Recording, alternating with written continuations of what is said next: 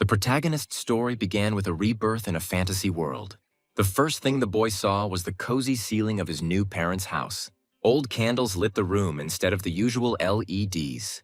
This fantasy world lagged behind earthly civilization, but the guy understood that this house was considered rich. The boy decided that this was a good reincarnation for an orphan who died from overwork during hard work. The protagonist also believed that his new home was rich because the biological mother of his new incarnation was very beautiful. Since they were similar, the guy understood that in the future he would not have problems on the love front. The boy was given the name Leon Dragonia, and he sought to explore the new world from infancy. When the boy was 3 years old, he saw the world outside the window for the first time, outside his cradle. Seeing the sprawling view of the city outside the window, Leon realized that this was a completely different world. Considering that the boy was still a baby, the world outside the cradle was huge. However, Leon's adventures quickly ended as the nanny caught him looking at the city. The girl was afraid for the boy and pulled him away from the open window. Leon later discovered that he was the legitimate son of the Grand Duke of Dragonia in the Kingdom of Lionheart. At the age of 8, the boy began to study fencing as a future knight of the kingdom. Leon could only guess what abilities he would have in the future as a fantasy knight. The boy's teacher was the holy knight Gordic, who was sent from the royal palace. The man with blonde hair and green eyes said that it would be an honor for him to teach Leon. The boy smiled and said that he was glad to meet Sir Gordic. However, at 14 years old, the boy was no longer so happy with the knight, since the training was very harsh and resembled bullying. Holy knights were truly monsters in human skin, so it was extremely difficult to achieve this title. First, through training and completing tasks, becoming a knight of the kingdom, you need to accumulate experience and fame. Then you must be chosen by the Holy Grail and drink the holy water. Additionally, as the heir to Dragonia, Leon had to learn everything necessary to become a Grand Duke. No matter how hard the boy tried, he couldn't defeat Sir Godric. Leon was very exhausted by the lessons of the heir to the Grand Duchy and the lessons of the Holy Knight. The boy prayed that God would hear his prayers and spare him, even though he didn't believe in anything like religion. At the age of 16, Leon left his father's home and began wandering the world. One rainy day, he was making his way through the forest in search of a small village. Leon wandered the world to gain the recognition of the goddess and become a great knight. The boy had to diligently accumulate fame and good deeds so that the goddess would appear to him and give him her task. Leon was able to find a village that was being attacked by orcs, which became a good opportunity for the guy. The monsters attacked and burned houses to the ground. The boy attacked a squad of orcs, helping the villagers fight off their enemies. Leon had plenty of opportunities to use his sword, as the kingdom had plenty of enemies. At the age of 20, the boy finally met the goddess. Leon initially took it as a joke, but after meeting the girl, he became convinced that the goddess really did exist. The goddess appeared to the guy in the form of a young girl with golden hair and blue eyes. Leon knelt before her and accepted the task from the goddess. After many years of fighting, the boy became a holy knight. After this, Leon continued to fight the enemies of the kingdom. The guy slaughtered orcs, destroyed goblins, and eradicated an evil cult. Eventually, Leon became a military knight of the kingdom, giving him the right to summon other knights. By that time, the guy had killed 700,000 orcs, including women and children. By destroying evil, Leon felt more alive than ever before. In Leon's 35th year, the true saint and demigod Argon Majesty died during a battle with a great demon. The orcs were already causing headaches, and now the demons were starting to run amok. In addition to unwavering faith, the Holy Knight was to be chosen to replace King Lionheart, who left with honor. In the midst of all this chaos, the goddess descended personally and pointed at Leon. The girl entrusted the boy with inheriting the symbol of honor and conviction. It was an honorable path and a difficult place, but Leon could not disappoint the knights and the people of his kingdom who followed him. The boy transplanted the sacred treasure, the lion's heart, received from the goddess, into himself, and vowed to protect the Holy Grail. After this, Leon was crowned. As the Grand Duke of Dragonia, the boy became the king of the Lionheart Kingdom. By the time Leon turned 80, a lot had happened. There were 3 great wars with the orcs, and some strange goblin evolved into a great demon. The Empire continued to create problems that Leon, as king, was forced to solve. The guy believed that all this was happening because the Empire had accepted northern pagans into its ranks. These people were trying to be independent of God, and Leon considered them stupid neoliberalists. In Leon's 90th year, the Imperials finally made a mess and destroyed the goddess's temple. A representative of the Protestant faction demands 3 million human sacrifices to the demons in order to be listened to. This man committed suicide with 3 million citizens of the empire. Because of his actions, the Lord of Chaos was summoned to the capital. In the end, Leon gathered all the knights and took his sword, which was still wet from the blood of the orcs killed last year, and went to the empire. The guy did everything he could, but contrary to his wishes, the world was falling apart. Leon tried to defeat evil with all the deities of this world, but he could not stop the destruction. The boy sat on the ashes among the mountains of corpses and held a little girl's doll in his hand. Leon turned to his faithful knight, Sir Aron, telling him that he could be proud of his father. The man died with dignity and went to the world of the gods. While commanding his troops, Leon could think of only one thing. The king wondered if the goddess saw that her young lambs were trembling with fear. Does she hear the sounds of demons scattered across the earth? Does the goddess hear how women console their children, swallowing their tears? Having taken away the murdered subjects, did the goddess hear the voices of the villains who took away their loved ones? The younger generation tried to keep the fading flame of resistance alive. The knights tried to plant seeds of hope in the blood-soaked wasteland. Leon tried his best to support and guide his warriors. However, the king himself prayed to his goddess and said that he would not be able to stop the evil that spread beyond the horizons. Contrary to his thoughts, Leon told the soldiers and knights that as long as they did not lose their honor, they would never lose. The king prayed that the goddess would descend upon him and help the people overcome this misfortune. Leon led his men and fought in the name of the goddess for her honor. The goddess promised that she would be by her noble knight's side until the very end. Leon hoped that she would help them. The human armies clashed with the forces of evil in a life-and-death struggle. That winter, they had a decisive battle with tens of thousands of demons that filled the land. There was no end to the monsters, and they were many times stronger than humans. Leon used barbarian slaves as human shields. The warriors of freedom, armed with spears and shields, and the knights of glory left with honor. Only the chosen one of all the gods, Leon, was the only one who remained until the very end and slaughtered the demons. The king cut down hundreds of demons and great demons. At that moment, Leon realized that he was truly blessed by the goddess, as he was the only survivor. The king showed the demons the superiority of the Holy Grail Knight. In Leon's 217th year, winter was still not over. In his 256th year, the king destroyed the last remaining demonic gates. From that moment on, the monsters had nowhere to run. Leon told his enemies that they would now be trapped in the same world with him and would not be able to escape. Over the decades, monsters have come to fear the invincible knight. It wasn't Leon who was trapped, but the monsters who were locked in a cage with their nightmare. The years flew by, and the Night King continued his battle. In his 300th year of life, Leon killed one of the great demons. A reconnaissance detachment of Earthlings witnessed this. People did not understand how a man could kill a great demon with just a sword. However, the severed head served as irrefutable proof of what had happened. Leon appeared before the people and told them to rise from the ground. The king said that now was not the time to rest, so we must get up and fight. The girl with red hair looked at the guy in surprise and asked who he was. Looking at the slain demon, Leon said that he was the king of Lionheart. Slowly turning to the people, the boy said that he was the king of valiant knights and a man who carried out God's will. Leon appeared before the people completely naked with a sword in his hand. It was exactly the 300th year that Leon met the Earthlings and the Night King returned. The gate opened in the center of Seoul and its level was beyond measurement. The Korean Hunters Association and the World Hunters Association have requested the intervention of major guilds in this matter. However, everyone refused because the level of difficulty could not be determined. As a result, the government ordered the Korean Association to act first. This step could be considered tantamount to suicide. A girl named Kan Hari was among those who were the first to pass through the gate. Inside the gate, she met a man, but there was one catch. This guy appeared before her completely naked. The girl was so stunned that her colleagues couldn't even shout to reach her. Hari remembered only the naked guy and the field behind him, strewn with the corpses of monsters. At some point, the girl came to her senses and remembered that she had been at headquarters for a long time. Department head Kim Jin-soo handed the girl coffee and asked if she was tired. Harry accepted the coffee and thanked her colleague, after which he sat down on the chair next to her. Seoul encountered a black-level demonic gate, behind which was a great demon.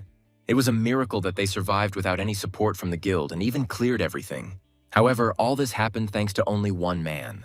Now Leon was wearing the clothes the people had given him. and was sitting at the table in the interrogation room. Haru watched him through the one-way glass and said that the man was able to stay alive outside the gate. This was not new, because sometimes it happened that after the gates were closed, someone remained in the other world and survived. Gates appearing around the world over the past 30 years have had common features. A world that was destroyed or in the process of being destroyed was a common feature of all gates. Sometimes survivors would come to Earth from the demon world.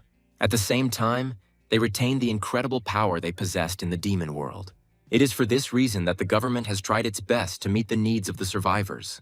They were preparing a plan to recruit the demons who had arrived from the lands. Haru said that they must recruit Leon at all costs, as this man is very strong. Shinsu agreed with her, as he personally saw how the guy was able to easily cut down the great demon with one blow. Even the best S-rank hunters feared this demon. The monster was noticeably nervous when he saw Leon, but nothing helped him escape. Then the guy didn't just deliver a crushing blow. Leon completely suppressed the great demon as if it cost him nothing. At the moment they met, the guy looked like he had been fighting for a long time. However, there was not a shadow of fatigue on his face. What worried Shinsu most now was the cultural difference, because judging by the guy's manners, he was something like a king. However, Haru said that Leon understood them much better than they expected. The girl felt from the guy's voice that he was definitely a good person. However, Haru's words were interrupted by Leon's cursing coming from the interrogation room. The boy screamed so loudly that the glass broke, revealing people watching him. Haru was shocked, as with one scream, Leon broke the armor-piercing glass, which even blocks monster attacks. Leon broke the table in two and asked what right they had to denigrate the valiant name of Lionheart. Jinsu asked the girl if she still thought the guy was good, to which she cited the cultural difference. We are transported back 15 minutes to the time when negotiations with Leon began. The boy was taken to a separate room, and a man from the Soul Hunters Association sat down opposite him. Everything was unfamiliar to Leon, even though he had already lived in this world. The boy attributed this to the fact that in a past life he was an orphan who died from overwork at the age of 20. After his death in this world, Leon was reborn in another world. For over 100 years he was a knight and ruler of the kingdom. When demons invaded his world, he hunted them for 200 years. Thus, between his past life and this time in humanity, there was a gap of 300 years. Leon was glad that he had at least some faint memories left. After some time, a representative of the Soul Hunters Association plucked up the courage to start a conversation. The man clarified whether the boy's name was really Leon Dragonia Lionheart. Leon looked at the man and decided that there was no need to reveal the fact that he was an earthling. The guy thought that a 300-year-old knight would sound better than a 20-year-old orphan. Leon frowned and called the man a plebeian, ordering him to address him as Your Highness. The employee lost touch with reality for a few moments. Deciding that it would be better this way, the man addressed Leon as he wished. The guy wondered whether the person in front of him was a good person, or whether the government was wary of survivors. The man began the interrogation and said that hunters from the Soul Hunters Association appeared in Leon's world after passing through the Black Gate. The employee asked if Leon had really killed all those demons, to which he replied in the affirmative. The guy asked if the man had really forgotten it, but the employee didn't understand what he was talking about. Leon said that he had destroyed all evil and protected the honor of the knights, so he gave orders to the employee to be his temporary scribe. The guy said he would do the man the honor of capturing this honorable event. The officer did not resist and simply began recording the testimony, citing cultural differences. However, Leon quickly interrupted him and asked if it was true that in their world there was no specific etiquette for how to treat guests. The employee immediately became alarmed, realizing that the guy was hinting that he was hungry. When the man wrote to his colleagues about the need to bring food, Leon ordered them to reveal information about this world to him. The employee adjusted his glasses and said he would explain everything. The man said that this whole nightmare began suddenly 30 years ago. Gates opened all over the world and monsters and demons began to jump out of them. A series of emergencies followed. After a large number of sacrifices, people realized that each gate had a theme and a clear purpose. The story was interrupted by a knock on the door, and the employee said that His Highness's lunch was ready. As the man left the meeting room, Leon thought about his story.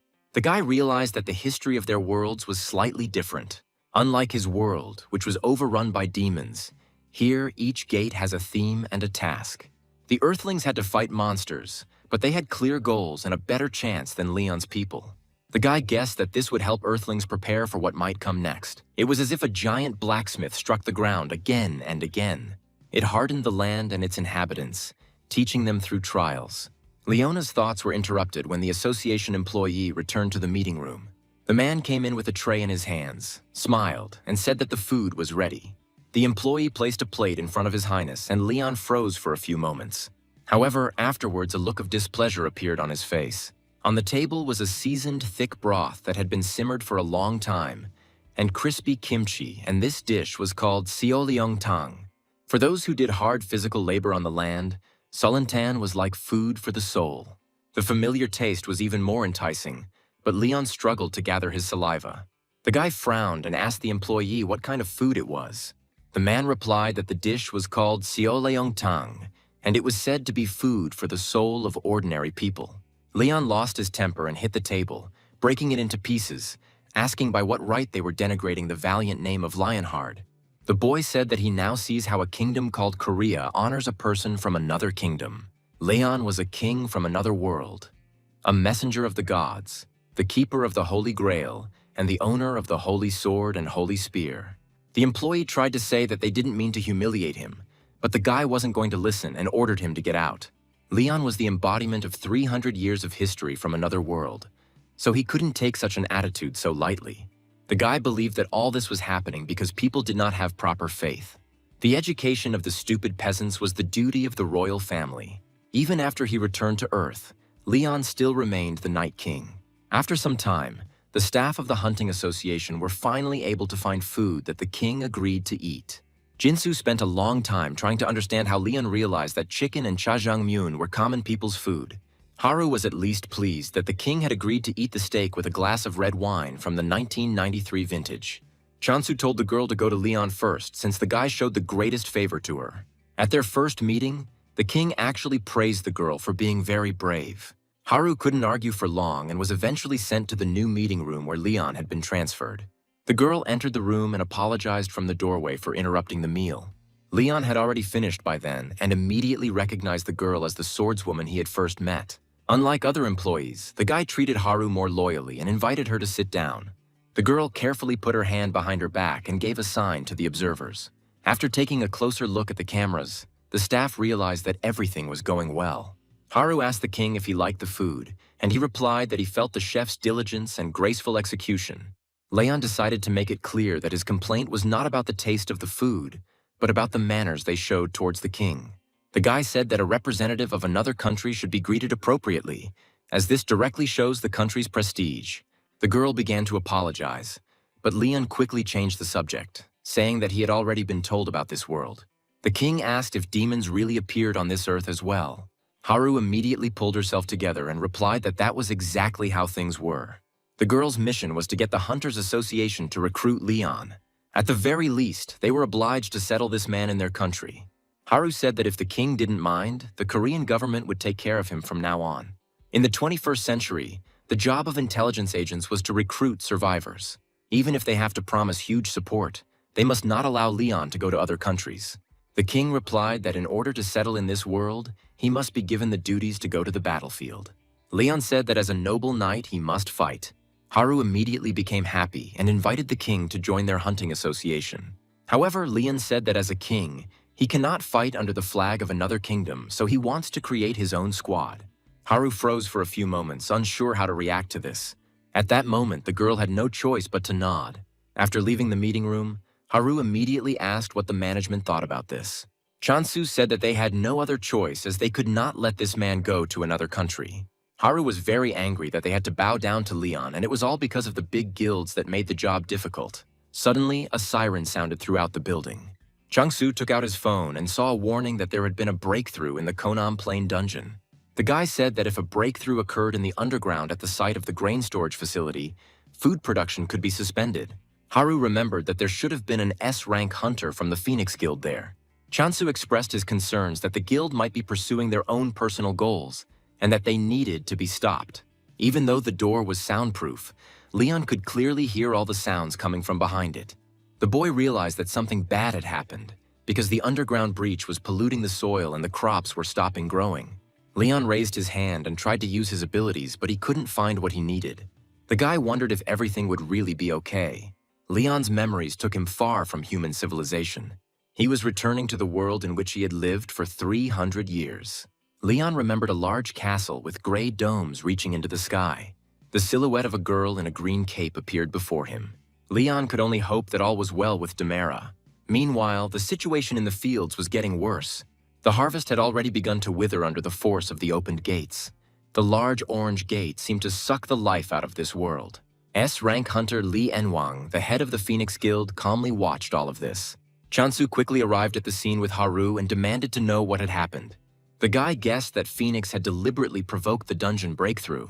Yanwan did this only because the Soul Hunters Association did not respond to his demands. Throughout this year, the Phoenix Guild has been constantly requesting tax exemption on the income generated within the gate. They received a lot of income from the gates, particularly from magic crystals, materials, and monsters. Now they want to be exempt from paying the 1 trillion won tax. Chansu couldn't believe the guild reacted like that to their request being denied. Haru stepped forward and demanded that Enwan close the gate immediately, as it could be very dangerous for the crops. The guild leader said with a grin that he understood this, but his squad had suffered greatly, so they could not attack. Envan said that they would try to close the gates within 24 hours, but they were not promising anything. Haru got angry and said that this could lead to pollution of the plain, but the man only started laughing even harder. Envan said the girl was acting very childishly and had probably forgotten what happened at last year's draft. At that moment, Leon came up to them and said that they were all somehow vulgar and old-fashioned. Haru turned around in fear and screamed Leon's name in fright. The king looked at her sternly and said that he allowed the woman to call him only by his title. Envan didn't like the interruption in the conversation and wanted to sort things out with Leon, but Leon quickly ordered him to shut up. The king asked how such a low-class person dared to speak to him. Yanwan became even more angry at these words, because he was one of the best hunters in Korea.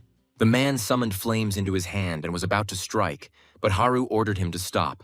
The girl said that Leon was a survivor, after which Envan's face immediately changed. The guild leader bowed and introduced himself to Leon with a smile on his face. Envan was being polite, but the king passed by and said that he would not repeat himself twice. Leon turned to Chance and demanded to know everything about the gate. Chansu and Haru were very happy that the king was going to help them. The girl said that when a dungeon breaks through, a huge number of monsters burst out. They pollute the land and crops cannot grow in these areas. Haru said the Konam Plain is an important area for grain production, so the situation is critical. Leon listened to her carefully and asked what was the solution to this problem. Haru replied that the pollution needed to be cleared and the dungeon cleared and destroyed as quickly as possible. Leon asked if the contaminated soil and the widening of the gates were really a problem. The king ordered the girl to gather her forces. Leon said that tomorrow, at the end of the raid on all sorts of small things, the king would come out in person. Haru was delighted, but it was too early, since the guy said that he had no right to conduct military operations on foreign soil without permission. Leon said that first he needed to get permission from their king. The guy said that everything has its own legal process and rules, so he must follow them to continue to be called a knight. Leon told them to immediately send a report to their king, and Envan thought that the guy was even worse than himself. In the end, the Hunters Association had to call the president personally. Having received permission to act, Leon put forward a list of things he needed to the association. Late at night, the staff were finally able to gather everything they needed. Haru approached Leon with a straw doll in her hands and asked where he was going to use it. The guy said that the valuable land was contaminated, so they had to clean the soil. However, Haru didn't remember how the straw doll could help them. Leon walked up to the barn and, looking inside, asked if these were the people who made the dolls. One of the things the boy demanded was a straw doll, which would be made by a woman who had experience in childbirth. Leon came closer and told all the women to show him the dolls they had made. Thus began the doll competition, which took place in the middle of the plain. Leon looked at the first doll with disgust and said that it was impossible.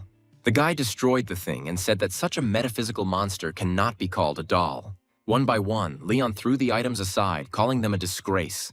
The guy was very angry at women who couldn't give him what he wanted. Many dolls turned to dust, and even Haru's doll was thrown away. The only thing that caught Leon's eye was a doll created by an 89-year-old woman. The king happily accepted the doll and asked how many children the woman had given birth to. The old woman replied that she had 12 children, and Leon immediately called her a true patriot. The king kissed the woman's hand and said that if he had the opportunity, he would send her a knight with a medal. Having finished with the pleasantries, the guy took the doll and went to perform the ritual. The king placed a table in the field and placed a doll and a lit candle on it. Leon sat down next to her and said that the conditions were met, after which he activated his power. A small portal formed in the air, from which the Holy Grail appeared. Leon carefully took the cup and addressed the mother of the fertile earth. The boy said that the people of this land were offering her a harvest doll. Leon placed the cup on the table and directed his blessing power into it and asked it to accept the gift. Within a few moments, the bowl began to fill with water. At first, it was unnoticeable, but then the water began to splash in the vessel. Haru watched in surprise as the thicket filled with water on its own. The night sky began to gradually brighten. The sun rose over the horizon and illuminated the Holy Grail with its first rays. The red light of dawn colored the clouds overhead. The repeating day was about to begin. However, today it was no ordinary sun that rose. Under its rays, the water from the sacred vessel shimmered with a golden glow and floated through the air in gentle streams. This morning will be a special beginning for this world. Enwan said that water droplets penetrate inside the doll. Soon the doll rose to its feet and greeted Leon. The boy bowed and greeted Mother Earth. The sun lit up the sky, and the goddess of life and fertility, Demera, appeared to them in the form of a small doll. On this day, under the rays of the sun, the deity descended to this earth. The earthlings looked in surprise at the king, who handled the doll so submissively. Demera said that this new land is also being invaded by demons, causing the soil to be polluted. Leon confirmed her words and pointed out that there was not even a deity on this earth.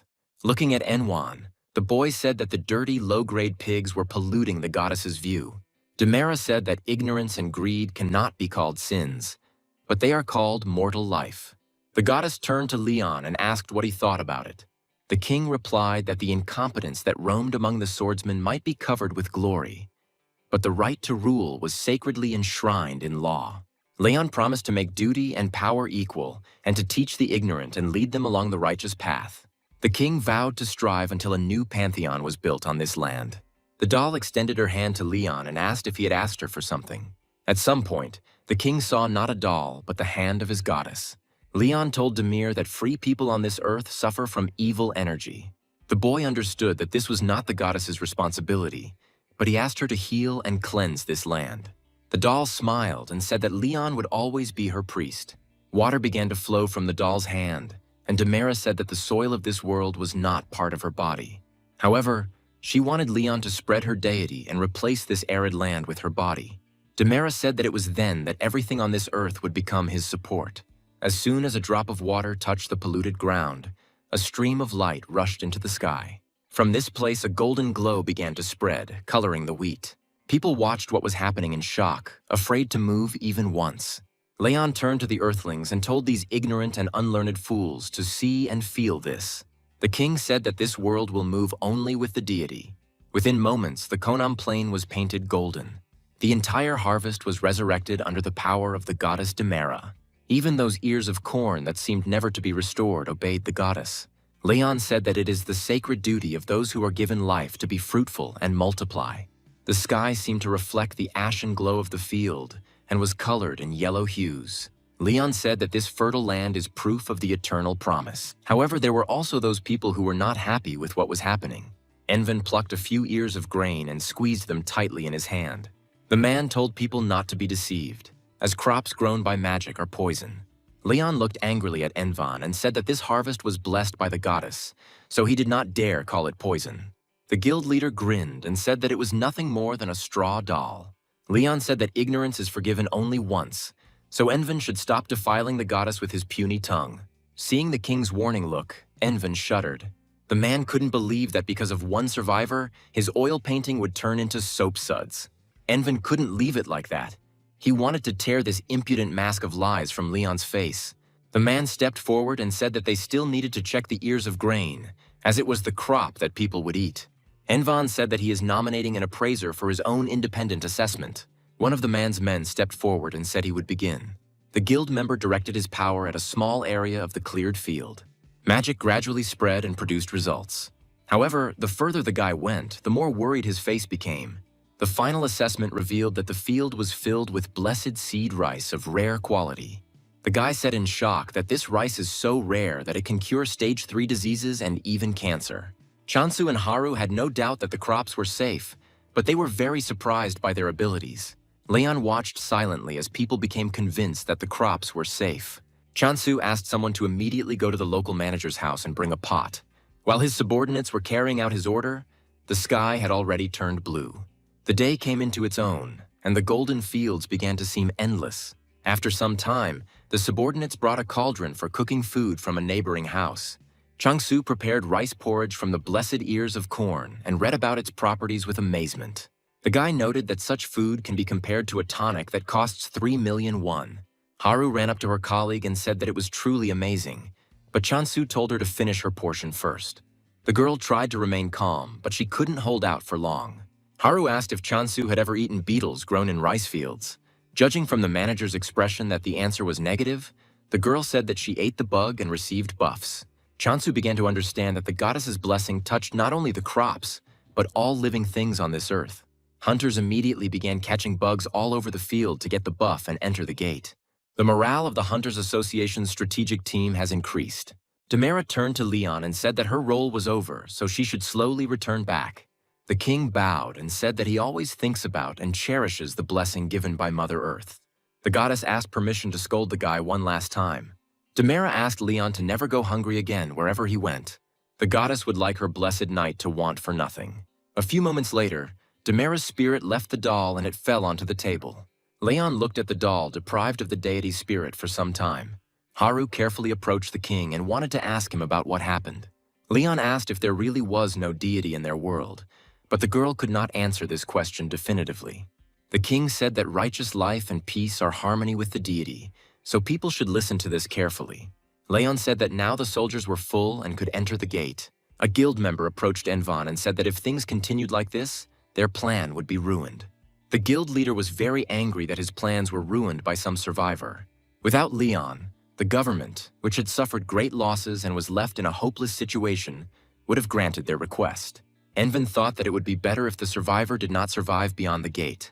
This thought firmly settled in the man's head, and he began to think about how this could be accomplished. Envan turned to his subordinate and said that the last time they attacked the gate was to close it.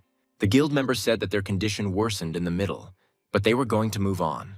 Envan said that although Leon has a blessing, during a fight he is most likely nothing. The guild leader was confident that the hunters who entered would be defeated, and their faith in Leon would fall. Monsters inside this gate cannot be destroyed by normal means. The system sent a notification that the dungeon breach had begun, and the punishment was death. The dungeon has a time limit for all creatures inside the gate. Upon entering the dungeon, the hunters found themselves in a dark cave. Leon was reluctant to move forward, assessing the situation. The guy carefully observed his surroundings, remaining at the rear of the detachment. The hunters moved forward, carefully examining the dungeon. Chansu led the squad deeper, covering himself with a large shield.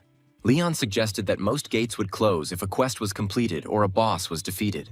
The guy said it wasn't that hard to fight the boss one-on-one, but Haru didn't mention that they usually do it in a group. Leon soon came across a skeleton and assumed that these were the remains of the people who had tried to clear the dungeon before them. Haru said that this is the peculiarity of this dungeon. The girl said that usually the number of monsters in the gate decreases as the number of monsters defeated increases.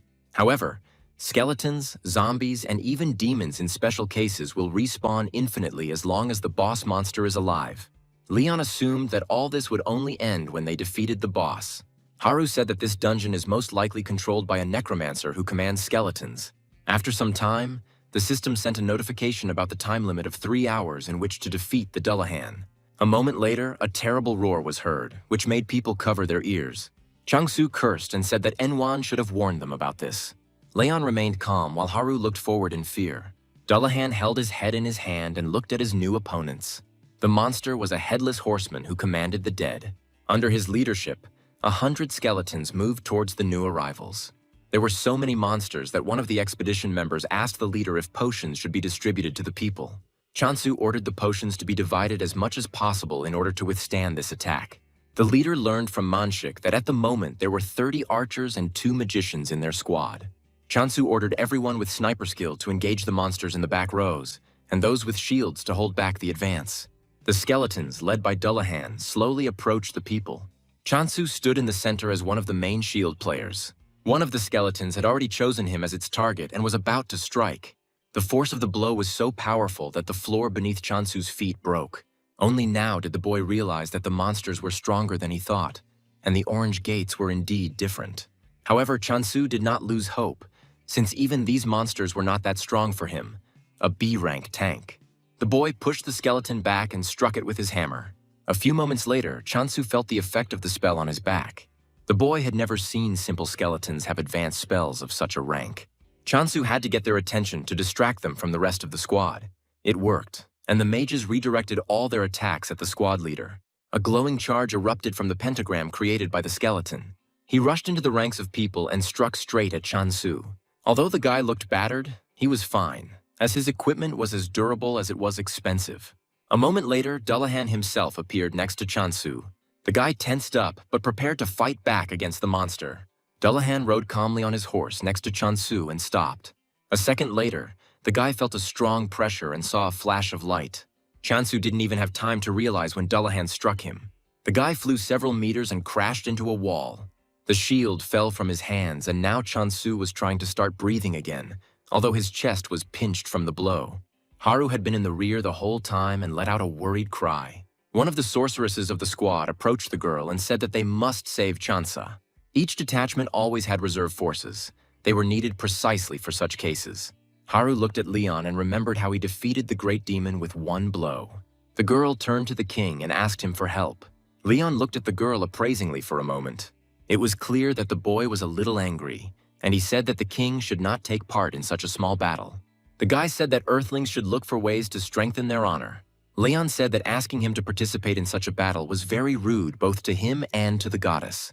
While Haru was trying to understand the reason for the king's behavior, the sorceress asked the girl what they should do. Haru was very upset that Leon was not going to help them even in such a dangerous situation.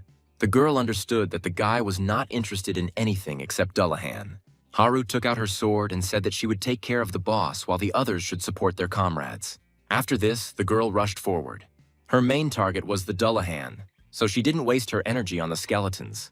The girl jumped, pushing off from the head of one of the skeletons. In an instant, Haru was above Dullahan. The monster seemed to pay no attention to her actions. The girl struck a blow that flashed across the entire dungeon. As soon as the light faded, Haru realized that she had failed. Dullahan parried her blow in an instant, thrusting forward his broadsword. The girl tried to hold on so that the monster would not start pushing her aside. She had to do everything to separate Dullanaka from the others. But the head that appeared in front of her face confused her. The boss threw his head in her direction, and it stopped right in front of the girl's face. Haru soon realized that Dullahan was trying to block her view so he could strike. The girl immediately tried to jump back, but it was too late. The Dullahan struck a blow that sent the girl flying into the wall. Haru sat up, trying to clear her throat, and thought that it would be even better this way. The girl heard Dullahan moving towards her. Haru was already glad that she had managed to separate the boss from the others. Dullahan thought that the girl would no longer be able to resist, so he raised his sword to strike. However, Haru jumped up and said that her range of skills was very wide. A moment later, a fiery explosion illuminated the cave. The Dullahan began to wave his sword in panic, trying to drive the flames away from himself. Haru realized that she had succeeded in carrying out her plan, after which she gripped the sword in her hands tighter. The girl moved quickly towards Dullahan, intending to strike from a blind spot. However, this time too, Haru's attack was blocked. Dullahan managed to hold his broadsword in front of him again. Haru leaned to the side slightly and noticed from the boss's stance that he was about to strike back. The Dullahan swung his sword, pushing the girl aside. Haru fell to the ground from the blow and cried out in pain. The next moment, there was a clapping sound. Leon applauded Dullahan and said that he was a noble knight in life, since he could easily wield a sword with just one hand. The king apologized for confusing such a great knight with a mere undead. Leon said that he gave Dullahan the right to challenge him to a duel. The guy said there was no need to hurt his soldiers. Leon proposed to end this battle with a noble duel between two knights. Haru looked at the king in shock as he challenged the boss. Chansu was also distracted from his task, not understanding what Leon had planned. Even the skeletons under Dullahan's control froze in place. For a moment, the boss seemed to think about his words. Soon, Dullahan raised his head in Leon's direction, indicating that he accepted the challenge. The skeletons immediately began to carry out their master's orders. They stepped aside to allow Leon to pass to the Dullahan. The boss dismounted, and the king said that he was indeed an honorary knight. Leon summoned his sword and said that Dullahan could lay his head aside. The guy understood that fencing the boss involved using 2 hands, so he should free his hands. Haru turned to Leon with concern. The girl said that if Dullahan's head was not cut off, he would not die, and therefore the dungeon would not close. Leon looked at Haru and asked if it was really that important. The girl looked at the guy seriously and said that this was the most important thing. Meanwhile, Dullahan listened to Leon's words and handed over his head to the skeleton. The king told Haru that it didn't matter, as a knight's honor determined the outcome of the battle. After that, the people stood behind Leon, and the skeletons crowded behind Dullahan. The king gripped the sword in his hand and formally introduced himself to his opponent. Dullahan didn't have the head to introduce himself, but he heard the king's words. The boss took the same stance and prepared for battle. As soon as the fight began, Dullahan rushed at Leon. The guy stood in his place and seemed not to be about to defend himself. The Dullahan came close enough and raised his 2-handed sword to strike. The collision of steel against steel created a bright flash. Leon continued to stand, and not a muscle moved on his face. The guy easily blocked the blow of the wielding sword with 1 hand. Leon turned his hand sharply, throwing his opponent's sword aside. After that, the boy lightly struck the armor on Dullahan's chest with his sword. Leon looked at his opponent and said that it was the first time. For a moment, Dullahan remained motionless, as if trying to comprehend what was happening. After a few moments, the boss jumped aside. After this, Dullahan made another attempt to strike. The boss was about to launch a sweeping attack so that Leon wouldn't have the strength to parry it. The people watching this cried out in alarm. However, Leon still stood there and said that Dullahan was not standing steadily. The guy delivered 1 precise blow that slammed the boss into the ground. People didn't understand what was happening, because they were sure that Leon would fall under the Dullahan's attack. Only Haru watched the fight with delight. Only the girl realized that the moment the sword touched Leon, he changed his center of gravity and performed a transverse movement. The girl didn't even have the courage to ever try it. Leon lightly touched the Dullahan's armor again. The guy said that this was the 2nd time and ordered the boss to take up position again. Haru understood that this ability was only possible because Leon possessed terrifying power. Meanwhile, Dullahan tried to remember how long ago it was that he had been treated like a knight and challenged to a duel. This is most likely a trick to overcome difficulties, and anyone would think so if they heard the suggestion to dismount from their horse. However, Dullahan still decided to give in since Leon definitely aroused his interest. The guy's appearance and stance were like those of a veteran who had been on countless battlefields. The sparkling eyes that chase honor and glory attracted Dullahan. The boss launched another attack, but this time Leon blocked it without any difficulty. Every time he collided with the guy, Dullahan lost his balance and could not handle his own weapon. Leon touched the boss's armor with his sword for the 3rd time. Dullahan saw in the boy exactly the kind of honor that all knights desire. Leon was the kind of knight king to look up to and challenge. Dullahan did not want to use the magic he had as a necromancer because he was a knight. For him, the only honor was a direct crossing of swords, without any magic. That's why Dullahan tried to strike Leon time and time again. The boss wanted to cross swords with this man again and again. Dullahan was like this in a past life that he had long since forgotten. In that life, he wandered the world as a noble knight and fought with glorious knights. This time, the great sword fell from Dullahan's hands and flew to the side. As the sword pierced the ground, Leon said that this was the 10th time. The boy noted that Dullahan's swordsmanship was becoming more and more sophisticated, indicating that his memories were returning. The boss thought that Leon was the man who brought back the glory days of the past to him, a fallen spirit. The boy asked Dullahan if he intended to continue this fight. The boss turned towards the skeleton guarding his head. The monster immediately understood its master's command and moved towards him. Dullahan patted his head and then picked it up. The boss said a lot of time was spent on the slaughter. Dullahan couldn't even remember how many times the battles had been repeated without a drop of honor. The boss got down on 1 knee and thought about how his damned journey could end. Dullahan believed that there was no greater honor than such an end to his journey, after which he offered his head to the winner. Leon said that he was very glad that the knight was able to restore his honor. The boy placed his hand on Dullahan's head and said he would pray for him. Leon said that the god the knight believed in would give him peace, but if there was no such god, his goddess would lead him to the Garden of Eden. The guy said that one day they would meet again at the Feast of the Gods. Leon said that the light would be with him, after which the dungeon was filled with the sun's glow. Gradually, the darkness that had enveloped Dullahan's head began to dissipate.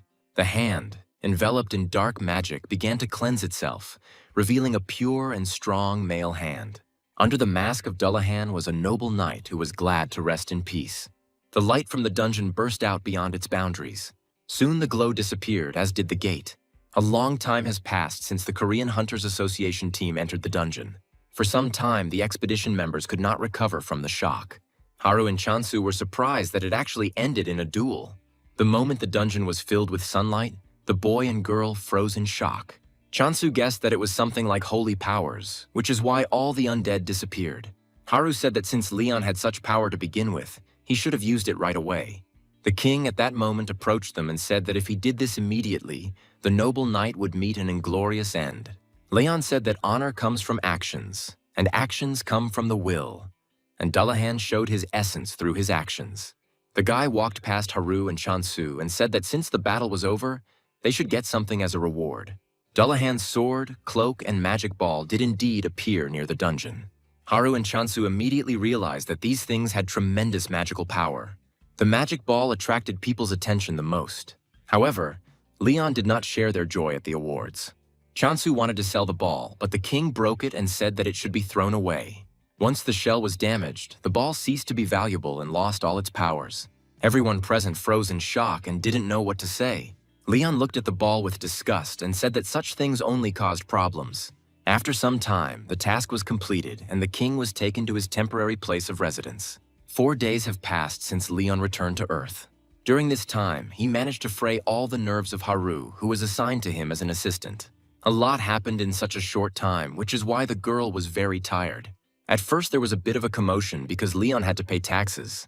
The boy said that it was not proper for a king to count coins, so he was not going to do it. Then new believers were accepted in order to establish a deity on this land. However, Leon demanded too much from people who wanted to convert to the faith. People could not pay all the taxes and expenses, let alone give 90% of their harvest as a religious tax. Leon didn't like that people thought about themselves first and not about faith. Haru tried to smooth things over and said that the blessed rice was highly appreciated. She told the field owners that they were willing to offer 150 million won for 80 kilograms of rice. People immediately began to calculate how much they would get if they sold 1/10 of all the rice. The biggest problem was Leon's place of residence, as he demanded the most luxurious bed, works of art, and servants. Haru ended up trying to get a room in a 5-star hotel until 2 in the morning. The hotel agreed to make concessions and furnish the apartment, but the girl still had to beg Leon to go to bed. That is why things are now such that Haru is in the service of the king. This morning, the girl came to Leon's apartment to deliver breakfast to him. The guy sat relaxed in the chair and asked if Haru had had breakfast. Having received a negative answer, Leon said that the girl should not starve.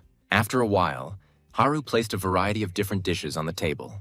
The girl immediately felt an appetite, but she decided that she would eat a sandwich or something like that later. As Haru was about to leave, Leon told the girl to sit down. The girl was delighted to think that the guy had decided to share his meal with her. Haru sat down at the table next to the cutlery with a satisfied laugh, but Leon quickly brought her back down to earth. The guy looked at the girl angrily and said that he asked her to cut the ribs so that they could be easily eaten. Haru froze and asked if he really hadn't offered to eat with her. Leon asked in what country a king and a commoner dined together. After some time, the king finished his morning preparations. Today, Leon and Haru had to go to headquarters, as the Hunters Association had decided to provide grants and subsidies to the king. The girl said that even if it was not as big as the royal palace, they would take Leon to a place where he could live. The guy said that he couldn't ask for too much since he was a guest, so he entrusted this concern to the girl. Haru once again decided to raise the topic of distributing the spoils, but Leon again told the girl to handle it herself. However, the guy said that he liked the coat, so he would like to keep it for himself. Soon, the car pulled up to a tall building. In this place, the association rented an apartment for Leon. Haru said that this place is next to the Hunters Association and there is a helipad on the roof, so it will be very convenient. The girl really hoped that this time Leon would be satisfied with the apartment. There was a sculpture next to the entrance to the building that the guy didn't understand at all, but didn't comment on. The guy and the girl walked into the main hall. Haru was immediately greeted by a man in the room. The girl knew that their movement today was confidential, so she asked who he was. The man introduced himself as Director Park Jung-chan of the Dujeon Group, which deals with Dujeon's future products. The girl immediately realized that a representative from such a large company was not just waiting for them under the guise of a coincidence. Director Park immediately turned his attention to Leon. The man already knew about the survivor who was being recruited by the Hunters Association. Director Pak smiled and extended his hand to Leon for a handshake.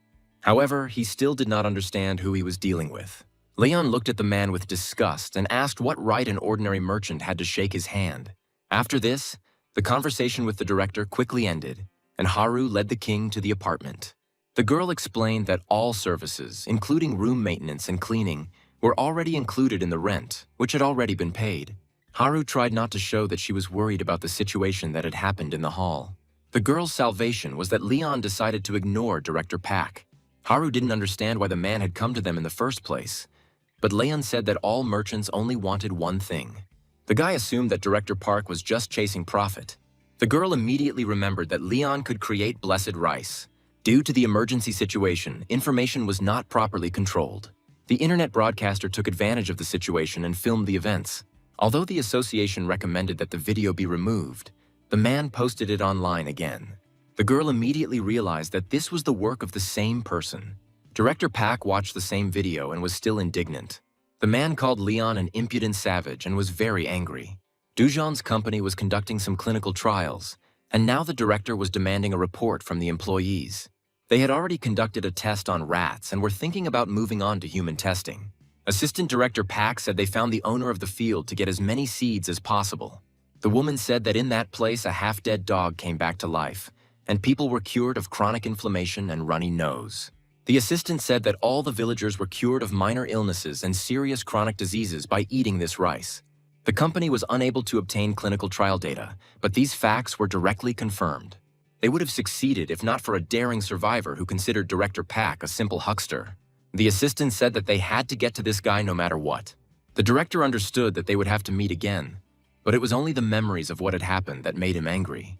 The man said that Leon still didn't understand who he was dealing with.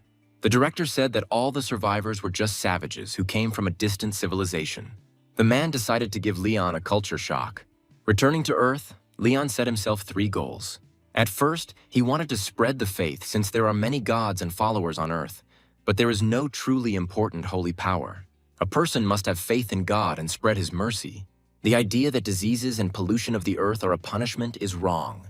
To use holy powers, it is necessary to spread the new faith and increase the number of followers. Leon then planned to reconstruct the Holy Grail Knights, as there was no similar unit in this world.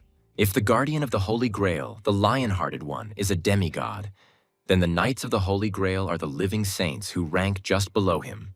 They are the Knights of the Gods, using sacred laws as well as the fear of all demons. The final goal was the complete eradication of evil from this land. Spreading the faith, restoring the deity, training the Knights of the Holy Grail, all this stood before Leon and his duty. The guy wasn't afraid of any difficulties because in any case he had to do what he was supposed to do. Leon was relaxing in his apartment when Haru came to visit him. The girl said that there was someone who had asked for an official audience. Leon replied that he would listen to the man since he was maintaining order. After some time, representatives of the Dujong group came to the apartment. The company representative thanked Leon for allowing the audience. Haru watched the proceedings with a smile, knowing that the new arrivals were following the proper etiquette. Leon glanced at the men without much interest. The king immediately recognized the merchant he had met in the hall. Director Park was not happy with this situation, but tried to hold his own, saying that he had brought a gift for His Highness. At his command, assistants brought a large metal suitcase into the room. The director asked the king to accept this gift, and was sure that Leon would be very surprised by the contents. The man was sure that once he tried it, the king would not be able to stop and would be forced to order goods from him. Leon didn't even order the suitcase to be opened. The boy said that out of mercy he would accept this gift. The director tried to maintain a smile and invited Leon to at least take one look at his gift. The king said it was too much trouble to explain etiquette to them, so he ordered Haru to open the suitcase. Unlike Leon, the girl was in anticipation. She walked up to the suitcase and lightly touched its handle. The lock clicked and the suitcase began to open on its own, turning into a shelving unit. As soon as the girl saw the contents of the suitcase, she was speechless. The director was pleased with Haru's reaction and expected the same from Leon. The man presented the king with the latest weapon that his company was proud of and invited Leon to choose the one he liked. Haru immediately recognized the swords as unique weapons, made by craftsmen directly under the guidance of the guild. The director turned to Leon and said that in the future, all of this would be useful to him, since he was going to be a hunter. Haru was shocked to see a weapon in person that was extremely difficult to obtain. Leon, however, did not share the girl's joy and asked where he was supposed to use such a low-level weapon. Director Park and Haru were extremely confused by the king's words. Leon asked how the famous sword could be created without bathing it in the energy of the stars and receiving the blessing of a deity. The king said that the weapons presented were intended only for hunting animals. Director Park was completely at a loss, as he considered his weapon to be the best in Korea. The man did not understand how drying in the sun and praying could improve the sword. Leon said that the director did not inspire confidence, but Park immediately said that it was a misunderstanding. The king said it was common for merchants to try to promote their wares wherever possible. Leon summoned his sword and said it was like using a cow cleaver when you need to slaughter a chicken. The guy said he agreed to test the swords provided. The director had no doubt that his swords would break the old sword and said that he would very much like to see it shine. The man offered Haru to choose any sword and strike. The girl was at first confused, as she didn't know what she would have to check. Haru looked back at the king to see what he wanted from her. Leon didn't look at the girl but nodded slightly, urging her to action. The girl approached the shelf and carefully examined the swords. Haru made her choice quite quickly. She waited 4 years for the moment when she could hold Master Park Jin-chul's sword, Dawn, in her hands. The girl wanted to understand whether this sword had really been tested for 10 days under the scorching sun of a special gate. Haru asked the king if she could really do it, to which Leon replied that it was too late to ask when she was already holding the sword. The girl came closer and stood next to the king to strike his sword. In an instant, under Haru's power, the sword was engulfed in scarlet flames. Even despite this, Leon remained calm and held his sword with only one hand. The girl had already seen the king's abilities, so she wasn't worried about harming him. Haru warned of the attack and struck the king's sacred sword. In an instant, the sword shattered into tiny pieces. Haru could never have expected this. This time, even Director Park froze in place, not believing what had happened. The holy sword remained intact, while the Dujang Company's sword was shattered into pieces. Leon tossed his sword, causing it to disappear, and said that it was just a waste of time. The king proposed to shorten the audience time to 3 minutes and urged the director to hurry. The man still couldn't come to his senses, as Dawn was the most powerful sword they had managed to create in their company. The director tried to say something, but his words were confused from shock. The audience was drawing to an end, and Leon decided to hurry it along. Finally, Director Park bowed his head and said that he would like to obtain a patent for the rice seeds. Leon asked again, and then the man hastened to say that they would pay for it. Director Park gave the rice a value, but decided to deliberately underestimate it so that the king would not understand the true value of the blessed rice. Leon asked if Dujang's group really wanted to buy the seeds with money. The man thought the king had been caught and pointed out that Leon would have to sign the treaty. According to the terms of the deal, only Dujang will be able to distribute this rice. Director Park's stream of words was quickly interrupted by the king. Leon became angry and asked how this man dared to blaspheme. Leon was very angry that the merchant dared to insult the deity. The king's inner strength pressed down on the people in the room, making them feel suffocated. Director Park took a step back and watched the survivor with fear. The man had the impression that he was standing in front of an enraged lion, ready to pounce at any moment. Leon called Director Park a stupid man who showed his sin. The man could no longer bear the pressure and fell to his knees. The director said he really didn't understand what he had done wrong. Leon waved his hand and said that one couldn't be so ignorant and forgetful. The king reminded that the harvest that the man wants to take grows from the land blessed by Demera. Leon said that this was a blessing bestowed by God on the peasants so that they could then plow and cultivate their fields. This is not something that can be bought with money, as the tribute must be paid through gratitude and subsequent faith. Leon said that Park decided to mislead people in pursuit of shady profits. The director was so frightened that he didn't even dare raise his head. Leon asked how the man was going to profit from the sacred gifts if he did not practice religion. After some time, the king released the man and his men, but Haru did not know if they had done the right thing. The girl said that the director on Park was an influential person, but Leon insisted that this man could not harm him in any way. The guy changed the subject and asked if Haru had completed his assignment. The girl smiled and said that this time Leon would be tested to pass the measurement tests. Leon did not like this, as he believed that it would look like a humiliation of the king. Haru froze for a moment, then asked why the king wanted to go to the Hunters Association. Leon said that he needed to find some useful warriors, and to do this he would personally test them. The king said that even if they couldn't come to an agreement about it, Haru should do everything to make it possible. The girl had no choice but to take Leon to the headquarters of the Hunting Association. Today, some hunters arrived at headquarters to reevaluate their rank and see their progress. Independent hunter Gu Taisong also arrived at headquarters and met his old acquaintance. The guy met an older man named Kim Do-han, who was the head of the department. Do-han asked if Taesung really came for a rank reassessment. The man said that the hunter had been working hard lately to increase his rank. The manager suggested that the guy give up this idea and join his team. Taesung was very upset because even the untalented eventually reached C rank, while he had been at D rank for 10 years already. Do-han said that such a diligent person could quickly become an ace, but the mining team is not as bad as the guy thinks. Taesung was not going to give up on his path because he had a family to provide for, so he tried his best. Suddenly, the boys' thoughts were interrupted by Do-han's voice, who said that a foreigner had come to their headquarters. Taesung glanced at the man who entered the building and guessed that he might be from Europe. Looking at Leon, Do-han said that he looked like a royal person. The man immediately decided to come up and introduce himself. Believing his assumptions to be correct, Do-han addressed Leon in English. The king looked over his shoulder at the man and said that slaves should not talk whenever they wanted. These words completely killed Do-han's desire to get acquainted, and the smile disappeared from his face. When Taesun approached the frozen man, he said that the stranger had learned Korean in a strange way. Leon was heading about his business, but at some point he froze. Taesung felt as if the foreigner's gaze was piercing him right through. Leon looked at the guy carefully, as if he were a strange object. At some point, Do-han noticed that Taesung started shaking and looked strange. The man asked the boy if anything hurt, but Taesung couldn't answer. His breathing seemed to be spiraling, and it felt like something very large was pressing on him. At that moment, a girl came out of the office and shouted out Gu Taesong's number and name. Having met the guy's gaze, the employee told the guy to go to the second office. Leon continued to stare at Taesun until he disappeared from sight.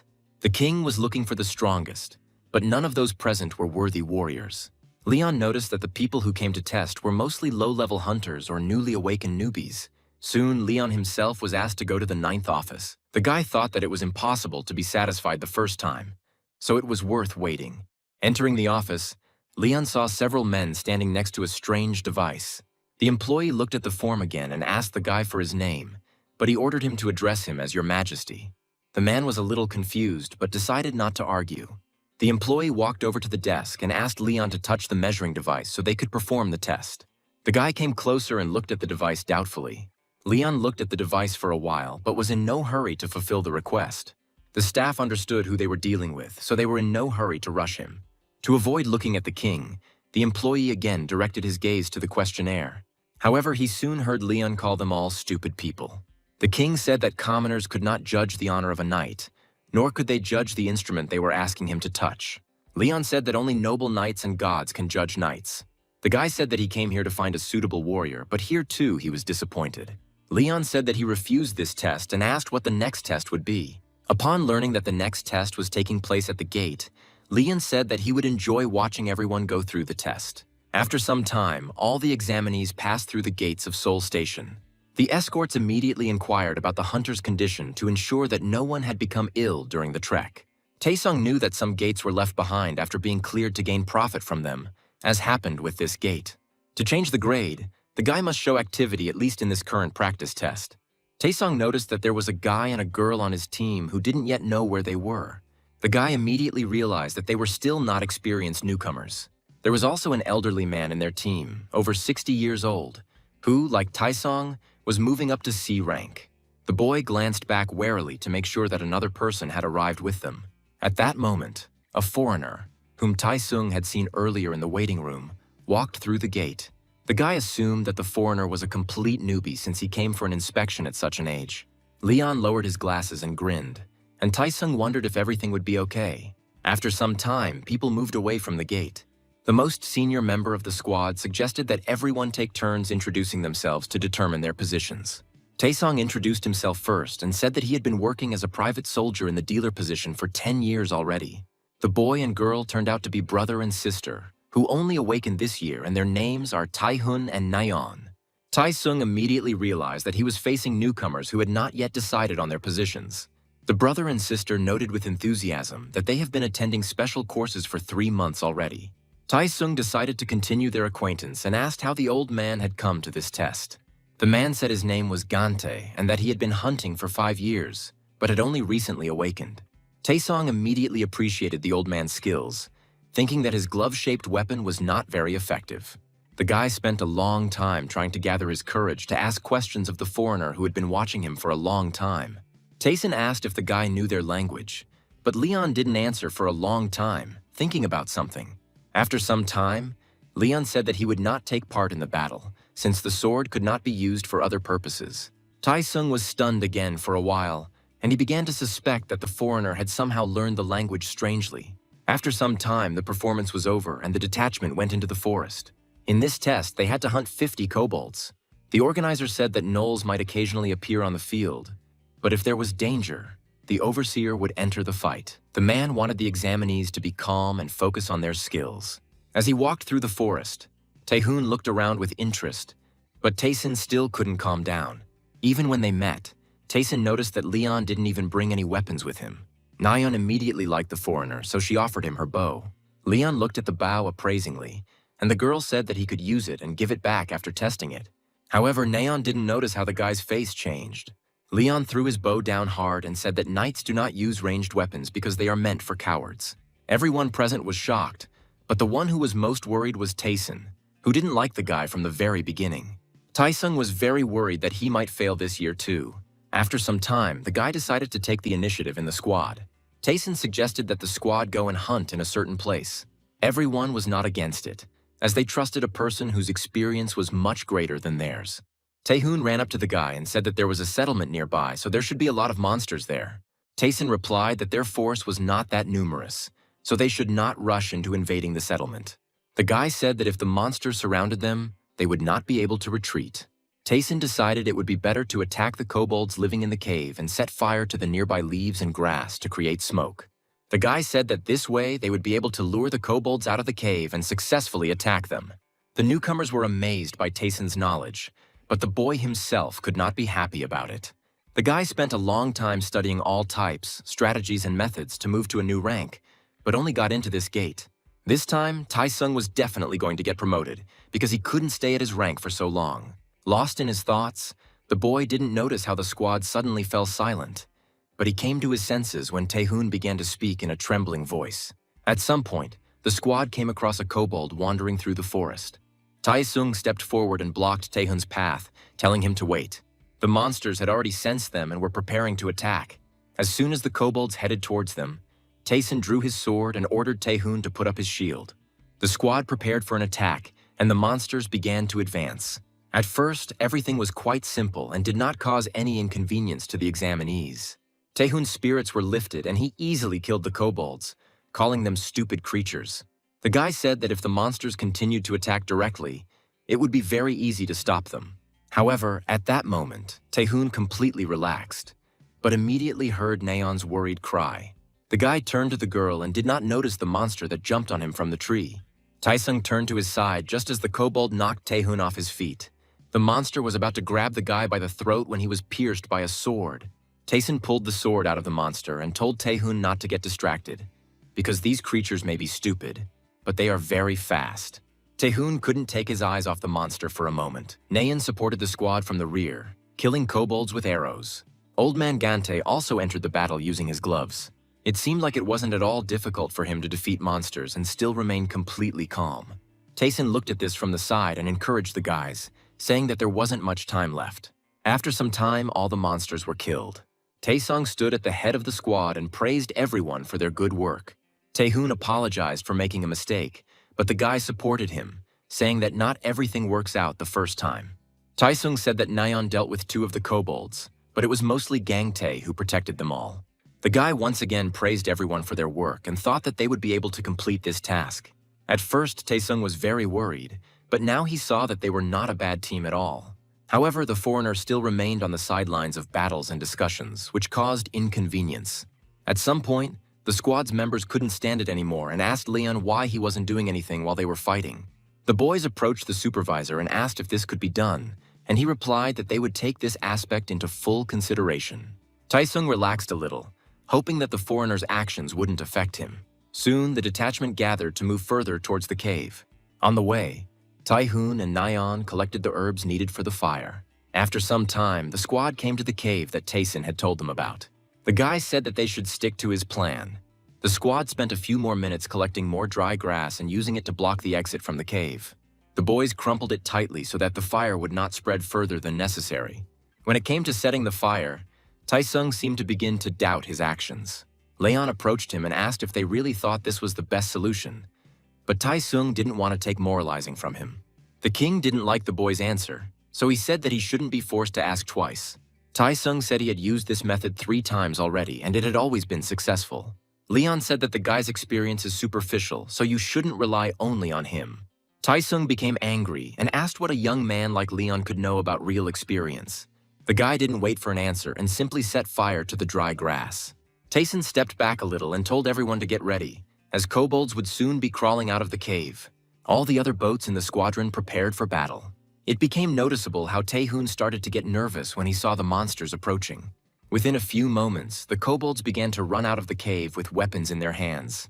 Immediately seeing the reason for the disturbance of their peace, the monsters rushed at the people. Naeun gave the signal to act and began shooting at the kobolds with her bow. For some time, the guys managed only with the help of long-range fighters. Gante could also attack from a distance by throwing rocks at monsters. A smile appeared on Taesung's face as he thought that his method was not wrong.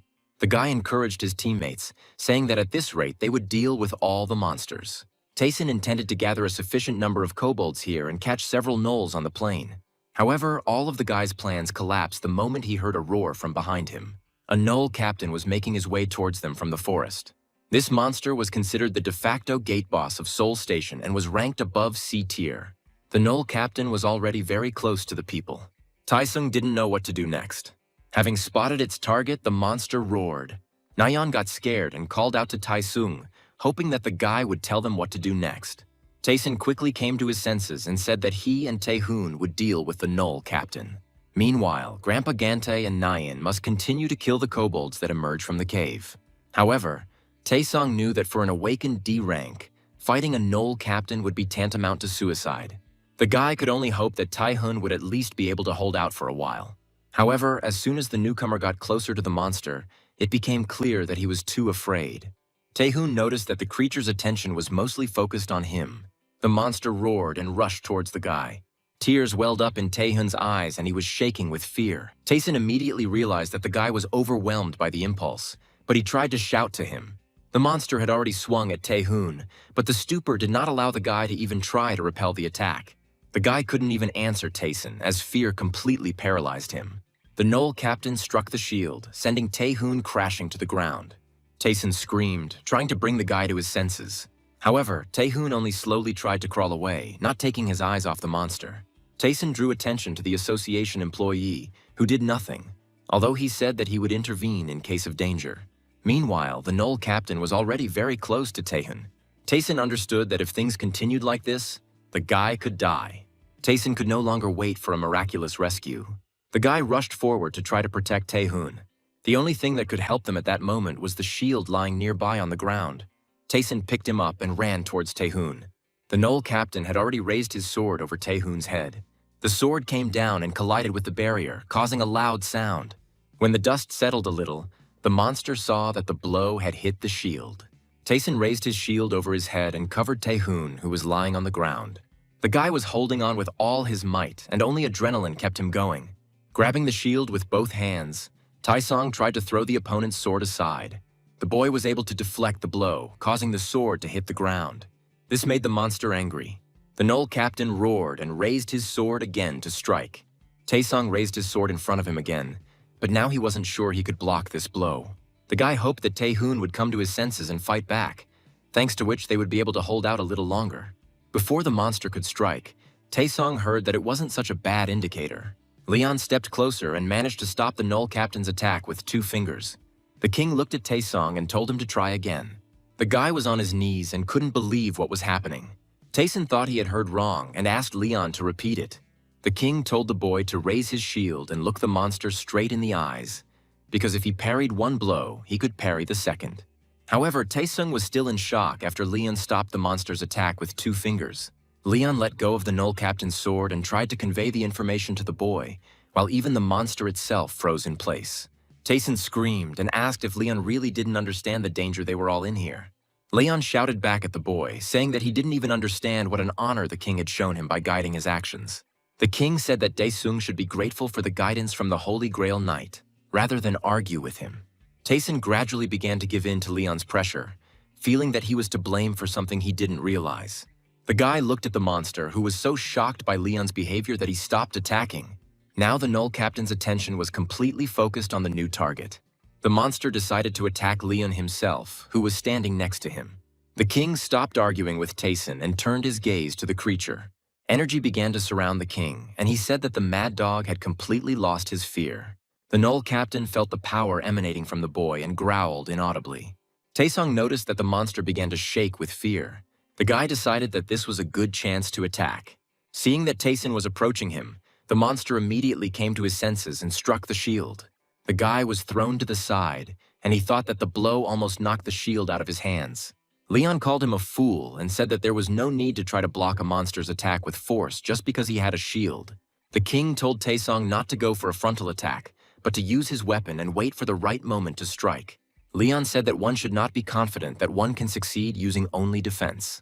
The king taught Taesung that his opponent was not frightening, but a living organism that breathes, thinks, and learns. The guy got angry and, turning to Leon, asked what he wanted from him. The monster immediately struck. The king kicked Taesun in the leg, causing him to bend slightly and avoid the attack of the monster, who wanted to take advantage of the moment. A couple of severed strands of hair fell from the boy's head, and he realized that this blow could have killed him if not for Leon's intervention.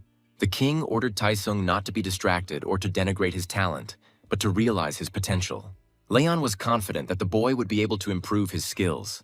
For a few moments, Taesung wondered what talents the guy was talking about. Taesung believed that he had no unique skills, since he was just an eternal D rank who accidentally became awakened. The boy looked at the Null Captain and couldn't imagine how he could defeat him. Taesung understood that the missing talent could not be revealed through words of support alone. However, Leon's confidence spurred the guy on, and he decided to fight to the end. The monster moved to attack again, raising its sword to strike. Taesun roared along with him, preparing to block the blow with his shield. The guy put all his faith and hope into the fact that he would succeed. The sword touched the shield and slashed across it, leaving a deep scratch. Taesung dropped to one knee, but still managed to deflect the blow. The guy looked at his opponent's sword and realized that he had managed to repel the attack after all. Taesung smiled and happily said that he had achieved success. However, at that moment he received a punch in the face. The guy was so happy that he had managed to parry the blow that he completely forgot what Leon had told him. The monster took advantage of the moment and struck with his fist, causing the guy to fly to the side and fall silent. Leon tisked and asked how Taesung could have missed such a simple punch. The king said that the boy still had a long way to go. This year, Taesung remained in D rank. After the test, Leon was called into the manager's office. The man guessed that the survivor immediately determined that he was not an ordinary person. Leon said that such a warrior could not be hidden. Hunters Association Chairman Oh Kan-hyuk removed his mask and said that even the disguise did not help him hide. The chairman said that this time Leon was personally involved in the assessment, but was he able to achieve what he wanted?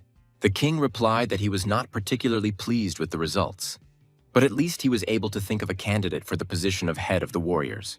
Leon decided to tell Kan-hyuk right away so that he wouldn't worry about him leaving for another country. The chairman nodded his head and said that this struck him as odd, as he felt that he had shown impatience with the king. Kan-hyuk was still impressed by how Leon dealt with the C-rank monster. Once Taesung's fight was over, the king turned to the monster, asking why he was still standing there. Leon snapped the Null Captain's neck with 2 fingers. The chairman smiled and said that the king dealt with the monster as if it were a toy.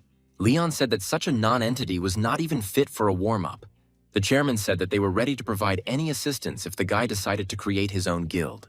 The man said that at present there is no easier way to gather people than fame. The chairman believed that it would be very difficult to replace glory with power now. Kan-hyuk told Leon about the gate that turned red due to Jungju's failed attack. For a year, no one was able to clear this place. This gate was ruled by a monster that was painted red. To close this gate, Leon needed to take or destroy the precious wisdoms. A fighter tank guarded these gates. We are transported back a year to the time when the KRR Guild's first raid on the gates of the Jeonju Sports Complex took place. A squad of experienced fighters was sent on the mission. The squad was led by a captain named Hansu, a man with black hair and dark eyes. Captain's mate Hole approached Hans as soon as they entered the gate. For some time, the squad looked at the view of the city that opened up before them. Hansu said that the civilization here was more developed than the earthly one. The archer of the Soen squad suggested that this was the future world, but the captain said that there was no such concept in martial arts. Hole suggested that they had entered cyberpunk, causing the captain to suggest that they should reconsider their battle strategy. The assistant said that the hunter's tactics usually involve raids on a small number of strong enemies. Hansu looked around and suggested using one of the nearby buildings as a base. The building was quite tall, making it well suited for reconnaissance. Soon, the squad climbed to the upper floors of the building and Hole began to inspect the area. After the inspection, the assistant informed Hans that he had not been able to notice any people or monsters nearby. The captain was interested in where the fighter tank could hide. Hansu found it strange that in such a big city they couldn't find a single soul. Although the captain was pleased by the fact that they did not have to face the army of the dictatorial resistance. After some time, Hans ordered all members of the squad to gather. The captain said that even though they had entered the gate, they still did not have enough information about the fighter tank. The man ordered to keep his ears open and conduct reconnaissance in order to make maps. Hans was about to say something else, but a beam appeared from the side of the destroyed wall of the building, killing him instantly. The first few moments after the incident were filled with silence. Hole was closest to the captain, which is why he was completely covered in his blood. The squad members still couldn't recover from the shock because just a second ago, everything was fine. Following the shot's trajectory, Hole discovered the sniper's robot. The guy saw that the robot was about to continue firing, so he immediately ordered the squad members to take cover. The next moment, a series of shots rang out. The building was rapidly collapsing, so some members of the squad did not make it in time and died under the rubble. Hole couldn't help everyone and only watched as his comrades died. The guy was shocked that even Hansu, who was an A-rank hunter, was unable to react to the threat. Hole hid behind a column next to Soen, who said she knew where the robot was but couldn't see it because of the dust. The girl said that the floor in the room could not withstand it any longer, so Hole gave the order to retreat. The building was rapidly collapsing, making it impossible to stay in it any longer. Hole said that they needed to sort out the situation first, and then they would return to collect the captain's body. The guy gave orders to Soen to go first and check the safety of the exit. Approaching the exit, the girl reported that she did not feel any signs of the enemy's presence, so she could go out. Soen was the first to run out of the building, after which a strange sound was heard. The girl immediately stopped and her whole body turned cold. Soen felt a tickle on her neck and reached out her hand. After a few seconds, the girl realized that she was surrounded by the finest metal threads. The next moment, the girl's body fell apart. Hole stopped at the exit of the building and froze in shock. He saw Soen's body and the wire stained with her blood. The guy couldn't understand when the enemy had managed to stretch this wire across the entire city, because when they entered the building, it wasn't there. Hole ordered the squad to cut the wire as they needed to escape by any means necessary. Having cut the first few threads, the guy told me to put mana into the weapon to make it faster. Hole could only guess how many opponents they had encountered and how long they had been tracking them. Meanwhile, the robot lurked on one of the neighboring buildings and kept a close eye on its victims. He quietly descended, taking advantage of the fact that the detachment was distracted by the stretched wire. Once in the right position, the robot extended one of its mechanical legs forward. At the same moment, another wire appeared, moving rapidly. Hole only noticed her approach at the last moment, so he didn't have time to inform the team about it. As if on command, all the threads came to life and collided with the ground, creating an explosion. After the explosion, the shouts of the crew could be heard for some time. However, after just a few moments, there was an oppressive silence. Hole was in severe pain and could barely breathe. Looking back, the guy saw that all his teammates were killed, and he himself was left without his right arm. Hole understood that he would not survive, but he really wanted to at least see the one who had destroyed his entire team. The guy screamed loudly and after a few moments saw a silhouette moving towards him. The robot, resembling a large mechanical spider, moved slowly towards him. Hole looked at him and couldn't believe that this robot was that very same tank destroyer. The robot was intelligent and had preserved memories of its creator. He remembered the voice of the girl who attached the mechanical limbs to him. Thanks to its limbs, the robot could fight even if it ran out of ammunition. Hole shouted that all the members of his squad had died because of this destroyer. The next moment, the robot released the wire from its limb again. He barely moved, but the steel threads twisted like a web in the wind. In an instant, Hole was cut into pieces. The creator gave the order to her invention to protect the city at all costs. After several failed raids, the gate was closed and its level was raised to red. We return to the present time. Attempts to close the gates resumed, but this time squads with the best hunters were brought in. The Mage Tower squads were hunting for the gate's knowledge, while the Golden Lion Guild was supposed to receive a reward of 60 million won. These guilds rarely worked together, but dealing with such a strong opponent was not easy. They decided to team up to increase their chances of winning. One of Korea's top 10 guilds, Golden Lion, led by Hwang Geum-chul, entered the gates of the Jeonju Sports Complex. His deputy, Hwang Yeonha, and 47 other people went with him. They were joined by a member of the Mage Tower, Gil Taesong, and 48 of his fighters. Additionally, Han Haru, a member of the Korean Hunters Association, was sent along with them. However, the girl was sent not as a representative, but as an escort. Haru was in the rear and served Leon, who was listed as a +1 person. Based on experience from previous expeditions, the team decided to stop outside the city to prepare for battle. A camp was set up in a remote area overlooking the city. Two large groups of guilds were meeting and developing a plan of action. Haru was next to Leon, who had settled down away from people and was drinking tea. The girl said that she was very worried that everything would go badly. Haru thought it would be much better if everything was resolved without Leon's intervention, but in that case, he wouldn't be able to show himself. The king replied that it would indeed be better this way, because if he did not interfere, it would mean that the task was not difficult. Leon asked what the role of a king was, and the girl suggested that a ruler should rule. The guy said that this was indeed the case, but someone else could handle it. The person who doesn't have many shortcomings can become king. Haru suggested that in that case, the king should stand in the vanguard as the king of knights. Suddenly, the girl remembered all the times Leon had participated in battles. Each time, the guy stood behind the troops until the situation became critical. When no one could stop the monsters, Leon intervened in the course of events. Now Haru understood what the title Lionheart King meant. Leon confirmed her thoughts and said that it meant the last stronghold. The boy said that the king's personal intervention in the battle meant shame for the knights. After all the knights have admitted their defeat, the king must step forward. This indicates the seriousness of the situation the squad finds itself in. Leon said that this time too he would most likely have to intervene because these people were too weak.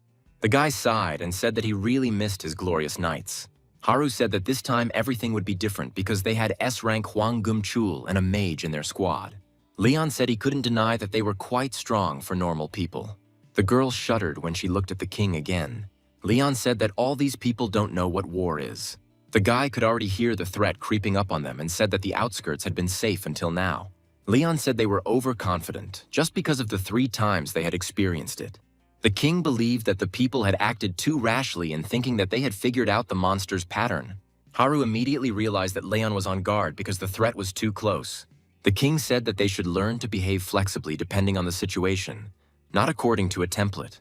Leon had long noticed a creature called the yacht spinner. It circled the buildings around the camp and studied its opponent.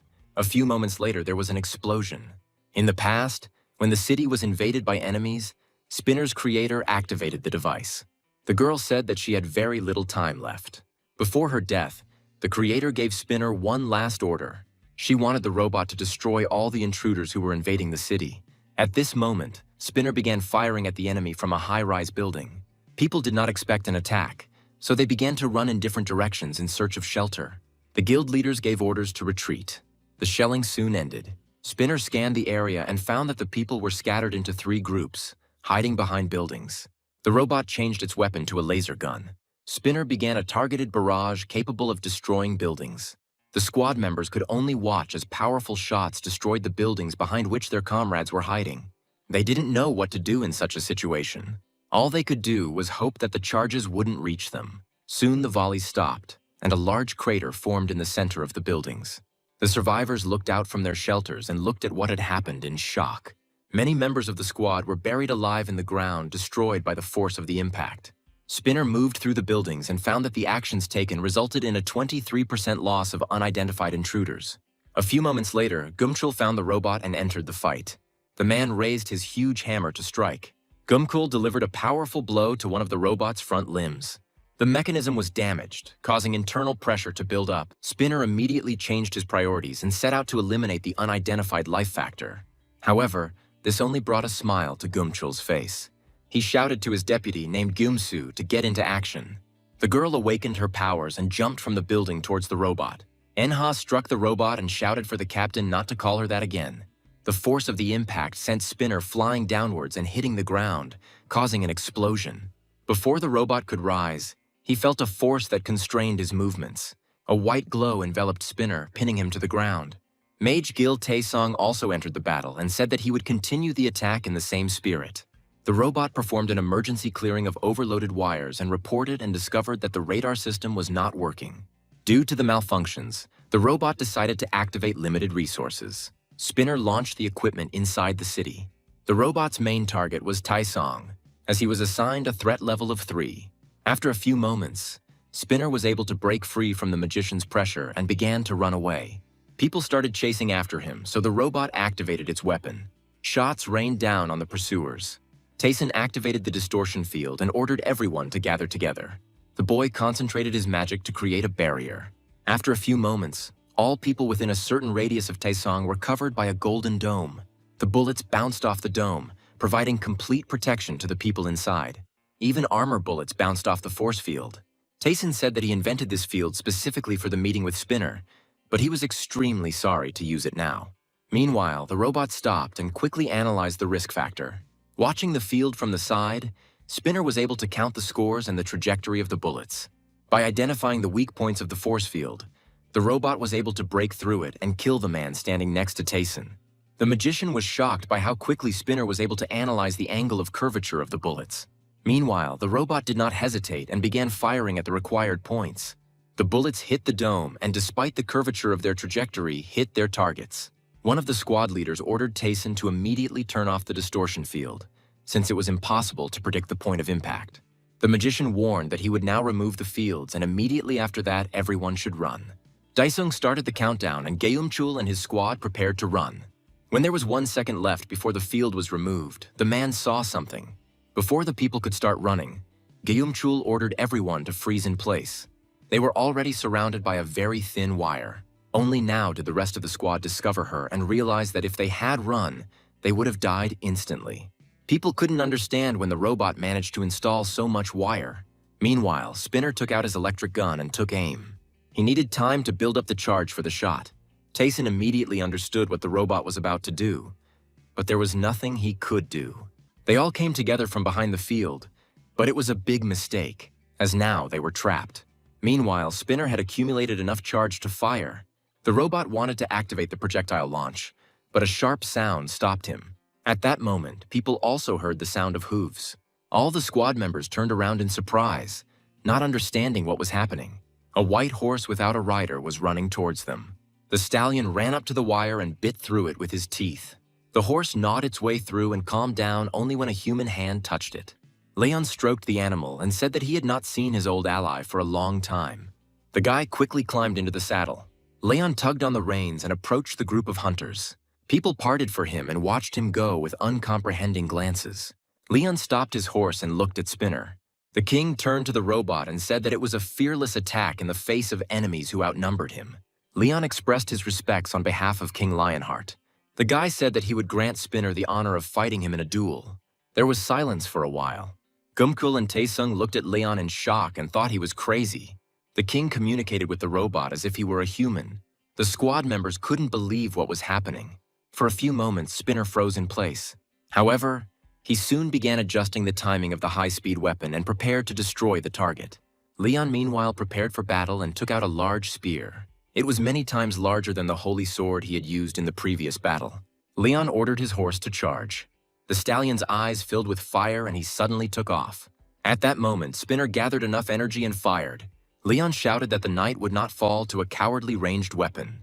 The king moved towards the approaching projectile without a shadow of fear or doubt. The projectile cut through the air at enormous speed, and the blast wave destroyed everything in its path. Leon held out a cross-shaped spear in front of him in the manner of a knight's tournament. A moment before the collision, a divine glow began to emanate from the king. Gathering his energy, Leon put it into his spear and deflected the projectile. The Holy Knight's power tore the projectile into pieces and rushed towards the robot. In an instant, the robot's gears and limbs flew in all directions. In the blink of an eye, Yacht Spinner's highly functional AI computations stopped working. The phenomenon that happened right before my eyes defied logical explanation. Leon stopped and said that the robot was stronger than he expected. Spinner estimated that the knight was holding an ancient spear, which, due to its mass, had limitations in terms of its striking power. After analyzing this, the robot decided that a normal shot would be enough to kill Leon. But this was a mistake. 3 seconds before the impact, a weak shell formed around the organism, different from the one previously recorded. Having defended himself from the impact of bullets and faced the expected range of the firearm, the threat was eliminated. Leon only needed 1 second to repel any threat. The knight simply jumped out of the collision zone. He was not stuck in the process of confrontation and containment. It was a skill that all Holy Grail knights could use with ease. It was a miracle of humanity's most powerful superweapon, a law imposed on the world. Holy law of protective barrier from arrows. Any ranged attack was inapplicable to the knight. Leon didn't have to put in too much effort to defeat his opponent. Once the dust settled, the guy slowly approached the robot. Spinner tried to make a logical analysis of the situation, but due to the damage, it was impossible. The robot could barely move, and electric shocks emanated from it from damaged mechanisms. Turning his attention to Leon, Spinner raised his threat level to S level. Since the battle was a losing one with the existing damage, the robot's computing system decided to leave the battlefield. Before Leon could get too close, Spinner released smoke around himself. The king didn't understand what was happening at first, so he just stood and waited. When the smoke cleared, Leon realized that the enemy had decided to leave the battlefield. At this time, Spinner quickly returned to his base. The robot remembered how his creator had told him to protect this place and not let anyone get close to it. Spinner began analyzing and repairing the damaged parts. The robot counted the remaining ammunition but decided to dispose of it due to the damaged firearm. After doing the math, Spinner decided to use 657 rounds of homemade ammunition. The robot also detected an imbalance in the use of damaged ammunition. The threat level was raised, leading Spinner to conclude that enemy forces had acquired a new biological weapon. The robot began to adapt to the upgrade. Periodically, Spinner's memories flashed with the image of his creator, who thanked the robot for protecting the city. After some time, the complete strategic modernization was completed. Spinner was ready to continue his mission. Meanwhile, we are transported to the gates of the Jeonju Sports Complex in the city center of Block B. After the robot escaped, the squad decided to split up to find the damaged boss. A small detachment roamed the city streets and was ready to confront the enemy at any moment. After a while, they noticed Spinner's gun 250 meters ahead. The squad captain ordered the long-range fighters to carefully climb the opposite building. The others were supposed to wait in place, but at that moment, a strange sound was heard behind the guy. The captain turned around to see that all the members of his squad had been cut to pieces by wire that appeared out of nowhere. Just a few moments ago, he himself had walked down this alley and there was nothing there. At some point, the captain felt like the robot was behind him. The guy turned around sharply, getting ready to hit the robot. However, the sword only cut through air since there was no one behind him anymore. The captain was absolutely certain that the robot had just been behind him. A moment later, the boy felt something tickling his face. The wire appeared in the blink of an eye, and the captain did not even have time to understand or hear it. Like his crew, the captain was cut into pieces. Spinner conducted an analysis and recorded the destruction of 5 unspecified organisms. As the robot emerged from the shadows, a hiccuping sound came from the alleyway. Spinner turned around and saw the hunter running away in fear, screaming that he didn't want to die. The robot soon conducted an analysis and determined that the hunter posed no threat. Only this helped the guy save himself from death. The hunter ran out of the alley and found himself in a large square, but tripped over the curb and fell. Meanwhile, Spinner continued to slowly follow the guy. The hunter begged not to kill him, but the robot seemed to have no intention of doing so. The guy froze, hiding behind one of the many monuments. Spinner walked up to the lawn and stopped next to the white monument. The robot seemed to be trying to say something, pointing at the tombstone. In his memories, his creator stood in this place. The girl stood in this place and said that soon she too would be locked here like other people. The creator said that she would forever remain a part of this city. But will Spinner stay here? Based on the results of the logical analysis, a decision was made to eliminate the intruder. But the robot changed the data. Spinner made an autonomous decision and forcibly changed the logical priority. The hunter heard voice signals from the robot and began to assume that he would not be touched. The guy looked at the robot with confusion as it turned around abruptly and left the square. The hunter was brought to his senses by a voice that came from behind him. Seeing the head of the Magician's Guild, the guy said that the robot was apparently tired since he did not kill him. The boy thought that Spinner saw Tayson approaching and decided to retreat rather than engage in battle. After a few moments, the hunters began to examine the square and noted that it resembled a cemetery. This place was much cleaner than all other areas of the city. Meanwhile, Spinner moved around the city as if searching for one specific target. Taesong, in turn, noted that the cemetery was very creepy, so they should leave as soon as possible. They didn't know that Spinner retreated only because his main goal was to protect the citizens. He had to do it, even if they were dead citizens. Spinner soon returned to his base. The robot analyzed that there were 49 enemies left, and among them was a factor with a threat level of 5. Spinner was analyzing the possible outcomes of the battle, but soon a man appeared in the room. Peeking out from behind the door, the intruder said that he now understood where the robot had been all this time. The man assumed that during the time they had not seen each other, the robot had had a good time with the other robots. Leon was able to find Spinner's secret lair. Leon was a man who extolled chivalry. It would not even be an exaggeration to say that he is the embodiment of chivalry. The guy couldn't stand cowardly raids and was looking for only fair fights. Leon asked Spinner if he had finished tidying up the technical equipment. The robot sensed the threat and immediately rushed to attack. Although Leon strove to adhere to strict rules of combat, his opponents did not always fight fairly. However, even so, this was not a reason to renounce knightly dignity. Leon was the embodiment of the unbreakable knightly will. Thanks to such temperament, the guy became stronger, and thanks to such will, he was chosen. Leon said it was unreasonable of him to expect honor from the machine. Spinner quickly analyzed the situation and decided to open fire with the 60mm cannon. Shells rained down on Leon, but he stood his ground. The robot soon realized that it was useless. Leon was protected from arrows by a weapon called the Great Law. The robot considered the same anomaly of physical phenomena. Spinner jumped up and began to conduct a refraction trajectory analysis. The robot moved quickly throughout the room, examining the barrier from all sides. Within moments, Spinner had identified several refraction points and opened fire on them. Leon watched what was happening with a smile. When the bullets were very close, the guy put a charge of energy into his leg and hit the floor with it. The concrete floor immediately began to move, and its debris shielded Leon from the bullets. Spinner dropped to the ground and crept up to the place where the guy had stood just recently. There was silence for a few moments, and the robot beeped questioningly. However, just a second later, a spear was thrust into the ground next to Spinner. The robot barely managed to jump back, avoiding damage. Everything happened so quickly that even Spinner had a hard time keeping track of Leon's actions. Within a few moments, the spear was back in the hands of the knight, who was sitting on his faithful ally, the white horse. Leon's gaze was blazing, as if he was going to destroy everything in this world. Spinner sensed the threat and quickly began to retreat. In an attempt to defend itself from Leon's attack, the robot opened fire again. However, no matter how hard Spinner tried, all the projectiles flew past the target. The robot's calculations were going wrong, and under no circumstances could it reach its goal. Leon stopped and watched carefully as Spinner retreated again. The boy turned to his horse Stallion and said that they wanted to play hide-and-seek with him. The robot's analysis system returned an error, but it continued to dart from side to side. Spinner tried to identify his opponent's weak points, but it was all in vain. Leon's patience soon ran out. The boy spurred his horse and rushed after Spinner. Leon followed the robot step by step and tried to touch him at every opportunity. The robot constantly changed its trajectory, but everything remained the same. For the first time, Spinner was faced with the fact that he did not understand something. The robot needed time to analyze the situation, but Leon followed him. Spinner didn't understand how an organism could have such speed. Soon, the robot's attention was drawn to the pole. The spinner caught its mechanical paw on him.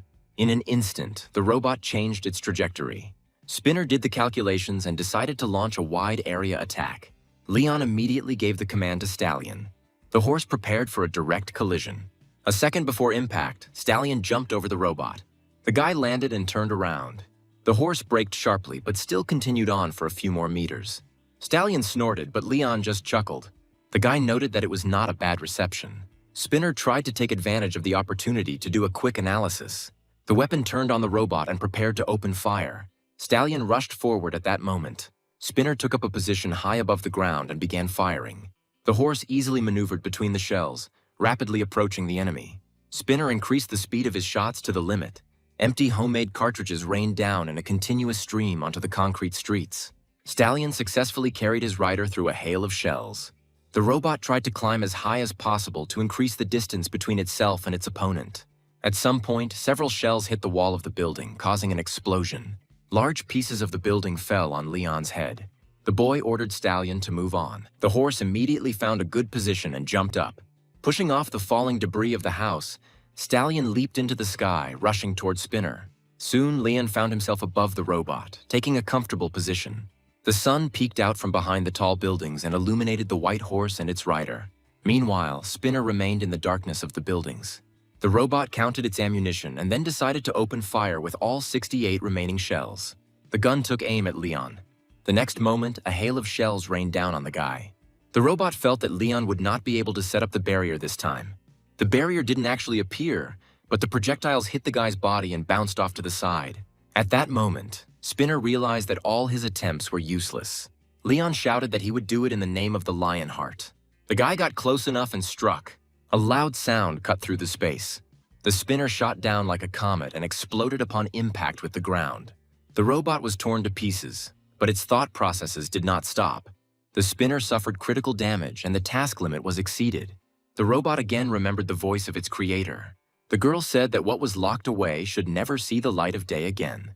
After this, Spinner initiated the self-destruct process. To get rid of the enemies, the robot started detonating objects throughout the entire territory. Leon looked at what was happening in shock. Soon after, an explosion rocked the city and a mushroom cloud shot into the sky. When Spinner first woke up, he was in a storage room that smelled of oil. One of the employees gave him the order to go out to defend the city and carry out his task. However, before the man could leave, he was killed by poisonous tentacles. Giant, slimy tentacles began to creep into the vault. Soon, the entire monster appeared from behind the wall. Within a few moments, the creature was killed. Spinner was given a goal, and he accomplished it. The robot moved further and further into the city, eliminating danger in its path. Spinner's top priority was supporting his allies. Many robots like him took to the streets of the city to clear it of the threat. At the same time, a group of spinners headed to the city and destroyed the enemies, thereby becoming heroes. The story of super robots saving a city from a hopeless situation was just a good fairy tale for citizens who had lost faith. Spinners became symbols of hope and iron knights. Soon, robots began to be modernized and improved. They were able to fight against increasingly stronger opponents. Now they defended the city under the leadership of the commander-in-chief. Day after day, they defended the city, giving everything they had. They knew no fear of the enemy and moved forward rapidly. However, all this continued until what they were protecting disappeared. Before her death, Spinner's creator asked for the protection of this city. At that moment, the last battle robot received its final order. Therefore, no one could even get close to the thing that he so carefully guarded. He carefully prepared for the emergence of new opponents. Spinner studied the city and set his traps to play into his hands. He defended the city from anyone who dared to invade his domain. When there were no enemies, Spinner sat in his lair. He prepared new ammunition day after day in case new enemies appeared. This continued over and over again, moving in an endless circle. However, the clash with Leon was his last. The knight approached the robot and said that the shield and arrow's blessing still worked. The guy looked to the side and discovered what was his target. The room contained a dark sphere that radiated power. Leon realized that this was what Spinner had been so desperately trying to protect. This sphere was the main target of the gate. Leon immediately realized that this was the Stone of Wisdom. The guy took out a sword and said that this is not something that should exist. Leon caught movement behind him and felt pain in his leg. The robot, with the last of its strength, released a web and wrapped itself around the boy's leg. Leon looked at Spinner and asked how long he had been guarding this place. The guy wondered how long the robot had been fighting alone. Leon said that all living beings who lived in this city should thank Spinner for his service. The knight addressed the robot as a robot deserving of respect.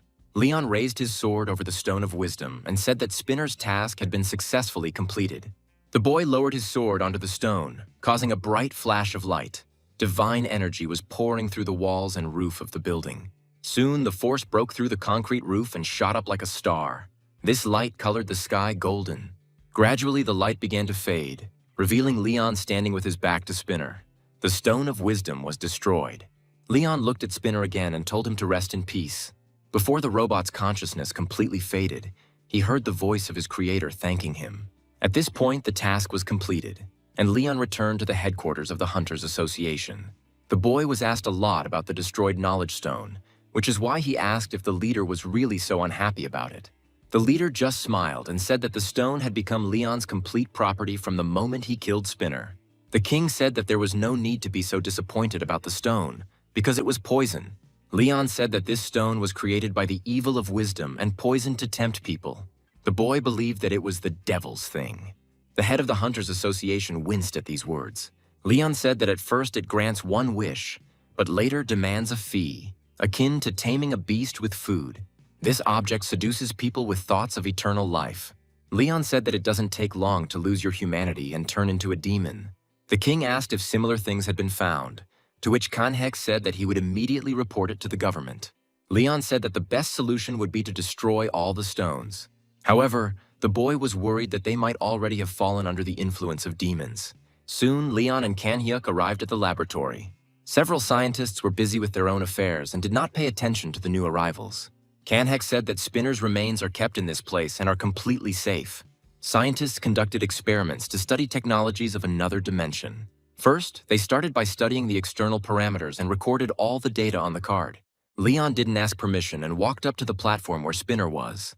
Kanhek asked what the boy was going to do with the robot. Leon said that Spinner was a noble knight, so they should hold a funeral and pray for him. The guy called upon the Holy Grail and said that first they needed to bless the robot. Leon carefully took the cup and filled it with divine power, calling for Spinner to rest in peace. The king called the robot a faithful knight and poured the golden liquid from the vessel. When the liquid hit the metal body, it seemed to melt it. The dark laboratory room was filled with a bright glow. As the light began to fade, all eyes were on Spinner. After a few moments, the robot began to move one limb. The laboratory staff were very scared. Leon, however, watched without a shadow of fear what the robot was about to do. The Spinner started making squeaking sounds. Metal claws emerged from holes on the top of the robot. Leon felt the energy of divine power radiating from Spinner. The robot had no power source, but divine power was able to create a miracle. The robot's claws began to sort out the mechanisms on their own. They unfastened the necessary parts and put together something new. The robot restored itself piece by piece. From the remaining elements, we got a small robot. The creation of the Spinner has completely moved into a small metal ball. Leon took out his sword and said that only the goddess could choose the one who would serve her. The boy swung his sword, causing Spinner to flinch. The next moment, Leon thrust his sword into the floor. Divine energy began to envelop his body from head to toe. No one dared to interfere. Everything that was happening was new to them, so it was impossible to look away. Spinner himself also closely monitored Leon's actions. After a few moments, Leon opened his eyes, which were shimmering with a golden glow. The boy pulled the sword out of the floor as the weapon turned completely golden. After that, Leon cut through the space around him with one blow. The space seemed to begin to collapse, spreading out in golden cracks. When the field was broken, the image of the goddess appeared before the people's eyes. Leon looked at her and did not dare to look away. Kanhek couldn't believe his eyes. All the laboratory staff and the chairman of the Hunting Association fell to their knees. Everyone present felt that the girl from the bright light was not human. She was a divine creation, incomparable to anything. It was the first time people saw Leon bow his head to someone. The boy bowed and greeted the goddess with a smile on his face. The goddess greeted her first knight and asked what kind of creature was in front of her. Leon smiled and introduced Spinner to the girl. The guy said that he was a role model and worthy of the goddess's patronage. A few moments later, the girl said that Spinner had not complied with her demands. In her opinion, the robot did not prove his nobility and did not dedicate his glory to her. Leon said that as the goddess's first knight, he would ensure that Spinner was a great knight who could be a worthy king. A smile appeared on the goddess's face, and she decided to trust her subject. Leon looked at the goddess with a slight smile. The girl said there was no need for further consideration. The goddess extended her hand forward and said that there was one thing she had to be sure of. The girl asked if the Steel Knight from another world would follow the light, singing of justice, and join her knight's army. The Spinner swayed slightly and chirped in agreement.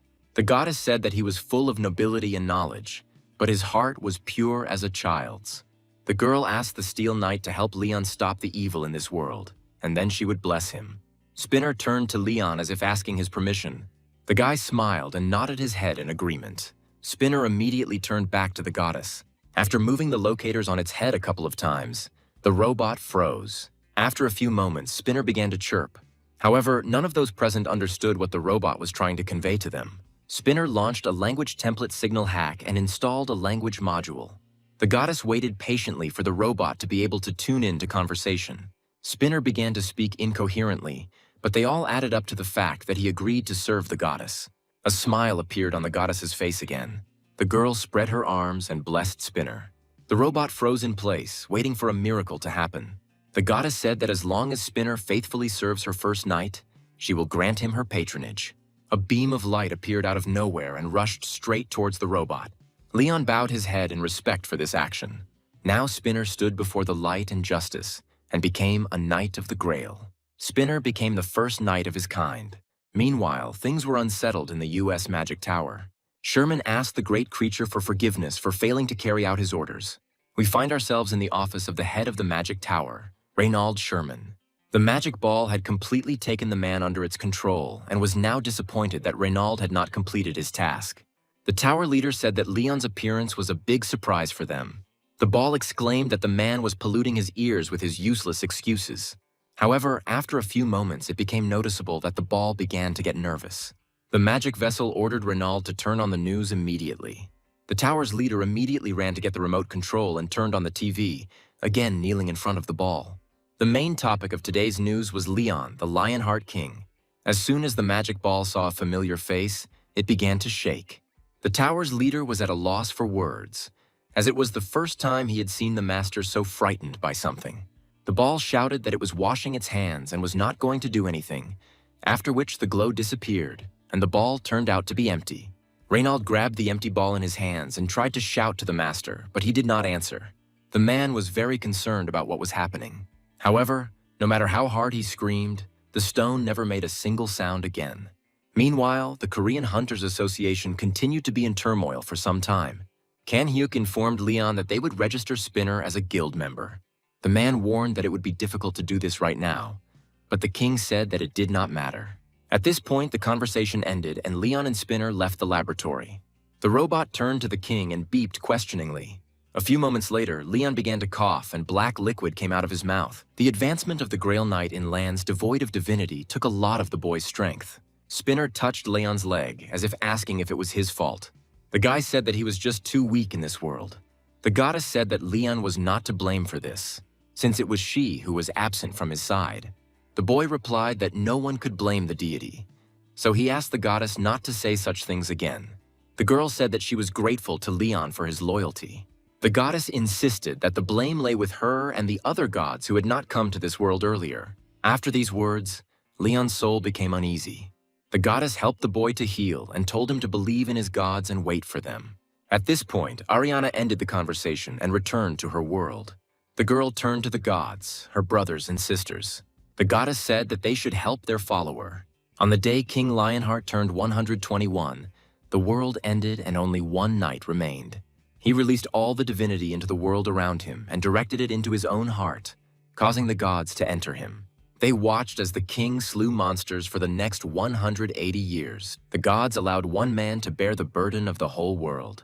Therefore, all the gods of the pantheon are indebted to Leon. When the four of them gathered at the round table, the goddess Demera asked what the king's condition was at the moment. Ariana replied that her knight had exhausted himself, so he was in bad shape. Another god slammed his hand on the armrest and asked how the appointment of one Grail Knight had such a profound effect on Leon's body. It was the god of war and fire, Pados, and he was very unhappy that King Lionheart was now so weak. Ariana ordered him to calm down and reminded him that Leon had fought for them for more than 200 years in a row and won. Pados shouted that he knew this very well, and that was precisely why he was angry, but not at the guy, but at himself. For a while there was silence in the hall, which none of the gods dared to break. Life looked at its feet, as if everything that was happening was its fault. Ariana broke the silence and said that 180 years had already passed. The goddess said that it was their time to act, so her brothers and sisters must help her. The girl could no longer watch her knight suffer in pain. The god of steel and crafts, Heto, raised his hand and said he had an idea. The man said that they should do the same as life in the fields and bless something connected to them to bring faith. Patos asked if Heto was really proposing to do missionary work. The man replied that people in that world communicate through something called the internet. Heto suggested using the internet to his advantage and spread faith among society. Patos asked why Leon himself hadn't done this before. To which the man replied that during the knight's lifetime, the internet was not yet known. Ariana reminded that last time it took Leon 20 years to understand the reason for what was happening. A smile instantly appeared on Heto's face. The man said that their new Knight of the Holy Grail would help them with this. Meanwhile, the Korean Heroes Association was in turmoil again. One of the employees approached Chance, asking if it was okay to show this on the internet. Chansu came closer, and it took him a few moments to understand what was being said. The man immediately saw a tab with a video from the Blessed Fields. The video was released on the Pantheon's official channel and encouraged people to believe in the goddess Demera. At the moment, the channel was broadcasting live. Office workers and farmers were compared and looked down upon. The video promoted the blessed rice, which was said to change lives. The author of the video offered to learn more about the God that exists in this world and who actually exists. In the comments, people didn't believe that this channel was run by a real person, as the quality was very high. The association staff assumed that the channel belonged to Leon, but Chansu doubted that the king would go to YouTube. All the employees started thinking about who could have done this, but they couldn't come to a clear conclusion. Chansu was more interested in whether these videos were clickbait or if it was all true. The man couldn't understand what the channel's author was really up to. Chansu headed towards the exit and said that he would go out for a short while. The man said that he was going to meet Leon. By this time, night had already fallen on the street. Leon was relaxing after a long day in his penthouse. In one of the rooms of the penthouse, work continued unabated. Spinner was actively typing something on his laptop. After some time, the robot completed creating the description. Once everything was ready, Spinner pressed the button and began loading the materials. At that moment, the door to the room opened. Haru peeked into the room and asked if Spinner had cleared out her laptop. The girl came closer and asked what the robot was doing. Spinner said he comes up with a name and creates annoying advertising. The robot has already completed the first phase and is now moving on to the second, hacking the network. For a few moments, Haru froze as she didn't understand anything Spinner said. The girl was very poor with computers, so she decided that the robot was just playing. A couple of days later, we find ourselves in the fields of Naju. The fields housed a temporary branch of the Pantheon Guild. Chansu ran into the building and told Leon that the video needed to be destroyed immediately. Haru looked at her boss in surprise, not understanding what had happened. The girl decided to calm Chansu down and offered him some barley tea, which Leon liked so much. The chief accepted the drink and drank it down in one gulp. Wiping his mouth, Chansu asked who was uploading all these videos to the Pantheon channel. Leon turned his gaze to the man and said that Spinner was in charge of the channel. Haru pointed to the robot sitting off to the side at the computer, but Chansu couldn't believe Spinner was doing that. Meanwhile, the robot continued to quickly type on the keyboard, not paying attention to the guest. Leon asked what Chansu meant by destroying the video. The man said that the rice grown in the fields of Naju was completely different from what was usually grown in their world. This rice heals any disease, so people who learn about these properties will definitely come for it, but not with good intentions. The fields of Naju will be overrun with thieves and there will be no way to control it. Chansu said that once the food industry authorities allow planting, the association will do its utmost to help Pantheon. Leon agreed to these conditions, saying that the association would still operate according to its own rules and algorithms. However, the king said that there was no need to worry so much about it. Leon said that divine crops cannot be stolen by anyone. Chansu didn't understand how the guy could be so sure of this. An incident occurred that same night. The golden rice field without sunlight was no different from an ordinary field. Under cover of night, several cars arrived at the fields.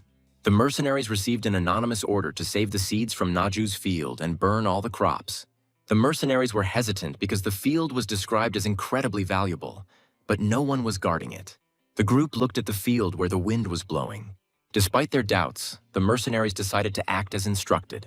The mercenaries were the Snake Squad, an association of demonic people from the Korean branch of the Hitman Group.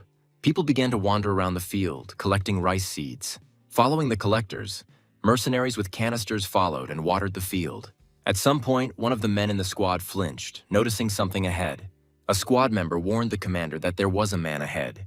One mercenary stepped forward, drawing his sword. However, as he came closer, he discovered that it was not a man standing in the middle of the field, but a scarecrow. A hat and coat were placed on a hay doll, which in the darkness created the impression that there was a person standing in the middle of a field. The captain scolded his subordinate for making noise. A member of the squad said he definitely saw the scarecrow move, but the captain replied that it was just the wind. However, as he passed the scarecrow, the squad member continued to look at the doll. It seemed very creepy to the guy. At some point, a noise was heard behind the squad, causing everyone to turn around. Just a few moments ago, the field was empty, but now it was completely filled with scarecrows. Some dolls even had pitchfork-shaped weapons on their backs. The captain continued to insist that there was nothing unusual about this. The man said that they needed to determine the direction of the wind in order to burn as much of the stock as possible, and they would take the grain from the storage. The squad members tried to ignore the dolls that seemed to surround them on all sides. Soon, all the canisters were emptied and collected in one pile. The captain ordered to collect some seeds for himself and wanted to assign 2 of his subordinates another task. However, some time passed, but the subordinates still did not respond. The captain asked the rest of the squad where the boys had gone. One of the mercenaries said that he and another member of the raid were following him, but now they are nowhere to be seen. At some point, the captain began to sweat, noticing something strange.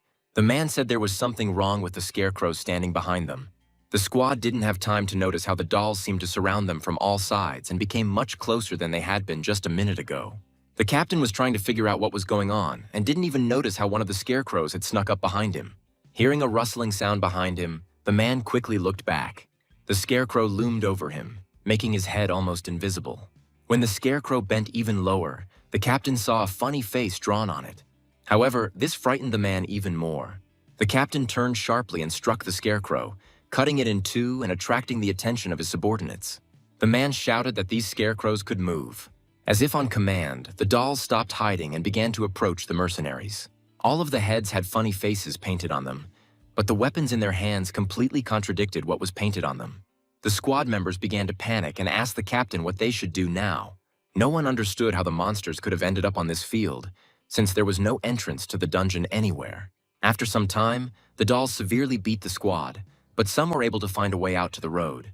The mercenaries said that they had never seen anything like this in the gate. The captain thought that they were in such a hurry that they took almost no one with them. The man initially thought the assignment was very strange, but now he really wanted to find the anonymous customer and deal with him. While the captain was thinking about what to do next, one of the mercenaries pointed somewhere to the side. Not far from the road, there was a silo where grain was supposed to be stored. The captain immediately noticed that there were no lights on in the windows, which indicated that there was no one in the room. The man immediately imagined how his group could get rich if they stole the rice. The captain ordered his subordinates to transfer as much rice as possible to the cars. The man believed that scarecrows only attacked in the field, so they were completely safe indoors. The captain was the first to move towards the storage facility, leading the people behind him. However, as soon as he stepped onto the straight road, something clicked. A moment later, there was an explosion and the man was thrown into the air. The squad members froze in place, afraid to take a step, but tried to shout to the captain. Lying face down on the ground, the man asked why there were mines there. The mercenaries looked ahead and, from the unevenness of the field, realized that the owners had buried mines around the storage facility. One of the mercenaries asked who came up with this idea, but all he heard in response was a beeping sound. A small robot approached them from the side and said that the recording of authorized people was confirmed. One of the mercenaries immediately realized that this robot was the boss of the Jeju Gate. Spinner scanned the people and announced that he was beginning the destruction process. For some time, the sounds of fighting continued to echo across the field. By morning, everything had become quiet, filling the air with the sounds of nature. Spinner caught and tied up all the trespassers and rolled them to the Pantheon's temporary base. The mercenaries have already regretted agreeing to this task.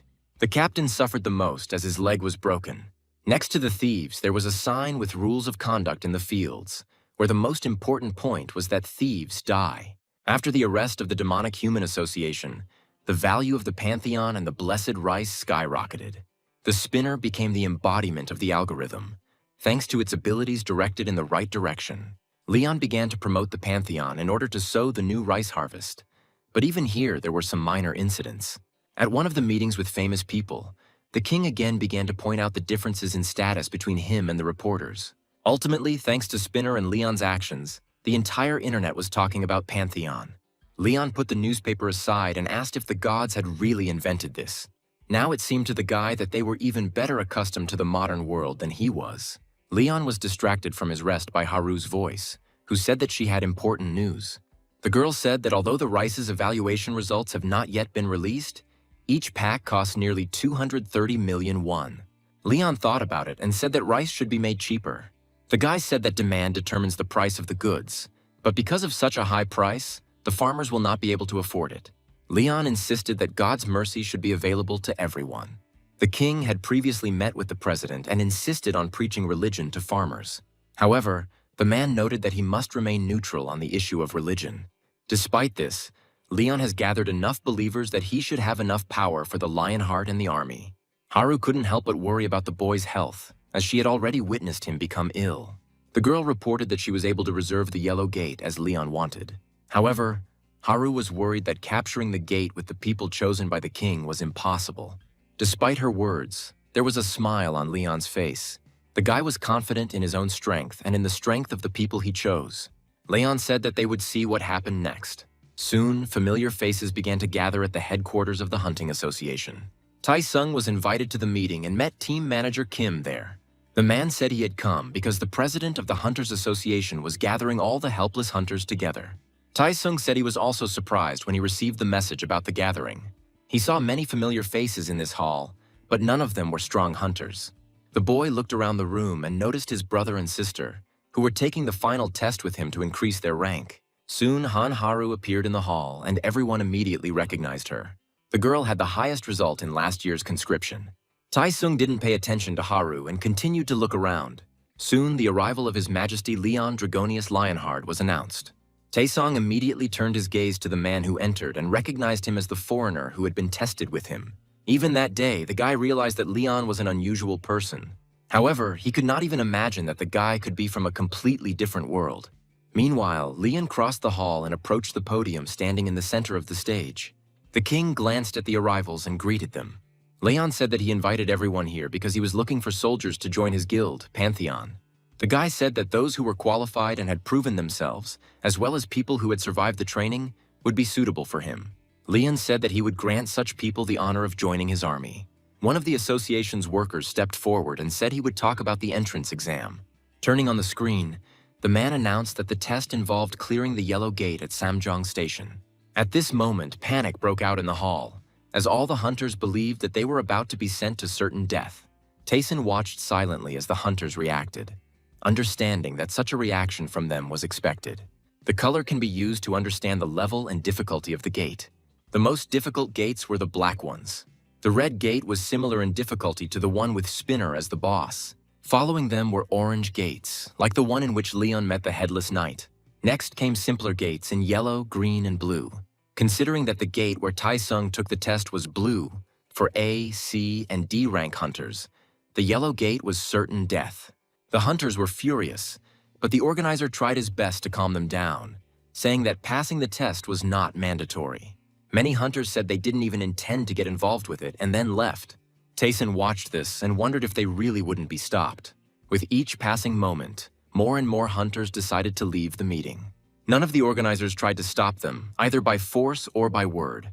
Soon, the hall fell into complete silence, and only 14 people remained in front of the stage. Leon looked at them for a while, remaining silent. Then the king pointed to a guy with black curly hair standing at the edge. The guy immediately became nervous when the survivor himself addressed him directly. Leon asked why the hunter decided to stay. The guy tried to remain calm and said he assumed there must be some meaning to all of this. Leon asked each hunter in turn the reason why they remained in the hall. Everyone had their own reasons. Some stayed with a friend, some were curious about what would happen next. Soon it was Taesong's turn. When Leon asked the guy the same question, he froze. Taesong understood that Pantheon was a guild created by someone who was, by definition, an S-rank hunter. The boy replied that he didn't think Leon wanted to send them to certain death, so he stayed. Leon smiled and said that Taesong was in a good mood and very energetic. The king came closer to the edge of the stage and reminded that he had come here to recruit soldiers. Leon said that a soldier's main duty is to obey. The soldiers were to accept the knight's orders and trust the knight's honor and strength, rather than doubt them. Leon said that was all that was required of the soldiers. The king smiled and said that he would demand complete obedience. Leon pointed to the left and said that they would enter the gate immediately. The knight ordered the hunters to take some of the weapons and finish their preparations. Soon, the detachment approached the yellow gates of Samjeon Station. The hunters were dressed in armor, and Haru walked from side to side, checking their readiness. Manager Kim said the gear was very heavy, but worth it. Taesung looked at the shield he was given and thought that he was an attacker, not a defender. Hunters of such C and D ranks have never held such expensive items in their hands. Taesung looked forward where Leon stood at the head of the line. The hunters were fully armed, while the knight wore no equipment. Taesung decided to address Haru, who was passing by at that moment. The boy asked why His Majesty was not wearing armor. Haru thought for a few moments, then said that Leon's skin was stronger than his armor. Taesung turned his gaze back to the king. All the boy could think was that they should be safe if Leon really was that strong. Soon the squad entered the gate, and Taesung was convinced that his judgments were wrong. Leon quickly lost his temper and started killing monsters. The hunters were afraid to even move, seeing the mood their commander was in.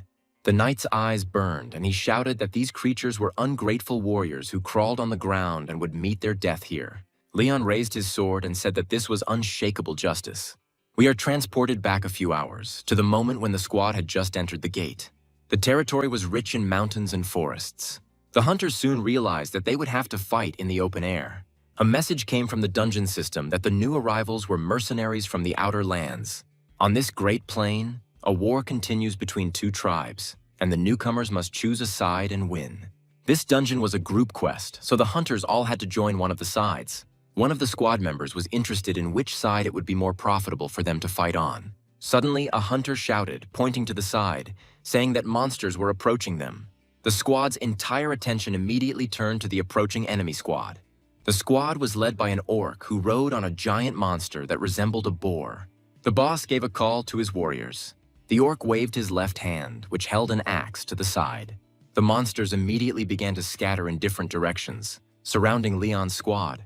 Haru grabbed her sword and waited, the knight ordered. Having surrounded the detachment of people, the orcs dismounted and came closer. The chief orc said that this was the territory of the Battle-Axe tribe, so the humans invaded their lands. The hunters were worried, but did not dare to answer. Haru turned to Leon, who was beside himself with anger.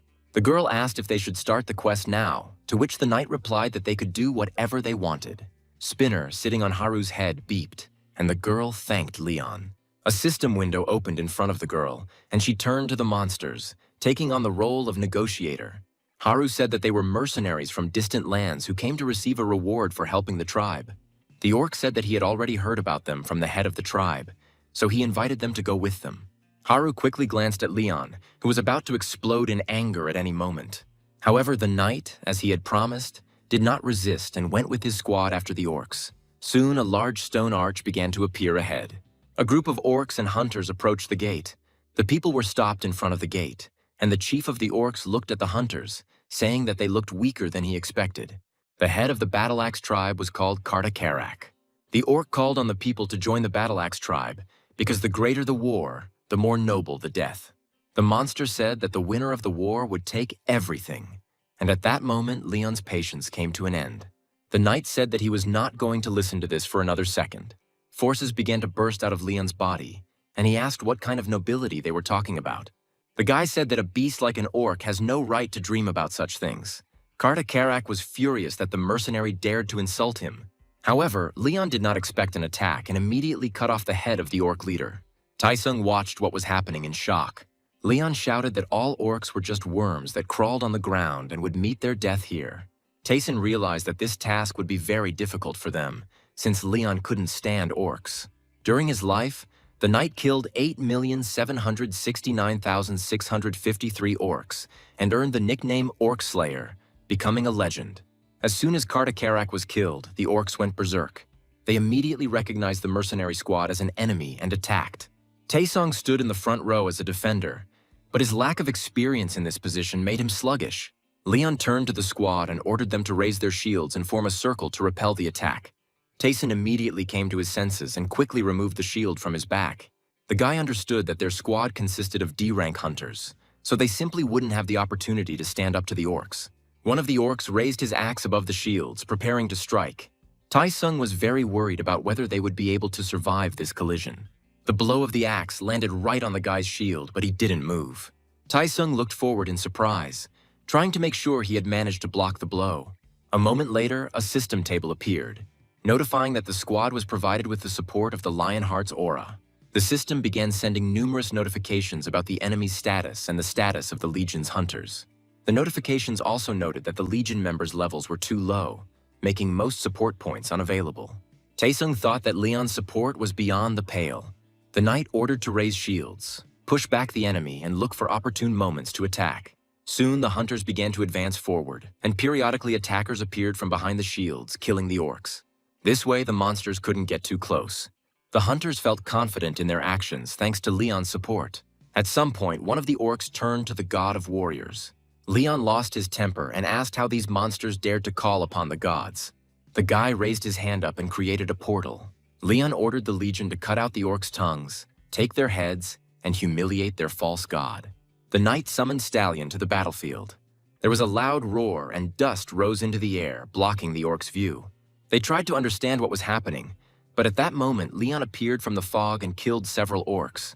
The boy mounted his warhorse and rushed into battle. Stallion rammed his chest and hooves into the orcs standing in his way. The horse broke through the ranks of orcs, following the orders of its master. Having run to the other end of the squad of monsters, the farthest from his people, Leon stopped. The guy crossed his arms and again formed portals next to him. Soon the handles of the weapon fell into Leon's hands.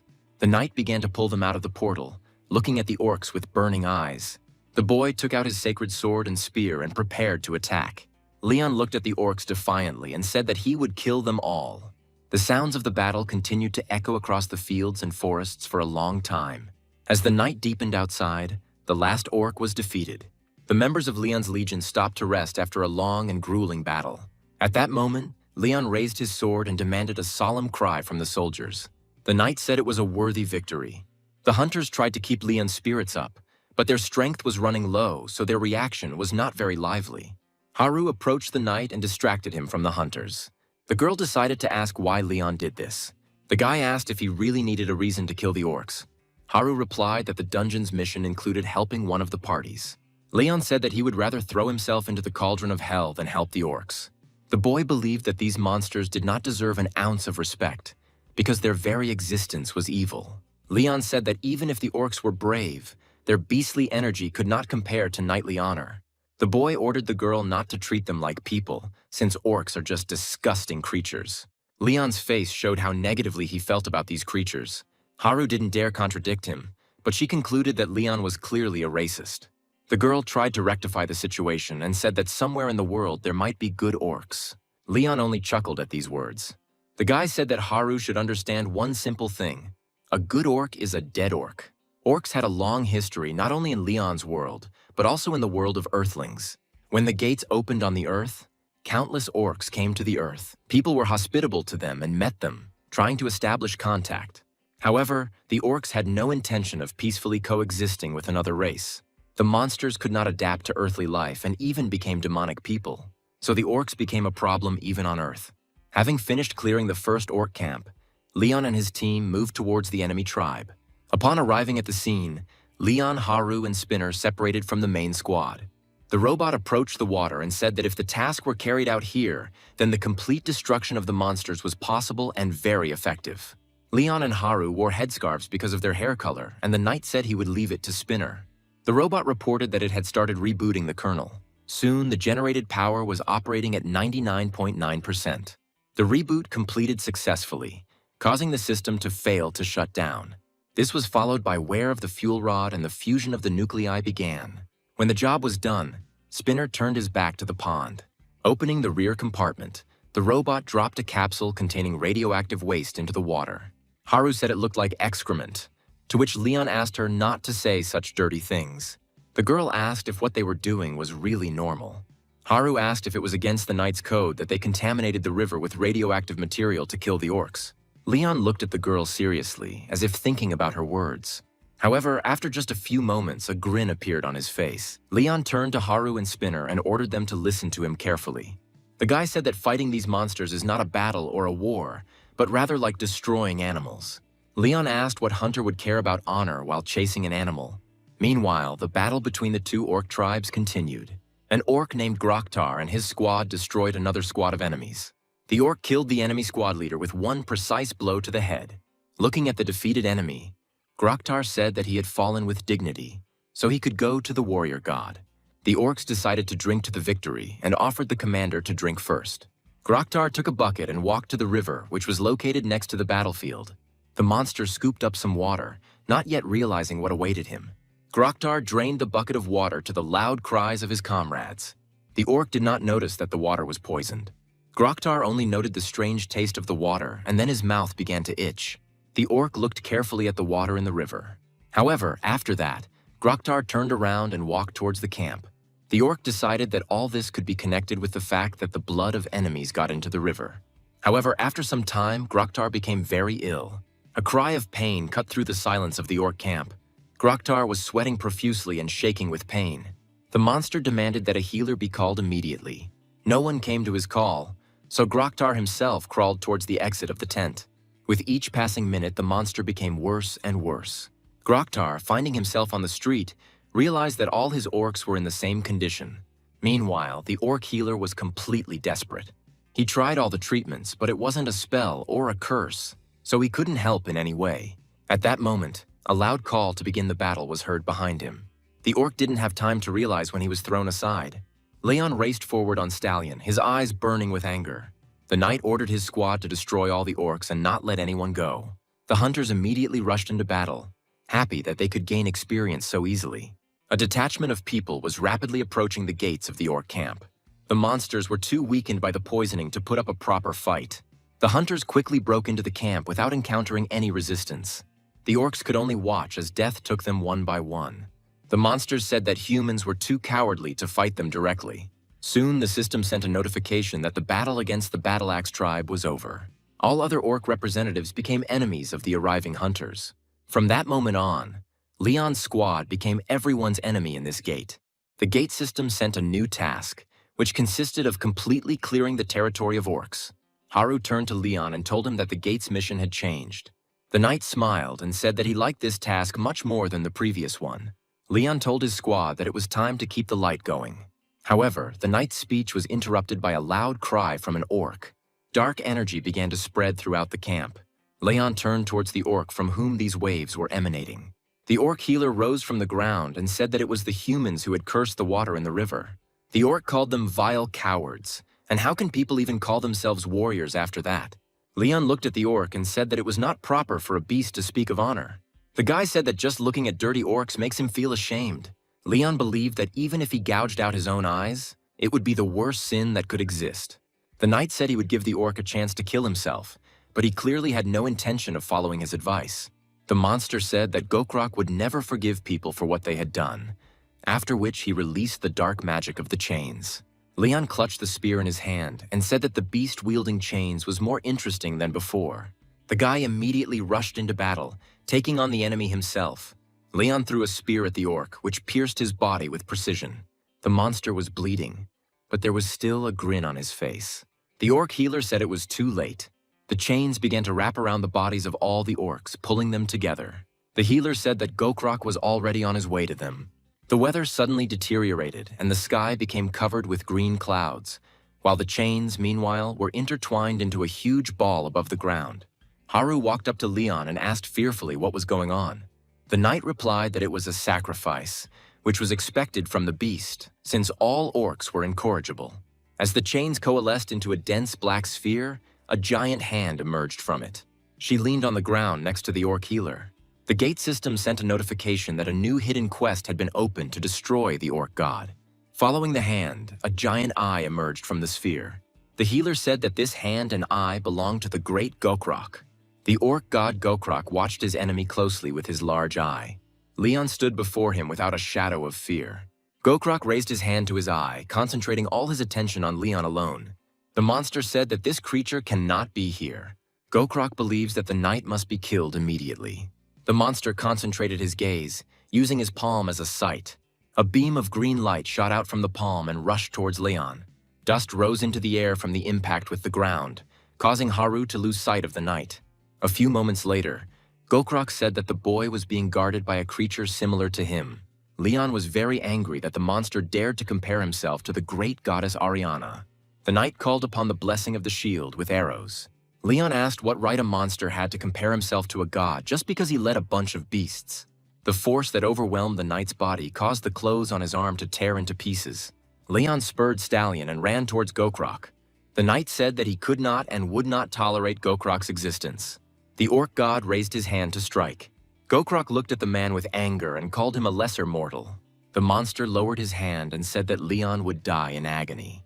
The knight continued to run straight toward the descending giant fist. It seemed as if Gokrok was about to crush Leon and Stallion. Just before the collision, the knight looked into the eye of the orc god and swung his sword. A flash illuminated the space and a bright stripe appeared on Gokrok's hand. Within a moment, the glow disappeared and in its place gushed dark green blood. Gokrok roared in pain, his eye widening and turning red. The monster quickly pulled the rest of the arm towards itself. His giant palm fell to the ground with a crash. The orc god didn't understand why he felt pain, even though Leon wasn't attacking a real body. The orc healer looked in horror at the god, who was confused. Gokrok looked at Leon again, and only now realized that the knight held a holy weapon in his hands. It seemed that only now did the orc god realize who he was really facing. Before the monster stood the only surviving knight from the nightmare world he knew. You could see Gokrok's eye begin to shake with fear. A moment later, the monster said it was time to run, and immediately after that, the black sphere disappeared. The orc healer watched what was happening in shock. Finally, Gokrok said that Leon would still pay for this blatant insolence. Leon dismounted and called Stallion back, moving closer to the orc healer. The knight said that this is the best thing that a worthless person like an orc can get from God. The healer didn't understand what Leon had done to frighten Gokrok himself so much. The orc grabbed the staff and said that he would avenge his comrades. However, Leon cut off the monster's head with one swing of his sword. The orc's body fell to the ground and the knight chuckled, saying that he tried, but it didn't work. Leon said that such creatures do not deserve to live. Within a few moments, all hunters received a message that all hidden gate tasks had been completed. Taisong realized that all the participants had gained resistance to physical attacks, which was usually only available to tanks. All the hunters were impressed by the awards. Suddenly, their conversation was interrupted by Leon's voice, who ordered that all the trophies be collected. The knight said that the spoils of war were the right of the winner, so they must hurry. The hunters immediately scattered in different directions, getting down to business. First of all, they planned to collect items belonging to great and modern warriors. Haru approached Leon from behind to ask the question she was interested in. The girl looked at Gokrok's severed giant hand and asked what they would do with it. Leon seemed to have forgotten that the hand of the self-proclaimed god was still there. Suddenly, Spinner jumped on Haru's head and Leon realized that the robot wanted to offer him something. Spinner said that a message had arrived, and then turned on the hologram. The god Hato appeared before Leon and said that he could feel a large flow of mana coming from the severed arm. God advised to use the Holy Grail to get the hand, and then they will grant him power. Leon did not doubt Heto's words and immediately summoned the Holy Grail. The knight approached Gokrok's severed hand with a cup in his hands. Leon extended the cup towards his hand and called upon divine power. Light energy poured out from the Grail, enveloping Gokrok's hand. Gradually, the limb began to glow. The hand began to dissolve into thin air, turning into a bright light. Leon grimaced as he felt that the power emanating from Gokrok's hand was truly divine-like. The knight said that the gods really did seem to like the cult of animals. However, Leon himself refused to accept beings who could not love others. The voice of the goddess Ariana sounded in the knight's head. Leon asked what prompted the goddess to turn to him before the end of the ritual. Ariana said that thanks to the orc mana, she can speak freely, but Leon faces an important choice. The goddess said that she could combine this power with the power of a sacred item, but the knight must choose what item it would be. Ariana promised that she would accept whatever Leon chose. The knight had 4 sacred objects, 3 of which were a spear, a sword, and the Grail. The 4th item was the lion heart, which he received from the goddess and which was with him all the time. Leon thought that the power of the sacred sword was quite strong at the moment. The guy was thinking about what he was using most often lately. Leon squeezed the cup in his hand and said that he wanted to pour power into the Holy Grail. Ariana accepted her knight's decision and took the cup from his hands.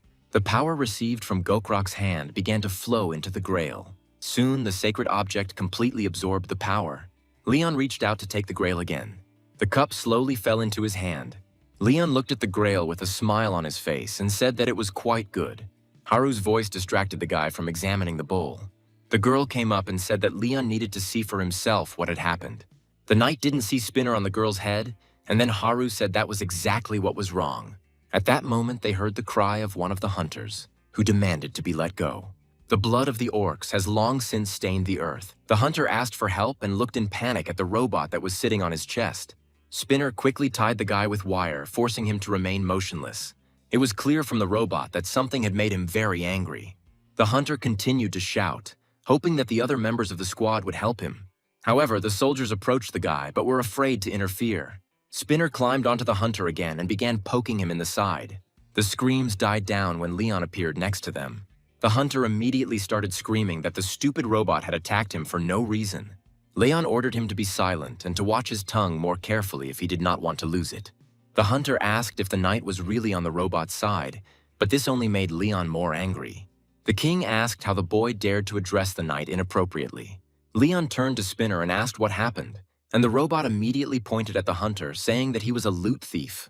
The boy began to deny it, but the knight said that they would find out the truth after they examined his things. Leon looked at Haru and ordered her to search the hunter. The girl looked menacingly at the guy and moved towards him. The hunter panicked and asked if Haru really trusted some robot. The guy's cries soon died down when the girl discovered a package in his things. Upon opening it, Haru saw the heart of a great orc warrior, which is the most valuable loot inside the gate. The girl asked why the hunter did this because stealing trophies is a great sin. The guy started shouting that he hadn't stolen anything and that it was just a misunderstanding. However, Leon didn't even listen to him, but only swung his sword. The hunter didn't even have time to realize when his hand flew off to the side. The rest of the hunters looked at what was happening in shock. The next moment, he felt severe pain and screamed at the top of his lungs. Leon said that the laws and common sense here were far from his understanding. But in any case, the guy was a member of his army. The knight said that this meant that the hunter must obey not the norms and laws that he knew before, but the rules of Leon himself. Leon demanded that those who could not follow his rules raise their hands. In the kingdom of Leonhard, thieves lose their hands, and this is an unbreakable law. People from the modern world found this difficult to accept, so they saw only cruelty in Leon's behavior. However, all the hunters felt that their strength was rapidly growing next to the knight. The opportunity was too good to pass up, so no one dared raise their hand. However, there was one person who spoke up. Leon looked at the hunter with interest and told him to state his name. The soldier immediately took off his helmet. That man turned out to be Gu Taesung. Leon asked why the guy came forward. Taesung looked at the guilty hunter and asked if the knight could allow the thief to get his hand back. Leon asked the boy if he really wanted his hand back. Taesung was very worried but answered affirmatively. Leon said that it would defeat the whole purpose of the punishment, so Taesung's request would negate the purpose of his punishment. The guy said that he understood this, but before that they lived by different rules and laws. Taesung said that it would be generous of Leon's side to give the hunter a chance since they had only just learned about the new rules. The knight thought about his words and then said that it made sense. Taesung immediately bowed and asked to forgive his comrade. The guilty hunter flinched as Leon took a step towards him. The knight called upon the Holy Grail and said that the boy should be grateful for having a comrade who spoke the right things. Leon took the cup and called upon the blessing of the gods. A golden liquid poured out of the grail. Leon directed it so that it flowed onto the hunter's severed hand. Gradually, the soldier began to calm down, feeling the power circulating through his body. Taesun looked in surprise as a new arm grew in place of the severed one. Soon, the guilty hunter looked at his regrown arm with tears in his eyes. Taesung had never heard of anyone in their world being able to regrow a new limb, as even S-rank healers couldn't do it. The guy wondered if this was really the kind of power that one person could possess. Even though the punishment was overturned, Leon did not forgive the hunter and said that he was losing all his rights. The boy cried and asked for forgiveness for his misdeed, but also thanked the knight for his decision. Leon turned to the rest of the hunters and told those who wanted to become part of his army to line up. The guy gave permission to take his share of the loot and leave to those who do not want to follow him. However, all the hunters decided to stay as they saw this as an incredible opportunity. Leon smiled and said that in that case they would start training right away. The knight gave the command to get ready as they had to return already. Haru approached Leon and asked what the next training would be. The knight smiled and said that the next training would be physical. Soon, all members of the squad returned to Earth. All the hunters who wanted to join Leon's squad gathered at the training ground. Manager Kim approached Taesung and asked if he was okay. The man asked the boy if he had participated in the raid on the gate, and he answered yes. Manager Kim said that it was possible to get overtired, so the guy should at least rest sometimes. At that moment, Haru appeared on the landing, immediately silencing everyone present. The girl stood a little to the side and coughed a couple of times, clearing her throat. Then Haru shouted loudly that His Majesty Leon Dragonia Leonhard and Sir Spinner had arrived. Immediately after this, Leon walked in front of the hunters, heading towards the place in the center. The spinner took its place on Haru's head, and then Leon congratulated everyone present on completing the simplest task. The knight said they were close to being considered members of his army, but there was still work to be done. While watching his charges fight, Leon discovered a number of problems. The knight said that the biggest problem was the bodies of the hunters. Leon decided to start with physical training first. The knight announced that from now on, everyone present would undergo strict training in accordance with the teaching aids. Many hunters immediately imagined a training manual for a standing army and training for middle-aged people. Leon said that training the body is training the muscles that are necessary to reach the limit and overcome it. The Grail Knight, Sir Gratas, the Giant Slayer, created a training manual for the standing army. This knight once said that a man will become stronger if he is beaten well. Leon said he thought these words were wise. The hunters immediately sensed something was wrong and began to wonder who they would kill. Leon shouted that the kingdom's defenders must be much more diligent than ordinary farmers. The knight said that Gratas taught them to cut and beat the bodies of soldiers and then heal them. Due to this, the muscles will become stronger, but their vision will also become so fast in an attempt to avoid even more blows. The hunters were already openly horrified by Leon's words. Everyone present flinched when the knight pointed his finger at them. Leon ordered them to beat each other up immediately. It was important that everyone was beaten half to death. Leon wanted every muscle in his charges' bodies to be torn to shreds and their fists to be turned to mush. When the knight said that it was possible to break bones, Tayson could not stand it and shouted that all this was wrong. The guy said that if they did that, their bodies simply wouldn't be able to handle it. But Leon had a different opinion. The knight quickly materialized the Holy Grail and placed it on the stand next to him. Leon said that with the protector of the Holy Grail, they were in no danger. Manager Kim looked at Tai Sung and noticed the energy flowing past his face. The wounds left from the last battle quickly began to heal on the boy's face. Leon said that near the Holy Grail, all warriors will be healed. The knight said that the cup would help them restore torn muscles and heal broken bones. Leon gave his charges 5 hours to destroy everything they saw in front of them. The knight declared that there were no allies here, so they had to take all the blows and deal them to those standing nearby. Leon promised that whoever remained standing after these 5 hours would be beaten by him personally. The knight turned and walked towards the exit from the site, handing over authority to Spinner. After Leon left, the hunters froze in place, looking at each other warily. Tai Sung and Manager Kim looked at each other and started giggling nervously. The spinner on Haru's head activated and said that it had detected fraudulent activity. The girl shuddered when streams of energy began to emanate from the robot. Spinner's line transformed into a whip and struck the ground near the intruders. The robot said they had to take action or the military would be used. More than the possibility of being beaten, the hunters were afraid of meeting Spinner. Everyone's nerves were on edge, but they had no other choice. One of the squad members rushed at the guy standing next to him.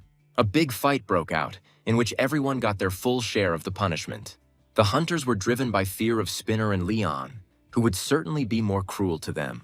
Tayson watched this helplessly and did not engage in a fight. The guys shouted that this was all madness and everyone had simply gone crazy. However, at that moment, Tayson received a blow to the face from someone close to him. After this, the daily lives of the hunters who wished to join the ranks of the Knights of Leon changed dramatically. At 9 in the morning, a training session of the standing army on the Gratasu drill awaited them. At 12 o'clock, the hunters were treated to lunch, consisting of water with salt and sugar. The exhausted hunters approached Haru and asked what all this meant. Leon took the floor and said that for lunch, his charges would have only water with dissolved sugar and salt. The hunters were so tired that they didn't even have the strength to argue. According to the textbook, soldiers eat what will keep them alive, and proper nutrition will be available when they become knights. At 13 o'clock, there was a tactical training session, during which the hunters studied formations and tried to stop Leon. However, no matter how hard the soldiers tried, Stallion broke their formation without difficulty. At 21 o'clock, it was time for bed. Taesung believed that these trainings came from hell itself. The hunters were able to endure this thanks to Haru's care, who brought them sweet potatoes as a snack before going to bed. This was all part of Leon's plan, but the hunters weren't supposed to know about it. Even with such a schedule, Taesung found time to train separately. Early in the morning, the guy went out to the training ground in full gear. Taesung honed his sword and shield skills. However, such a difficult schedule could not help but be exhausting. Tayson noticed that the shield was heavier than he thought, and that swinging the sword was taking too much effort. With a shield, the guy was limited in his stances, so to use a sword with such equipment, he had to practice thrusting. Tayson searched for instructional videos online and tried to repeat them.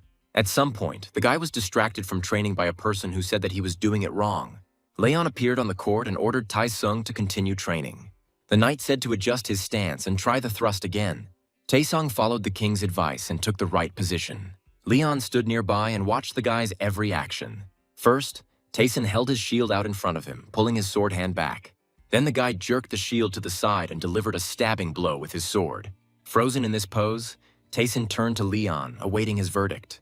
However, Leon also looked at the guy and said that it was wrong again.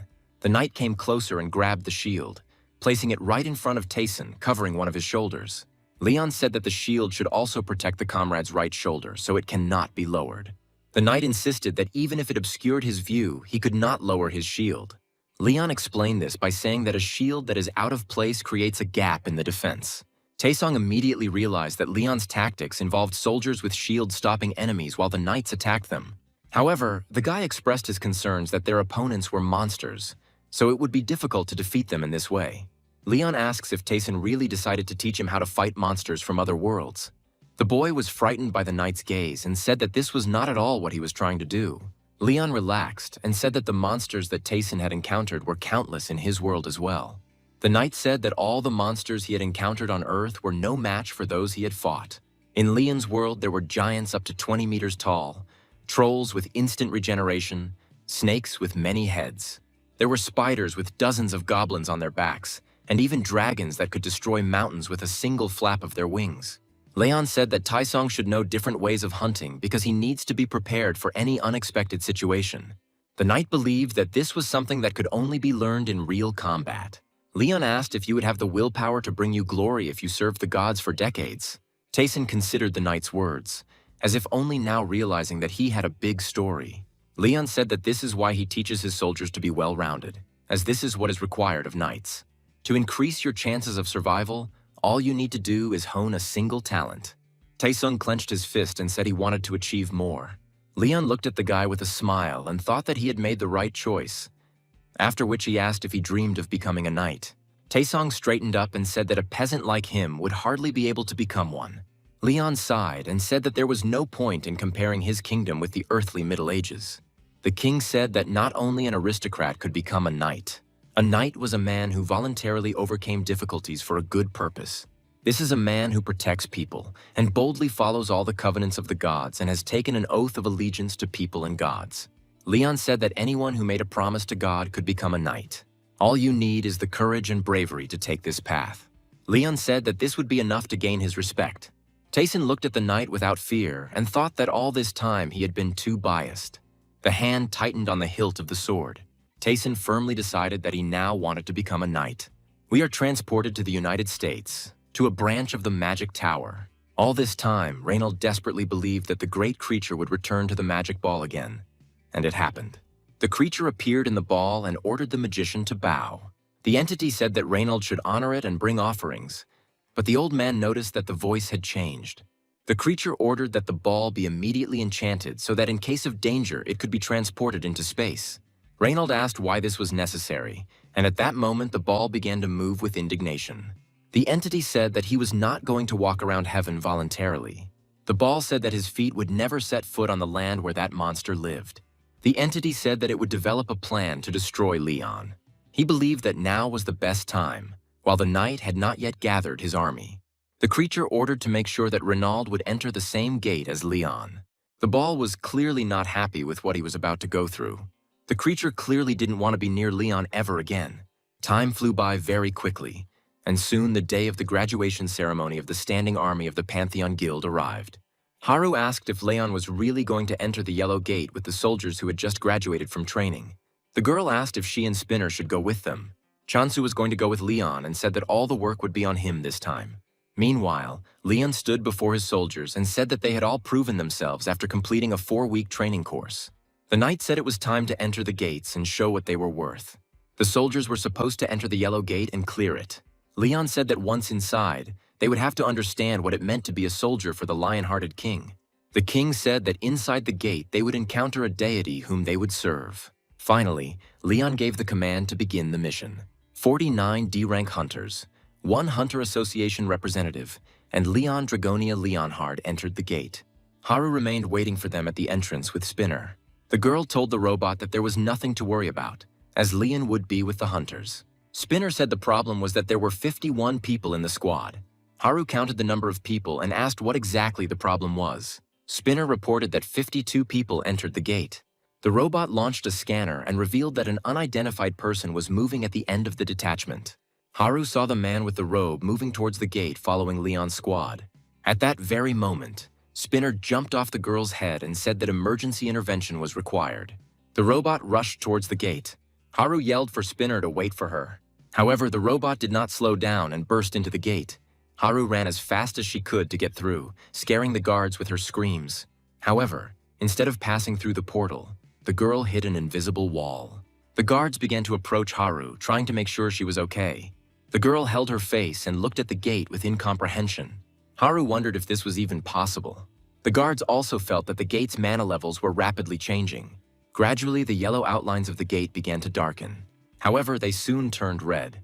The gate grew significantly in size, causing a strong wind to form. Haru couldn't understand what caused these changes. The girl had never witnessed such a phenomenon before. Meanwhile, Leon's detachment arrived in new lands. At that moment, a fierce battle was unfolding near the medieval city. The monsters were advancing, trying to penetrate the city walls. People tried their best to hold back the enemy's onslaught. At that moment, a yellow gate appeared, through which Leon's squad passed. The hunters were frightened when they saw the demons in front of them.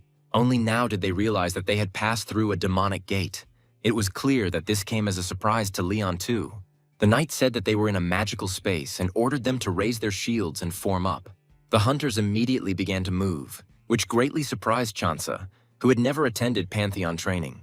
The soldiers moved in a coordinated manner, as if they had been honing these skills for years. Soon, Chansu found himself in the center of the turtles' formation. Leon gave the order to advance forward.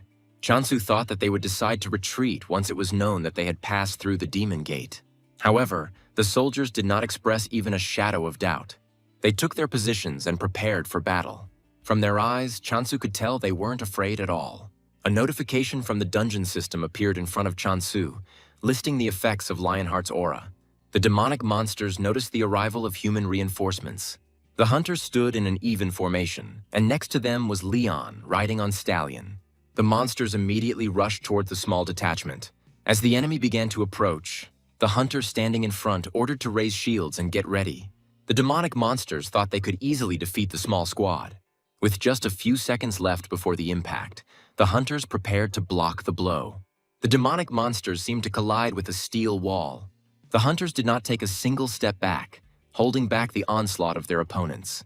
As the monsters approached, Chansu recognized them as demonic hounds. The man didn't understand how B-rank hunters could block the attack with pure willpower. Chansu was afraid to even imagine what the hunters had encountered during their 4 weeks of training under Leon. Meanwhile, the king ran forward and ordered his men to take a step forward. Leon gave the order to push back the enemy and attack in response. The collision with the shields caused the monsters to lose their balance and fall to the ground. While the enemy was recovering, the shields moved apart, and the monsters could see soldiers with swords in their hands. With one precise stabbing movement, the hunters dealt with the monsters. Following this, the soldiers again put up their shields and pushed back the enemy. Leon ordered to continue moving forward. Chansu moved in the middle of the formation, so he could observe the progress of the battle. Soon the man saw a demonic troll moving towards them. He was surrounded by many smaller monsters. Chansu tried to warn the hunters about the danger, but they seemed not to hear him. The man was confident that they would not be able to block the blow. The severity of the troll's blow was comparable to A-rank damage. The monster raised his hand with a club over the head of one of the soldiers standing in front. This man turned out to be the captain of the 3rd squad, Gu Taisong. The club fell on the guy's shield with a loud sound. However, Taisong did not even flinch and said that it was nothing compared to His Majesty's powerful blow. The shield glowed red-hot, but withstood the demonic troll's attack. The monster roared loudly and prepared to strike again. At this moment, Spinner appeared, reacting to the mid-level event. The robot immediately opened fire to kill. The hunters looked in surprise at Spinner, who shouldn't have been there.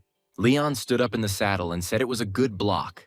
When Stallion was close enough to the demon troll, Leon jumped up and slashed with his sword.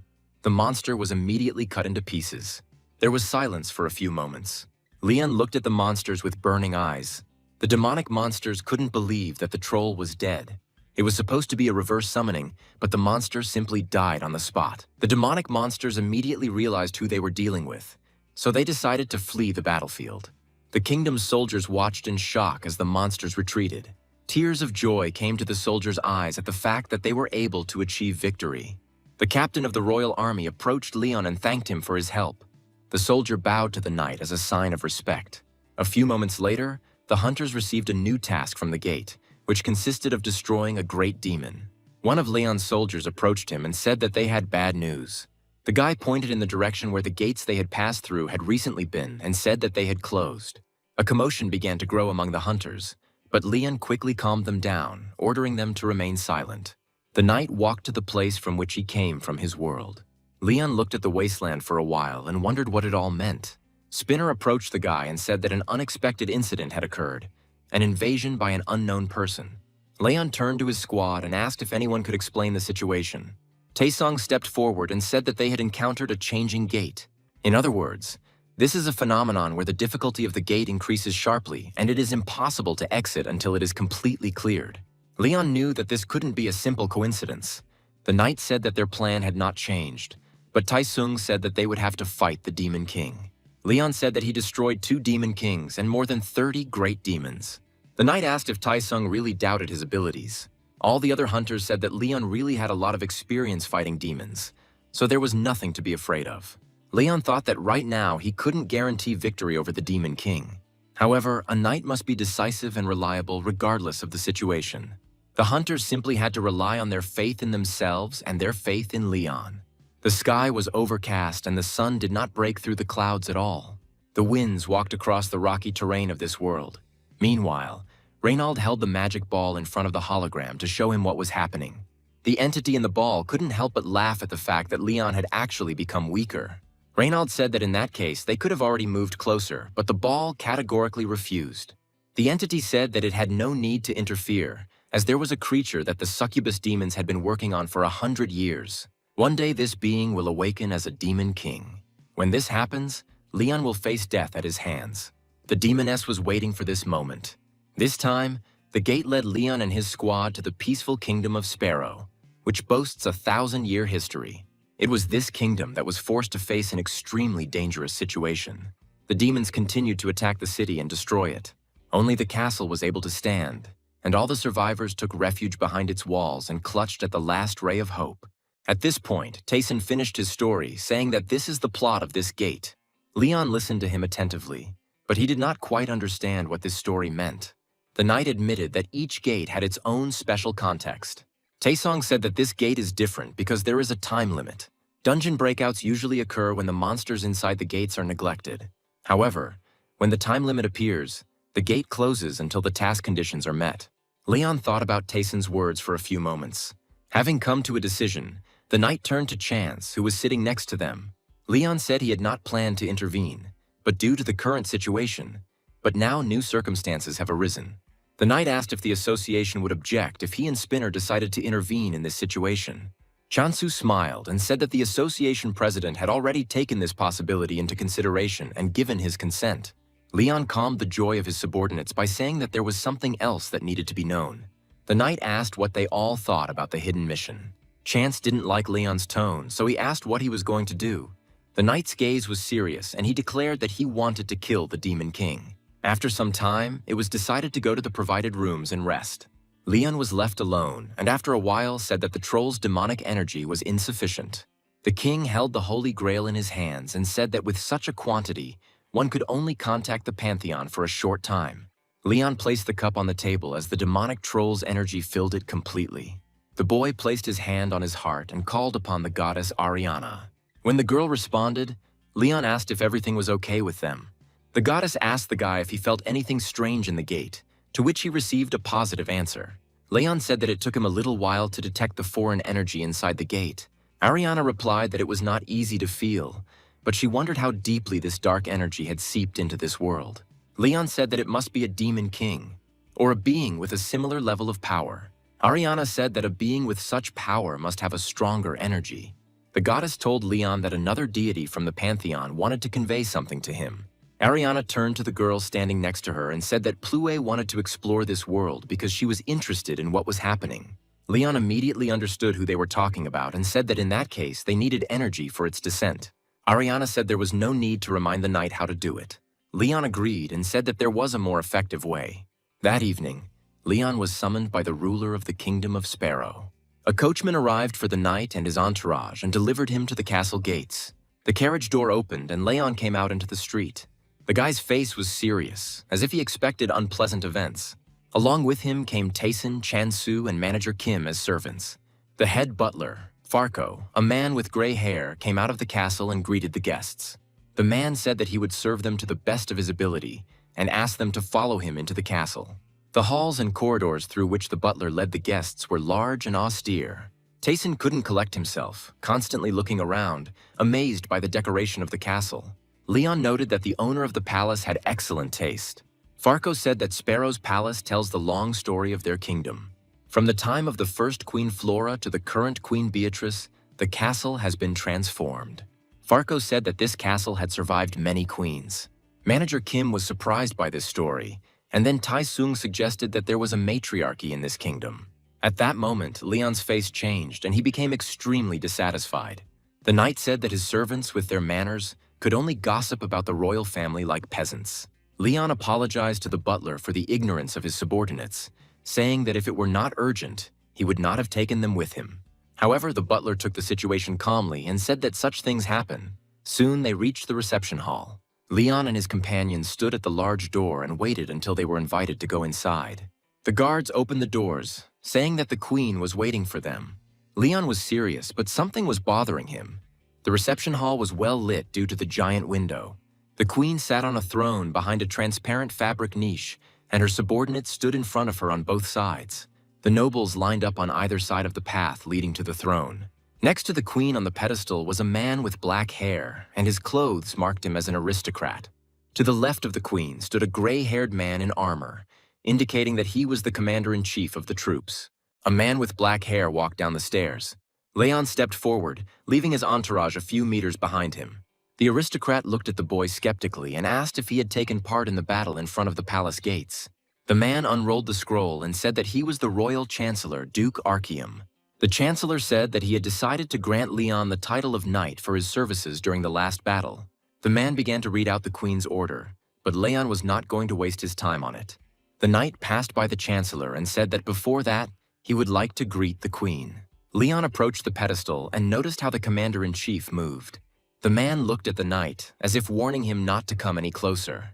The chancellor ran after Leon and said that although he had accomplished several great deeds, an outsider could not approach the queen. Leon's subordinates agreed with the man, but did not dare move. Taesung was only worried that the commander would not lose his temper because the chancellor was yelling. The queen watched silently from behind a screen. Leon's patience soon ran out. The guy said he couldn't stand it anymore. Leon addressed the queen directly and introduced himself, saying that he was King Lionheart. The boy said that he would do what was necessary, even if the ruler thought it was rude. The chancellor completely lost his temper and began shouting even louder than before, ordering the commander-in-chief to immediately remove Leon from the hall. However, the man fell silent as soon as the knight's hands grabbed his head. It was clear that Leon was extremely angry. Feeling pressure on his head, the chancellor froze in place. Leon's subordinates decided to intervene and tried to stop their captain from acting hastily. However, the knight had no intention of listening to them, and the next second he wrung the chancellor's neck. Leon's subordinates couldn't believe what had happened. They couldn't even imagine what this could turn out to be for them. Leon acted so quickly that no one had time to react. The knight wrung the duke's neck as if it cost him nothing. As the chancellor's body fell to the floor, the queen's guards pounced on Leon. However, the knight did not pay any attention to this, as something continued to irritate him. Leon grabbed the chancellor's left hand and tore it off, greatly disturbing those present. The queen's guards pointed their swords at the knight and asked what it meant. Leon did not take his eyes off the chancellor and asked how much longer he intended to hide his true face. The knight asked if he really thought he could escape the gaze of the lion-hearted king. Leon demanded that the demon immediately reveal his true nature. Suddenly, the Duke's seemingly dead eyes looked at the knight. The Queen's guards had not expected this, and now their attention was completely turned to the Duke's body. A few moments later, the Duke's body, like a mask, fell to the floor, completely empty. A demon that looked like a giant praying mantis appeared before Leon. As if on cue, among the aristocrats there appeared more people who began to turn into demons. They tore apart their clothes and human shells, revealing their true form to everyone present. Panic broke out in the reception hall, and the guards no longer understood who they should fight first. Only Leon remained calm throughout this whole situation. The knight ordered everyone to stop panicking. Leon ordered them to gather and fight together against the monsters. While the boy was giving instructions, the demon was about to strike him, taking advantage of the fact that the victim was not looking at him. However, the monster was sorely mistaken, as Leon was able to stop its razor-sharp paws with 2 fingers. For a few moments, the demon froze in place. Leon was angry at being interrupted and immediately ripped the monster's paw off. With his own paw, the knight chopped off the monster's head.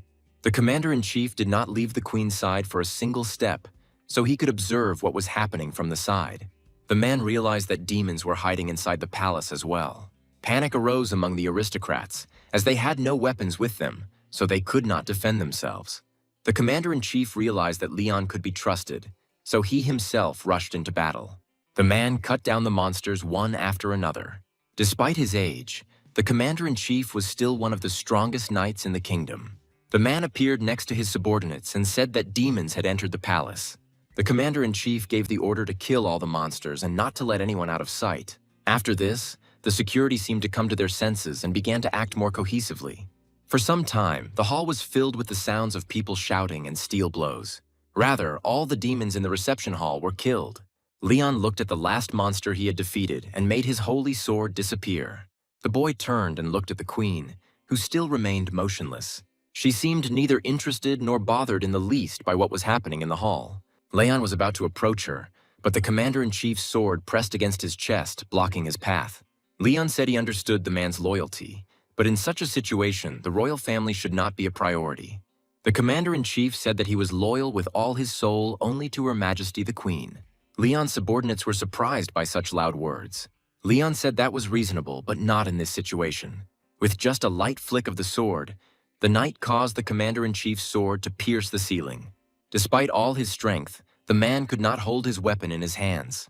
Leon said that as king, he had the right to ask questions and pass judgment, so the commander-in-chief should know his place.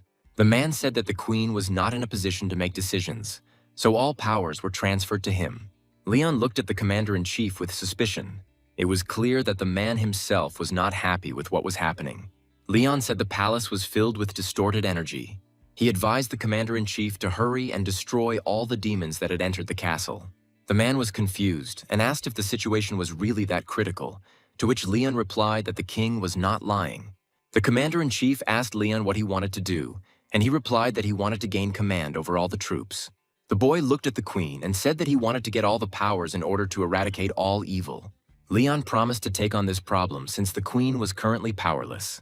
The Queen didn't respond to this, but the guide took this as consent. After some time, Leon and the commander-in-chief called the city's inhabitants together in the central square. Leon announced that he had been given full power. The knight reported that among the townspeople there were several people poisoned by demons. The boy was sure that the demons' plan was to start a revolution while infiltrating the palace. Leon said that there was no reason to worry, because he had a way to distinguish poisoned people from normal ones. The knight said that he would now tell and show everything. A few moments later, a boy and a girl were tied up at Leon's feet. The bound people were very worried, which greatly frightened the townspeople. Leon said that all who are not atheists or infected must enter the flames to prove their innocence. People were scared and didn't want to take the risk of going into the giant fire. Leon said he would make an example of them, then threw the captives straight into the fire. The townspeople thought the guy just wanted to kill them all. The guy thrown into the fire immediately began to burn and scream in pain. People retreated back, afraid of ending up in the fire just like this unfortunate man. However, soon the townspeople began to notice something strange. The girl Leon also threw into the fire was fine. She stood in the middle of the flames but was safe and sound. People came closer, trying to understand where the scream was coming from. But soon they saw the guy's body. The outer human shell burned in the flames, revealing to the townspeople the image of a demon. Leon said that it was a holy flame that burned only those who had evil in them. The knight said that people should give thanks and shout out the name of the god of war and fire, Patos, as they walked through the flames. However, the townspeople were still not sure that the flames would not touch them, which began to anger Leon. The knight drew his sword and ordered everyone to immediately enter the flames before he himself sent them to the next world. People were more afraid of Leon than of the flames, so they all immediately ran to the fire in despair. For some time, the street was filled with people's screams. The number of people in the central square dwindled, and soon only the demons who did not dare go into the fire remained. Leon covered his nose with his hand and said that their stench was everywhere, but he would put their souls to rest. The demons took on their true form and said that he did not know his place. However, Leon was not going to listen to them and shouted that he would kill them all here and now. The knight's voice was so loud that the demons' ears hurt. Leon was very angry and was going to destroy everyone around him. The knight called demons worms that feed on people's emotions. What angered Leon most was that the monsters dared to pretend to be humans and gather in groups. The boy promised that they would all die in agony, and their desperate cries would echo throughout the world. The demons thought Leon had gone crazy, but the feeling that they had messed with the wrong guy never left them. Meanwhile, Reynold took refuge in the mountains and watched what was happening from the side. The man stood in front of the system screen with the ball in his hands and said that the penetration plan had failed. Watching Leon get angry, the ball couldn't stop shaking with fear. The entity had already met the knight once, but he still had nightmares. By the next day, Leon had dealt with all the captured demons, but left one for demonstration. The knight called the people together again and declared that there was nothing more to fear, since as long as he was alive, the demons could no longer harm them. Leon said that monsters were causing trouble among people, but there was nothing to worry about now. The demon tied to the pole laughed, looking at the frightened people. The bat-like monster shouted that this would not be the end of it, because all humans must be destroyed. However, Leon didn't let him finish, hitting him on the head with the edge of his palm. The demon immediately fell silent as the knight struck his head. Leon told the people to look at the beast that was the cause of their fear. The knight said that it was the demons who caused their illnesses, hunger, and discord within the family. Leon blamed the monsters for all the mortal sins and problems in the city, but the demon looked at him as if he had nothing to do with it. The demon wanted to object, but the knight quickly silenced him by tearing off one of the horns on his head. The residents doubted the veracity of Leon's words, but believing that demons were to blame for everything was easier than admitting their own guilt. Soon all the townspeople were looking at the demon with anger. The monster wanted to object, but Leon tore off his second horn. The knight told people that demons are creatures that bring various misfortunes into their lives. Leon also blamed the monsters for the fact that because of them there is no true faith on this earth. The knight materialized a burning stick in his hand and said that the god of war had created a sacred flame especially for people. Leon pointed to a red-haired guy in the crowd and told him to come up to the podium with him. A few moments later, the young man was already standing next to the knight, holding a burning stick in his hands. Leon ordered him to punish the demon with sacred fire until he fully atoned for his sins. The boy began to doubt, but the knight asked if he really felt sorry for the demon. The red-haired man was more afraid of Leon than the monster, so he immediately said that he hated monsters because they killed his father. Full of confidence, the boy approached the demon and picked up the stick. The monster looked at him and said that if he touched him with that stick, he would even find him in the bosom of a unicorn and kill him. Leon hit the monster again, knocking out several of its teeth, and told it to stop making faces. It was clear that the demon already regretted ending up in the same dimension with the knight. The red-haired guy, on the contrary, was filled with anger, and he hit the monster on the head with a stick of holy fire. The fire did not kill the demon, but it caused him unbearable pain. The monster looked at Leon and began to curse him. However, the knight was not going to tolerate this directed at him and finished off the demon before the holy fire did. Meanwhile, the demon of pleasure and debauchery, Balters, sat tied up in the dungeon. He became a demon 34 years ago and tortured and corrupted countless people, but he never imagined that he would end up like this. The monster was distracted from his thoughts by a light metallic knock. Spinner walked up to the camera and beeped. The demon hoped that he would be able to corrupt the man who would guard him. Seeing a small robot in front of him, the monster couldn't understand what to do next. Spinner beeped again and then demanded information. However, this made the demon laugh, and he asked if they really thought he would listen to some piece of iron. Spinner concluded that hostage number 14 was uncooperative. At that moment, 3 people appeared in the dungeon. They were dressed in steel armor, and in it they were immediately recognizable as members of the pantheon. At first, the demon was frightened by the appearance of so many people.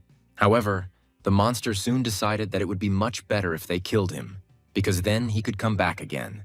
At that moment, the soldiers brought something glowing into the demon's chamber. The monster looked at the glowing basin in the soldier's hands and asked what it was. Spinner reported that the basin contained water with a 15% content of holy water. The soldier placed the container on the floor, causing the demon to flinch. Spinner jumped onto the side of the basin and said that cooperation was acceptable behavior. The robot said that water would help them get all the answers. The demon tried to pull away, but Spinner had already grabbed him by the throat with a tourniquet. The robot pulled the monster to the basin and dipped its face into a solution of holy water. The soldiers watched the events with the same bloodthirstiness as Spinner. After a few seconds, the robot released the demon and he raised his flushed face and began to scream. The monster began to scream that no one dared to treat him like that, because the consequences would be serious. However, Spinner once again concluded that the demon was uncooperative and then plunged its head back into the basin. The robot seemed to be enjoying this immensely and repeated the action over and over again. Soon, even the soldiers began to worry about the demon's life. Balters asked what they wanted to know from him anyway, but Spinner again took this as a refusal to cooperate. For a long time, the demon's screams could be heard from the dungeon. The monster's face turned very red and overall he looked very exhausted. Spinner did the calculations and analysis of the demon's words and concluded that even more information could be obtained. However, Balters did not know what his prisoners could say when they gathered, so he did not know what else could be said. Spinner advised that the hostage's life was in question because there was no way to obtain the necessary information. After these words, the demon wondered whether he should even try to hide the information. Remembering the past torture, Balters smiled and asked what else they would like to know. After collecting the necessary information, Spinner returned to the inn and told Leon everything. Having reproduced all the results of the interrogations, the robot said that the information from different sources coincided by 89%. Leon said Spinner did a great job. Twirling his glass of wine in his hand, the knight asked what was happening to the imprisoned demons. Spinner said they were all destroyed by maintaining 127 decibels for 14 seconds. Leon smiled and said that was not bad. The knight said that the song of justice was always a delight to his ears. However, Leon's joy did not last long. At some point, the knight's body was pierced by pain and disappointment. Leon broke his glass, causing Spinner to panic. After a brief analysis, the robot discovered that the knight's heartbeat had increased and that chest pain was making it difficult to breathe. Leon was filled with anger, which resulted in physical pain. The knight jumped up, knocking over the chair he had just been sitting on. Leon said that he could not accept that these creatures were alive and still breathing the same air as him. Spinner suggested that immediate destruction be carried out. Leon said that this was an excellent plan, so they must urgently eradicate the cause of evil. The king jumped out of the window with Spinner, smashing him to pieces. Robots never felt tired, so they didn't need rest. The lion-hearted king was also filled with energy. The force that was erupting from Leon's body caused his clothes to begin to tear. The king took off, and Sir Spinner followed him. Leon said it was time for a merciless night. Meanwhile, Reynald, along with the entity in the ball, was trying to figure out what to do next. The sorcerer descended to the demons at the behest of the entity. Sensing a human in their ranks, the demons immediately surrounded Reynald. The sorcerer asked the entity if this was normal, and the ball told him to ignore them. Reynald tried not to look around as the monsters scared him. Soon the sorcerer was ordered to stop. Reynald saw before him an 8-armed demon who asked him how he dared to enter his lands for fun. The demon said that this man had no idea what fear was. The sorcerer froze in place, trembling with fear as he felt the thick energy of evil filling the air. The entity from the ball said that before them was the great demon of debauchery and pleasure, Androgyne. The demon looked at the ball and said that he felt a lack of common sense and core. The Androgyne immediately recognized that the ball contained a goblin who had achieved unexpected success. The entity said that he had an offer that the demon could not refuse. However, Androgyne took his words as an insult. The demon loomed over Reynald, who held the orb in his hands, and told them to know their place. Androgyne said that the Goblin Lord and most of the great demons were dead, so they were on different levels. For a few moments, the entity in the ball was silent. However, afterward, the goblin said that all the demons of this world also had one foot in the grave, so they should not be so arrogant.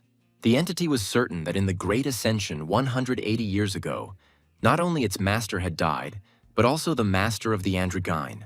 The goblin said he knew what kind of merciless creatures lived below. 180 years ago, the five evils united for the first time in order to seize power over the world. However, the result was too terrible. Three demon lords met a terrible enemy. The demonic army fled in fear, not wanting to die so early. They were powerless against the enemy that this world presented to them. They all remembered Leon, who was blessed by the gods and was invincible. The mere sight of this night inspired fear in all monsters and demons. What added to their fear was that Leon genuinely loathed them. During that time, more than 10 million demons were killed. The goblin from the ball said that he was the only survivor from this place. The androgyne asked if the goblin really knew what had happened there. The entity said that the demon is just an animal, ruled only by instincts. The goblin reminded that he had come to androgyne with an offer he couldn't refuse. The demon agreed to cooperate, as he dreamed of sending Leon to the very depths of hell. The goblin asked if the rumors were true that the androgyne was currently carrying out a mission from the most prominent demon. The demon replied that it was almost complete, and even if the target did not survive, it would still remain only mortal. They spoke of a queen who had been worked on by demons for a long time. The androgyne said that the end was near. After some time, Renaud and the entity left the demon's domain. The goblin said the odds of winning were 7-3, with androgyne having a better chance. Renaud asked if they could increase their chances if he, as an S-rank sorcerer, entered the battle. However, the entity once again said that they would not interfere in this fight. The goblin said that now they should go to the Dead Reapers near the palace. The entity assumed that Leon knew of their power. Soon a monster came out to them and Renaud asked the goblin who it was. The entity said they found one of the Dead Reapers. However, the strange thing was that the monster looked beaten and seemed as if it was about to burst into tears. At that very moment, the entity ordered Renaud to hide immediately. A second later, a red sphere appeared with a bright thread trailing behind it. The thread wrapped around the Dead Reaper, knocking him off his feet. Renaud and the goblin were terrified. In an instant, the Dead Reaper was hanging upside down from the tree. Renaud noticed another monster crawling towards them, as if begging for help. He was desperately trying to escape from someone. Renaud pressed the magic ball to himself and cast an invisibility spell on himself. At that moment, the sorcerer and the entity heard a voice that they wished they had never heard in real life. Spinner quickly tied up all the Dead Reapers and hung them from the treetops. Leon walked with him along a forest path, and all his clothes were torn. Spinner speculated that there were still survivors, as the last monster was looking at someone. The goblin immediately became frightened and asked Renaud if he had hidden them well. When Leon came closer, the sorcerer asked the entity how this happened, since they had not heard a sound from the other side of the forest. The goblin replied that this was the law of silence of the Grail Knights, which allowed even the sound of hooves to be completely muffled. The entity understood that the knight had used divine law and killed all the demons in the forest. Leon stopped in front of Renaud and said that there was an unpleasant energy coming from this place. It seemed that the sorcerer and the goblin were ready to die right there from these words alone. Leon leaned even closer to Renaud and said that it was coming from here. At that moment, Spinner beeped, which distracted the knight from examining the area. The robot reported detecting movement further into the forest, indicating that there were still survivors. Leon looked again towards the area with strange energy and decided to follow Spinner to its coordinates. As the knight and the robot moved further and further into the forest, Renaud and the goblin were afraid to move or make a sound. They waited until Leon's presence was no longer felt. Renaud removed the cloaking spell from them and collapsed to the ground, whispering that they were almost caught. Leon and Spinner returned to the inn towards morning. On command, a basin of water and a towel were brought to the knight. Leon stood in front of the window and washed away the traces of the battle. The guy was already familiar with the demons of debauchery and pleasure and knew perfectly well that they only indulged their dirty desires. However, something still bothered him about this whole situation. Leon didn't understand why so many of these demons had settled in this particular gate. While hunting, he and Spinner even encountered high-ranking and elite demons. From this one could conclude that the great demon was also here. However, the presence of such a large number of demons of debauchery and pleasure had no explanation. At that moment, a female voice was heard behind Leon, saying that the smell of blood was too disgusting. The knight shuddered and turned around, thinking that he had not even noticed the guest's appearance. The girl said that Leon was most likely tired and would like to rest. The guest had long platinum hair and a mole under her left eye. Her eyes were pink, and Leon unmistakably recognized her as the queen. The girl smiled and greeted the knight, The queen asked if she could address Leon that way, or if she should call him the lion-hearted king. The knight closed his eyes and thought that the girl was beautiful. Leon picked up the shirt from the chair, noting that the queen reeked of debauchery for no apparent reason. The knight understood that she was the cause of this war, since she in herself personified the fall. The girl extended her hand and said that her name was Beatrice Allegira Sparrow. Leon took her hand and, as etiquette dictates, introduced himself in return and kissed the back of her hand. The knight thought that this energy emanating from the girl had not been noticeable before. The queen said that Leon should not be so worried about her appearance. The girl said that she just wanted to greet the man who saved her kingdom. Leon said that now was not the time for knight visits from such a noble maiden. The queen's mood changed and she looked strangely at the knight. Beatrice hugged herself and said that she was being watched. Leon became worried and asked who could be watching the queen. The girl clenched her hands tighter, as if not daring to tell the whole truth. However, she still decided to admit that the commander-in-chief and his knights were constantly by her side. Beatrice said they were keeping an eye on her and keeping her locked up.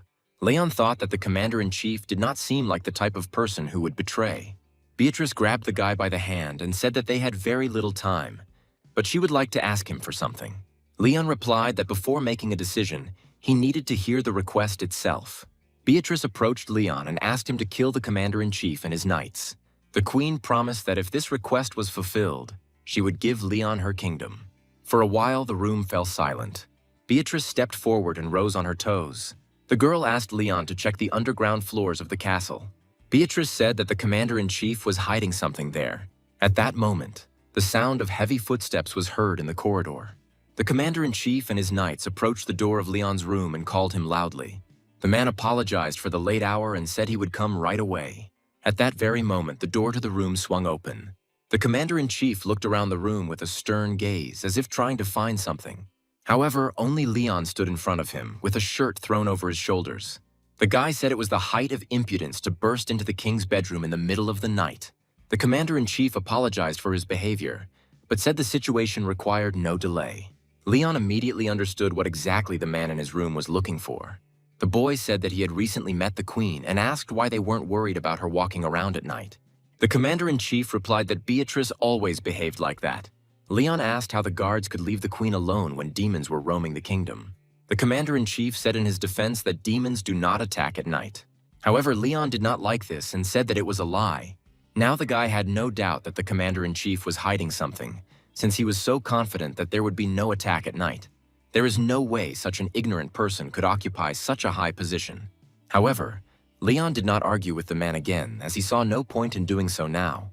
The commander-in-chief turned towards the exit and apologized for his rudeness, saying that he needed to go back. Before the man left, Leon said the queen had complained about them keeping her locked up.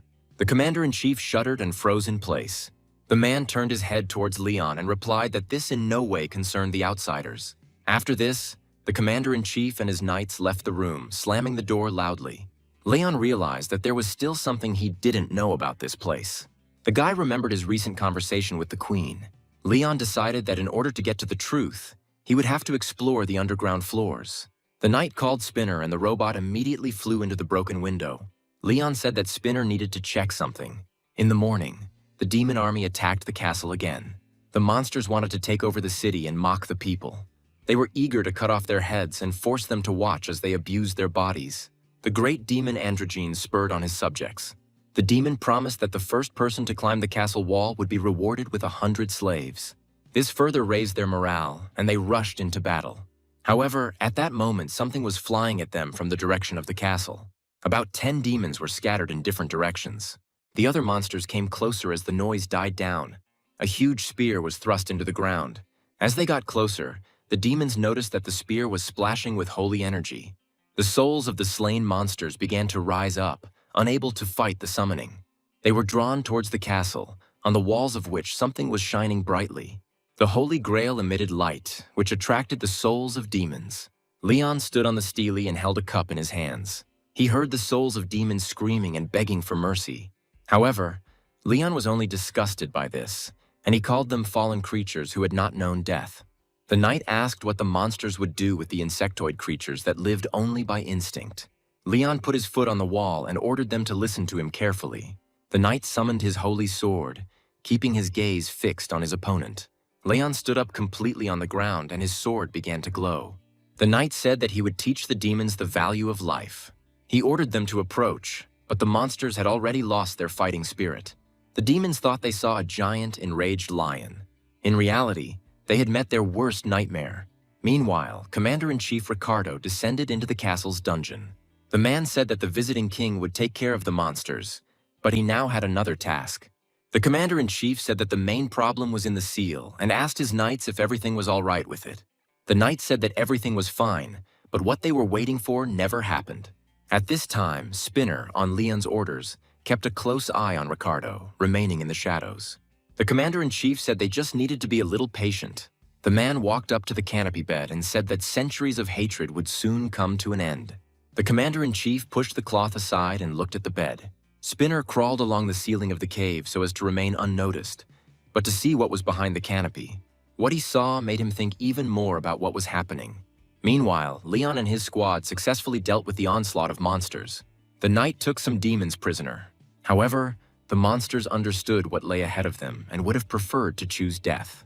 Tayson looked at them with some pity and saw one demon fall. The guy ran up to him to help him get to his feet. However, Taesong noticed too late that something was wrong. The demon turned into a beautiful, half-naked girl who looked at the guy shyly and asked him to untie her. However, a second later, a lecherous smile appeared on the girl's face, and she promised that she would thank him for his help. Taesung felt his mind begin to give in to this temptation. The guy had already reached out his hands to the girl to fulfill her request.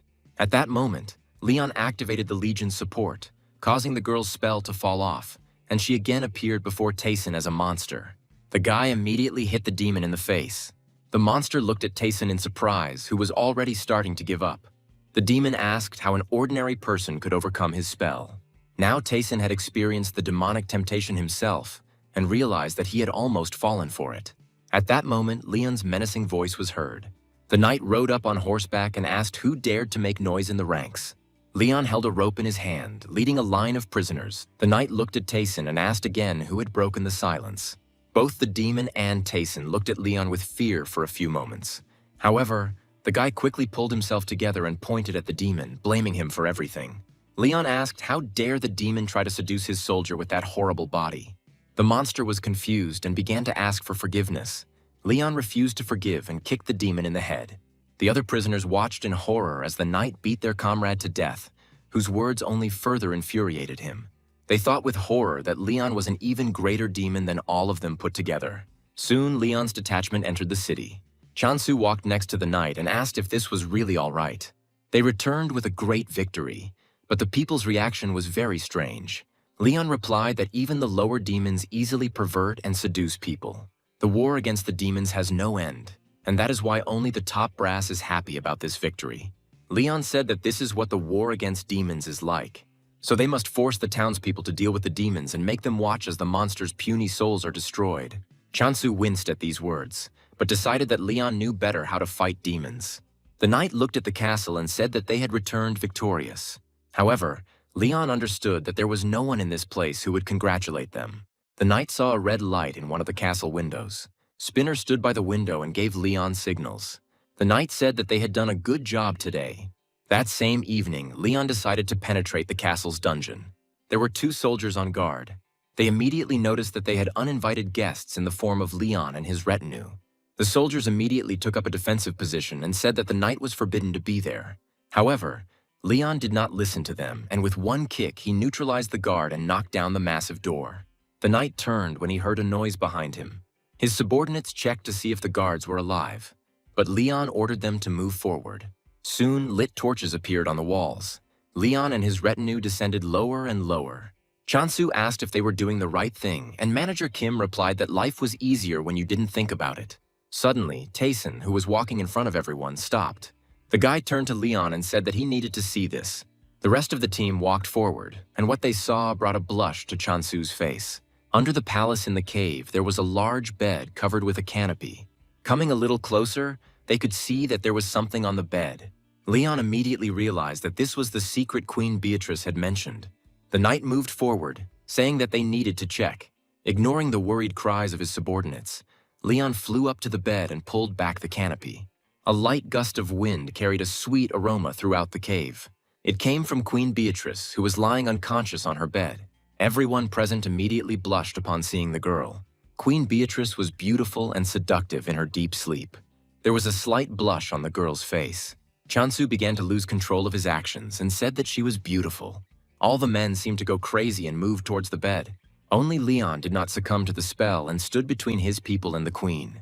He ordered them to resist and not let the dark energy enslave them. However, the Legion's support no longer worked, and the soldiers did not listen to him. Leon immediately realized that in this case his aura would not help. The one standing closest to him was Chansu, who immediately fell under the hot hand. Leon said that in that case we would have to do things the old-fashioned way. One by one, the knight approached and knocked out everyone who tried to approach the queen. Soon, almost the entire threat was eliminated. Leon was even upset that his people were unable to overcome this spell. Leon turned, about to knock out the last remaining man, Tayson, but froze. After a few moments, a smile appeared on the guy's face, and he said that it wasn't a bad idea.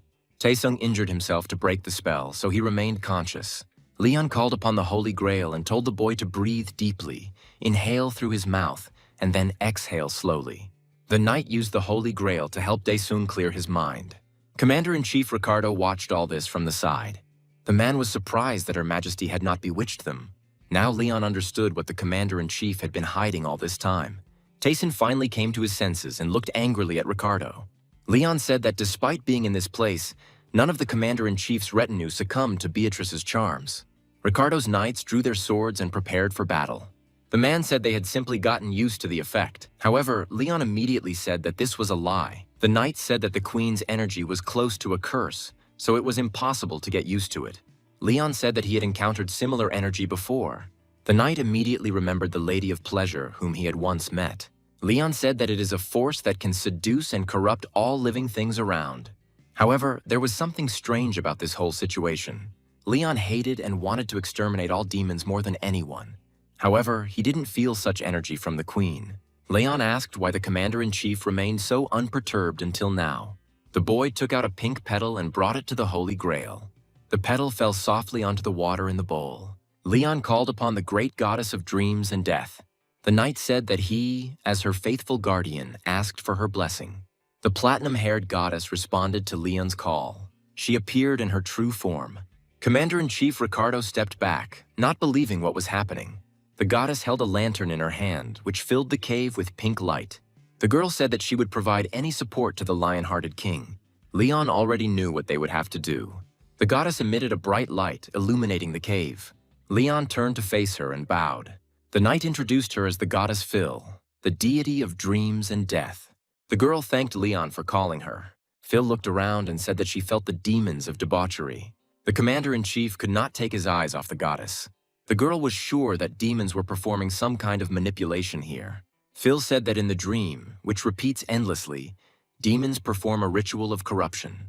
The girl waved the lantern and said that sleep is something from which a person must eventually wake up. Phil pointed the flashlight at Commander-in-Chief Ricardo and ordered him to show his true face. The lantern began to absorb all the feigned charms. The silhouettes of people darkened, revealing their true nature. The cave plunged into darkness, removing all masks. For a few moments, the entire kingdom was plunged into darkness. Then it was as if a thick glass had fallen before Tayson's eyes, revealing the true nature of things. The guy couldn't believe what he saw in front of him. The Commander-in-Chief had changed and no longer looked like a living person. The man's armor was unchanged, but blue fire engulfed his body. Tayson immediately recognized their appearance as Death Knights. Leon said he now understood why he hadn't noticed them right away. All this time, the knight was trying to find enemies, but it turned out that this whole world was not real. Leon never imagined that he would encounter a force capable of creating an entire world. Ricardo said that the queen should rest in peace and not worry about anything. The Commander-in-Chief gave the order to protect the queen and the seal. Tayson pulled his team members aside and told Leon that Death Knights were approaching them from behind. The Holy Knight looked back and saw his opponents. Monsters began to surround Leon and the goddess Phil. The knight materialized the holy sword and said that the dream and this doubt came from the queen. The aura of the holy knight began to fill the cave. Leon looked at the sleeping queen again. The knight suggested that if the seal were cut, this fantasy would disappear. Ricardo quickly approached Leon and swung his arm to strike.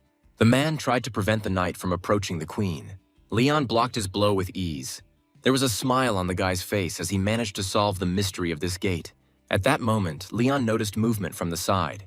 Turning his head, the knight saw another monster approaching them. The Death Knight tried to take advantage of Leon's preoccupation and strike him from the side with his spear. Leon abruptly turned his sword towards the spear and threw Ricardo's sword and spear aside. The guy said it should be a one-on-one duel. Leon asked if Ricardo really wanted to give up his knightly honor. The commander-in-chief replied that he had long ago abandoned it. Ricardo gave the signal, and the Death Knights attacked Leon from all sides. The man himself decided to stay away. Leon said that even if it was a joint attack, he would be able to stop it. The knight was filled with rage, and his body was engulfed in holy energy. Leon swung and prepared to parry the first blow. The knight was the first to attack the monster with a magic staff. Then Leon knocked the Death Knight's shield aside with one blow.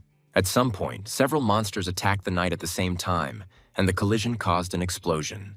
When the dust settled, Leon's hand became visible, holding one of the monsters by the head.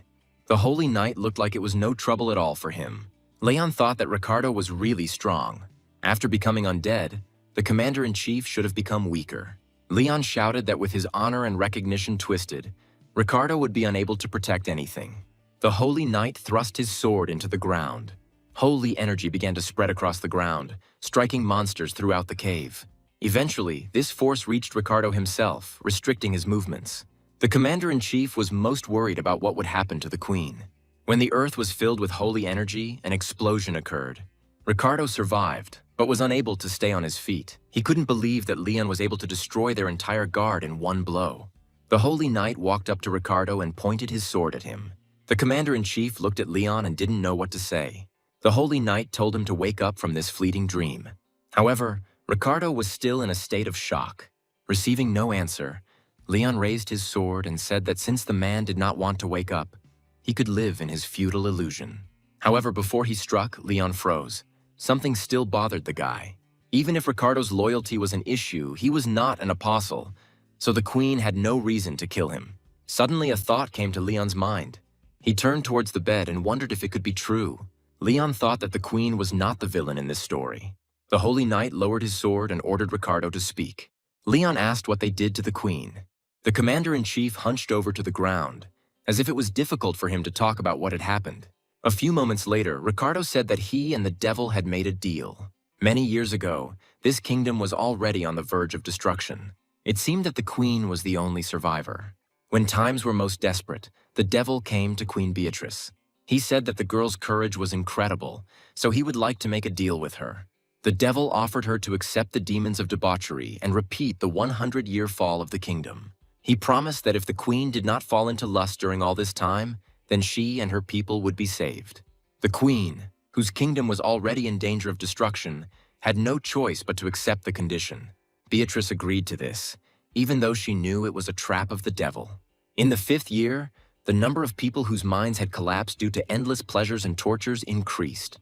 During the day, Beatrice had to watch demons kill people, and at night, listen to the whispers of corruptors. For the first few years, this could be dealt with. But the enemy was the archdemon of debauchery. The devil's trap is cunning and insidious, and there were no loopholes in the deal that had been made.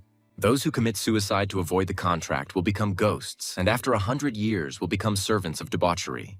The queen was driven mad as she watched her kingdom crumble while the essence of debauchery constantly tempted the queen. In his 50th year, the faithful knight could not resist his desire and invaded the queen's bedroom. That day, Commander-in-Chief Ricardo made a decision on which the queen's safety depended. The man told his knights that as living people they could not resist temptation. The only thing they could do was commit suicide. The main goal of all knights was to protect the queen and be faithful to her. All subordinates carried out the order of the Commander-in-Chief, and he committed suicide. Ricardo believed that even if their flesh rotted and they became ghosts wandering through the 9 hells, they had to do it. When all the knights had carried out the order, the Commander-in-Chief himself went after them. Ricardo believed that even if nothing could save their souls, they had to protect the queen. The man told Leon that the queen's charm did not work on those of them who committed suicide and became servants of the devil. They sealed the queen so that no one could approach her. Even this seal, created by a simple ritual, has existed for 80 years. Now Leon understood that this was precisely why Beatrice had asked him to take care of Ricardo and his knights. At this moment, their conversation was interrupted by the goddess Phil. The girl asked if Leon felt evil approaching. The knight turned his head towards the exit from the dungeons and answered what he felt. Phil's energy rushed towards the exit. She reached out beyond the city limits, as if trying to show Leon what was going on. Androgenes and his army were already standing outside the city walls. The demons were ready to engage in battle. Leon realized that Ricardo was not the biggest problem right now. The knight turned to his men and asked how much longer they intended to sleep. Hearing the commander's cry, the soldiers immediately jumped up, not understanding what was happening. Manager Kim started to look around, but was grabbed by the collar by Leon first. The holy knight ran towards the exit, pulling his men along with him, and said that they must join the battle. Phil turned her attention to Ricardo and said that they still had something to discuss. Meanwhile, the rest of the soldiers from his squad were already waiting at the entrance to Leon's dungeon.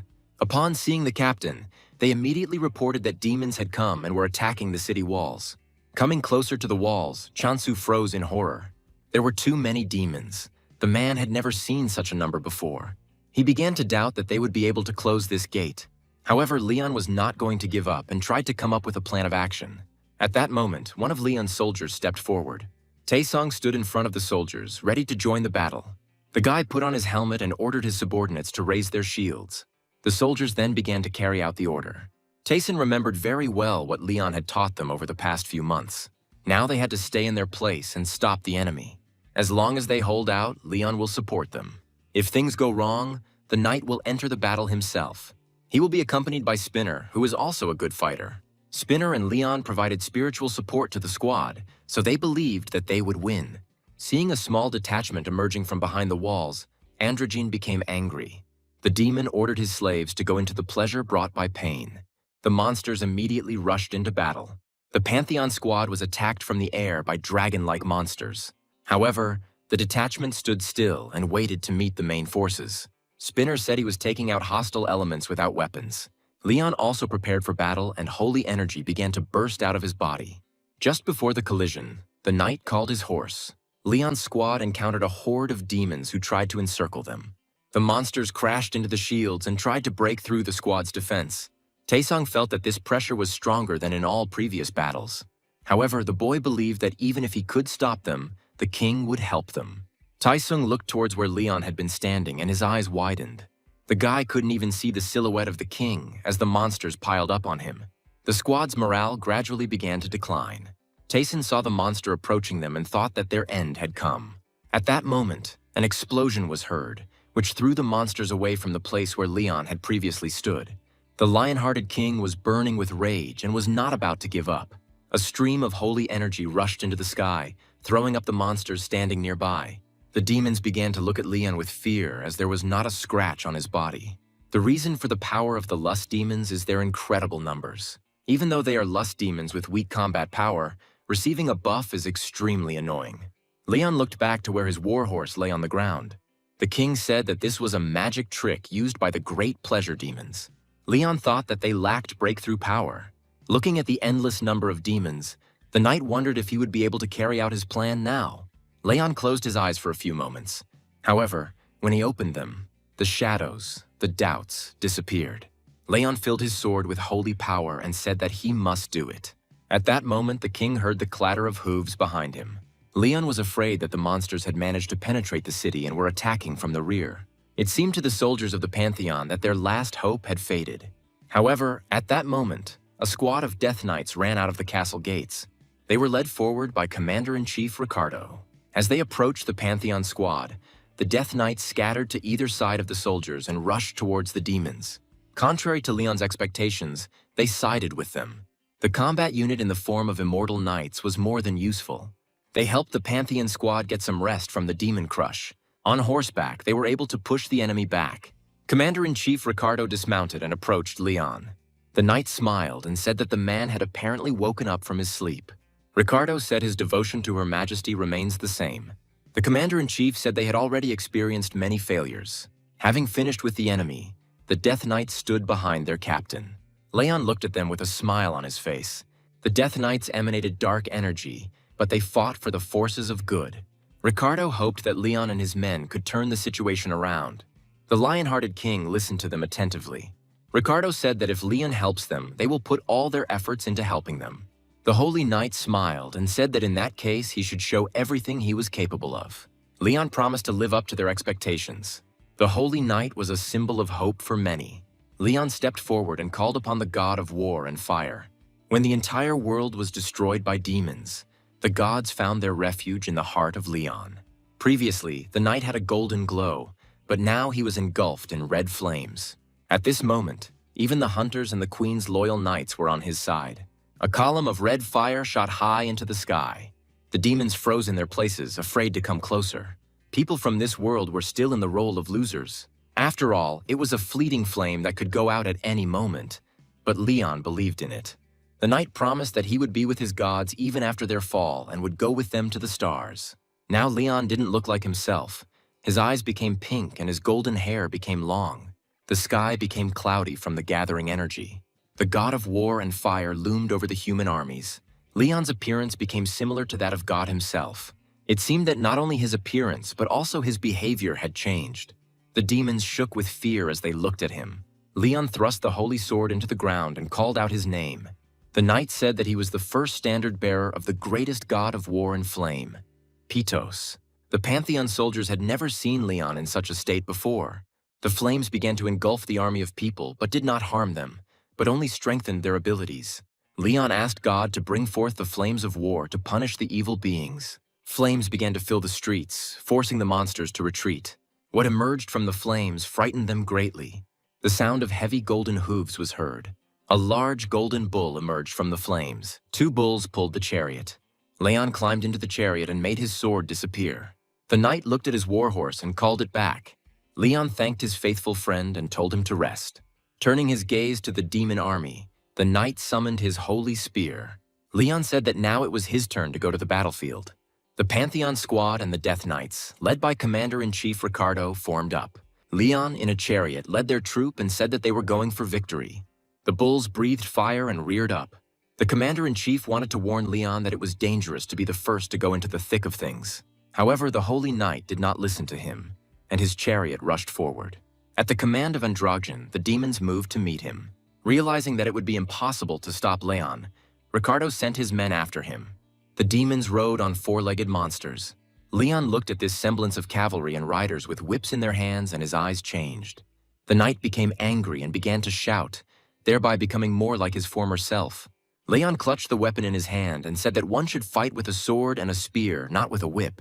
As if having adopted their master's mood, the bulls became enraged. Leon activated the strongest attacker ability against the bulls. This allowed the animals to break through the first ranks of demons. The bulls easily threw the demons in different directions. Leon has not yet entered the battle personally. Ricardo watched the scene in amazement as he followed the Holy Knight's chariot. The androgyne began to understand that this time the forces were not on his side and began to worry.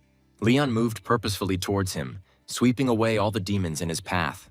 It was like a whirlwind that threw everything around to the sides. The androgynous man began to sweat heavily from nerves. He couldn't believe that Leon had broken through the demon army without stopping for a moment. The demon ordered his subordinates to shoot at the knight with magic cannons. The little demon stepped forward and prepared to shoot. Leon applied the squad's immunity to ranged weapons and activated protection for all his allies. The Holy Knight asked if there could be honor in a cowardly long-range weapon. The collision of the magic cannon cores and Leon's powers created a large explosion. However, the Holy Knight passed through it without slowing down. Many more improvements have been applied to the Pantheon squad and its allies. The bulls rushed forward, leaving the allied forces behind. At some point, Leon noticed a shadow looming over him. Androgen couldn't take it anymore and entered the fight on his own. Leon looked up, noticing the demon about to strike. Androgen struck the bulls and they stopped instantly. One of the bulls was injured, causing the animal to howl. However, they continued to try to move the androgyne, who did not give in. The demon began to look around in panic as he no longer sensed Leon's presence. After the blow dealt by androgyne, the chariot separated from the bulls and rose into the air. Leon pushed away from her and tried to strike the demon, but he managed to dodge at the last moment. The androgyne began to tear the restraining straps from his many arms and ordered the monsters to attack the knight. Meanwhile, Leon thrust the holy spear into the ground. After this, the knight materialized a holy sword out of thin air. He challenged the demons to try to hold out against him for at least a minute. The androgyne did not understand how all this could happen because of the appearance of just one person. After Leon's appearance, The knights of this ruined country became much stronger. While the rest of the allied forces dealt with numerous monsters and demons, Leon approached the androgyne. The demon immediately realized that this was the knight who killed Lord Dotradon. Hearing this name, Leon thought for a few moments, but then he smiled, remembering the demon who walked around with a bloated lump of fat. Leon said that the creature was a pathetic pervert. The knight told Androgyne how he had torn Dotradon to pieces and promised to do the same to him. Leon pointed his sword at the demon and said that this time he would have to tear off a few more limbs. These words made Androgyne lose his temper. The demon promised that today Leon would definitely die at his hands. The androgyne summoned a cleaver into each of his hands. After that, he threw them towards Leon. The holy knight stood in front of him with a sword and spear in his hands. Leon moved his leg back to gain a more stable position. The knight was angered by the fact that instead of striking himself, the androgyne relied on magical powers. Leon said that's why the demon is so weak. The holy knight swung and threw his spear. It rushed towards Androgyne, accompanied by a bright fire. The spear deflected all the demon's cleavers in its path. Without slowing down, the spear struck Androgyne, cutting off one of his arms. The demon couldn't believe that Leon's blow had bounced off not only his weapon, but his hands as well. The knight spoke again, causing Androgyne to flinch. Leon reminded that he had promised to tear off all his limbs. The androgyne did not have time to notice how the knight approached him. However, the demon was confident in his powers, and a smile appeared on his face. Just as Leon was about to strike, Androgyne activated the crown of passionate desire. The Death Knights were familiar with this attribute, so they began to worry about the Holy Knight. However, despite their fears, Leon remained conscious. The knight lowered his sword, delivering a sweeping blow to the androgyne's shoulder. The demon looked at Leon and asked how he was able to get rid of the illusion of passionate desires. The Holy Knight replied that even the great demon of pleasure could not deceive the king. Leon asked how someone like Androgynous could deceive him then. The demon looked at Leon and thought that this couldn't be true. As long as they are alive, every person has passionate desires, so there was definitely something wrong with Leon. The androgyne realized that his only salvation would be to flee. The demon ordered his subordinates to stop Leon immediately. At that moment, one of the golden bulls ran up to Androgynous from behind and threw him into the air.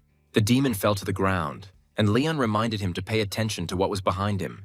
The knight came closer and placed his foot on Androgyne's chest. The demon began to say that Leon acted like a coward because the god of war helped him in this battle. The knight agreed that it would be unfair if a third party intervened in a one-on-one duel. The androgyne began to hope that Leon would not want to sacrifice his knightly honor and would let him go.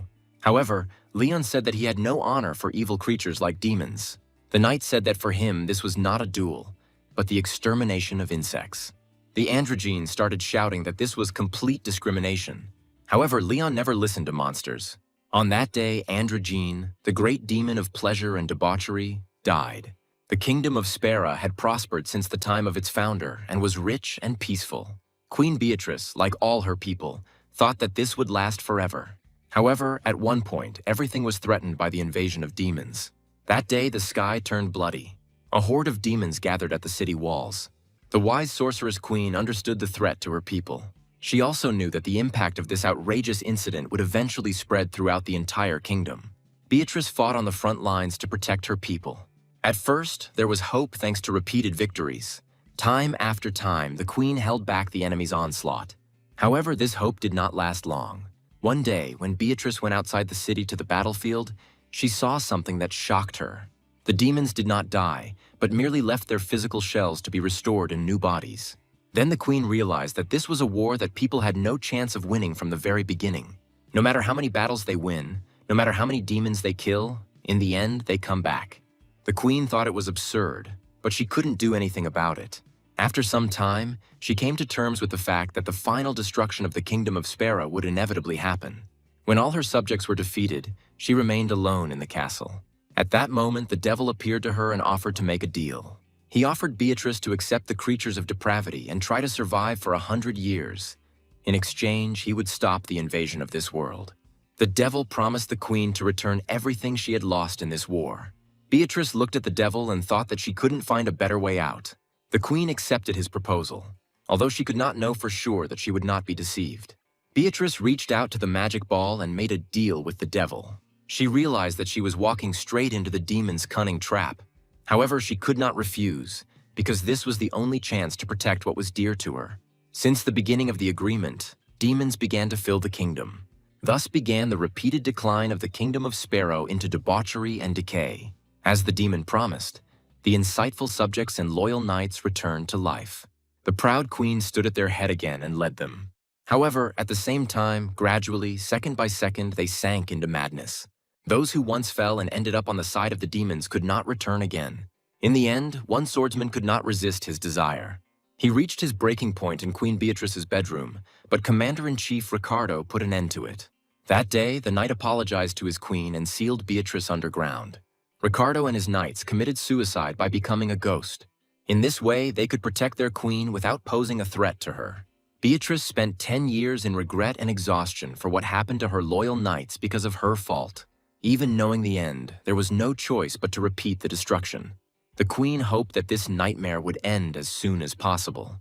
This happened when Leon and his Pantheon squad came to their lands and dealt with the demons. At this moment, the lion-hearted king returned to the dungeon and laid down the crown and weapons of the demon Androgen in front of him. Spinner looked closely at the weapon and Leon assumed he liked it. The robot reported that the weapon was made of high-strength metal material, which made it useful. Leon said that these things are tainted with evil, so they can capture the soul. Spinner raised his weapon and promised to handle it. Leon said that since the robot was confident in his abilities, he would leave it to him. After this, the king looked at the crown, which still lay in front of him. At that moment, the goddess Phil appeared behind Leon and called him. When the knight turned to her, the girl asked to show her the crown he had received after defeating this evil. Leon was worried that this stolen item might defile the goddess's gaze, but she said that everything would be fine. The knight took the crown in his hands and handed it to Phil. The goddess said that Leon might not remember this, but he had encountered this crown before. Phil reminded him of how he had fought the great demons of depravity. The goddess said that these demons of lust deceive people with meaningless illusions, and this power is contained in the crown. Phil said she could try to get something out of the item. Leon said that it was a special item that was destined to disappear anyway, so he would gladly give it to the goddess. Phil thanked the knight and praised him for his work. The goddess said that the Pantheon rejoiced and thanked him for the glory and honor, to which Leon said that he had to do so. Before disappearing, Phil said that the knight still needed to say goodbye to the god of war. A red funnel appeared next to the goddess's silhouette. A few moments later, the god of war appeared from it and asked what kind of farewell this was. The man said Leon had done a good job, but Phil said he wasn't being sincere. The knight turned to the goddess of dreams and the god of war, saying that he had one request for them. Patos became curious about what request was being discussed. Leon turned his head and looked behind him. Kneeling behind him stood a squad of death knights led by Ricardo. Leon asked the gods to accept their souls. Patos said that these people lost their souls, just as they lost the ability to live and die. Phil said that the god of war was cruel, but the cycle of life and death was in her power, so he should not interfere. Patos became angry and asked which deity would help the undead. For some time, there was a silent struggle between them. Finally, Phil made a decision and turned to Leon, who was ready to hear her answer. The goddess said that beings who defied death should be punished by her, as they had gone beyond the cycle of death. At this point, Queen Beatrice entered the conversation. The girl came closer and apologized for interrupting the conversation. Commander-in-Chief Ricardo looked at his queen with concern. The knight wanted Beatrice to take care of her weakened body, but she ignored him. The girl turned to the gods as a humble queen of a ruined nation and asked to accept her loyal knights. Phil looked at Beatrice for a moment, but then said that no one would burn to accept their souls into the Pantheon. Ricardo rose from his knee and offered the queen his hand so that she could lean on it. Beatrice was saddened that her most loyal subjects could not be saved. But then the goddess spoke again. Phil said that the knights' merits covered their faults, and their loyalty made the gods proud.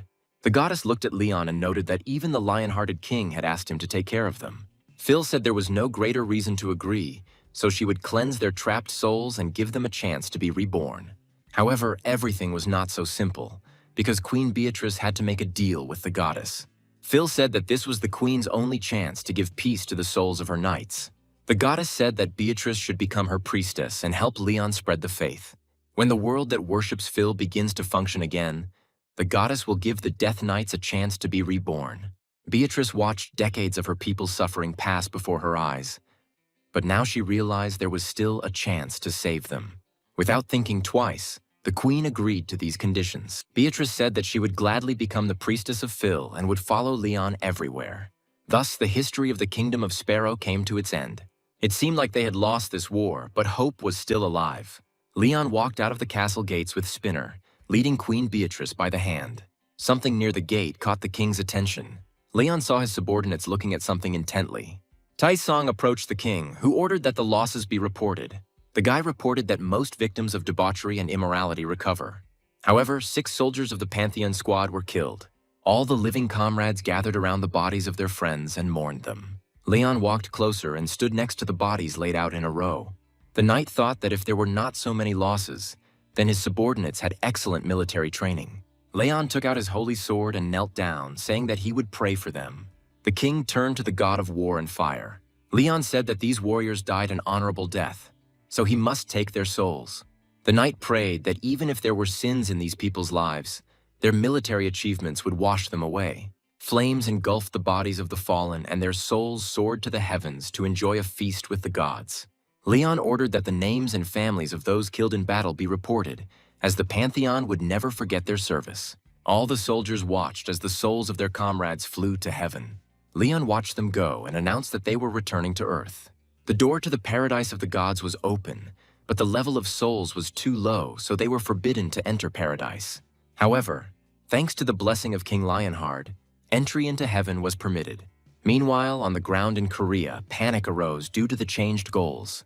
In this unprecedented situation, the Hunters Association gathered all available hunters and prepared to break into the dungeon. A whole week has passed since Leon and his squad entered the gate. After this time, they successfully returned to Earth and brought Queen Beatrice with them. Afterwards, Leon arrived at the office of the Kanhek Association president to register the girl as a survivor. The man expressed his condolences for the deceased hunters. Leon assumed that Kanhek had already managed to watch the detailed video through Spinner. The president said it was truly a miracle that it all ended with such losses. For a few moments, the room fell silent. Then Leon looked at Kanhek and said that he would like to meet the families of the victims. His words greatly surprised the president, and he asked why he wanted to do this. Leon replied that the dead were some of their few soldiers, but Kan-hyuk said that the boy could end up in a bad situation.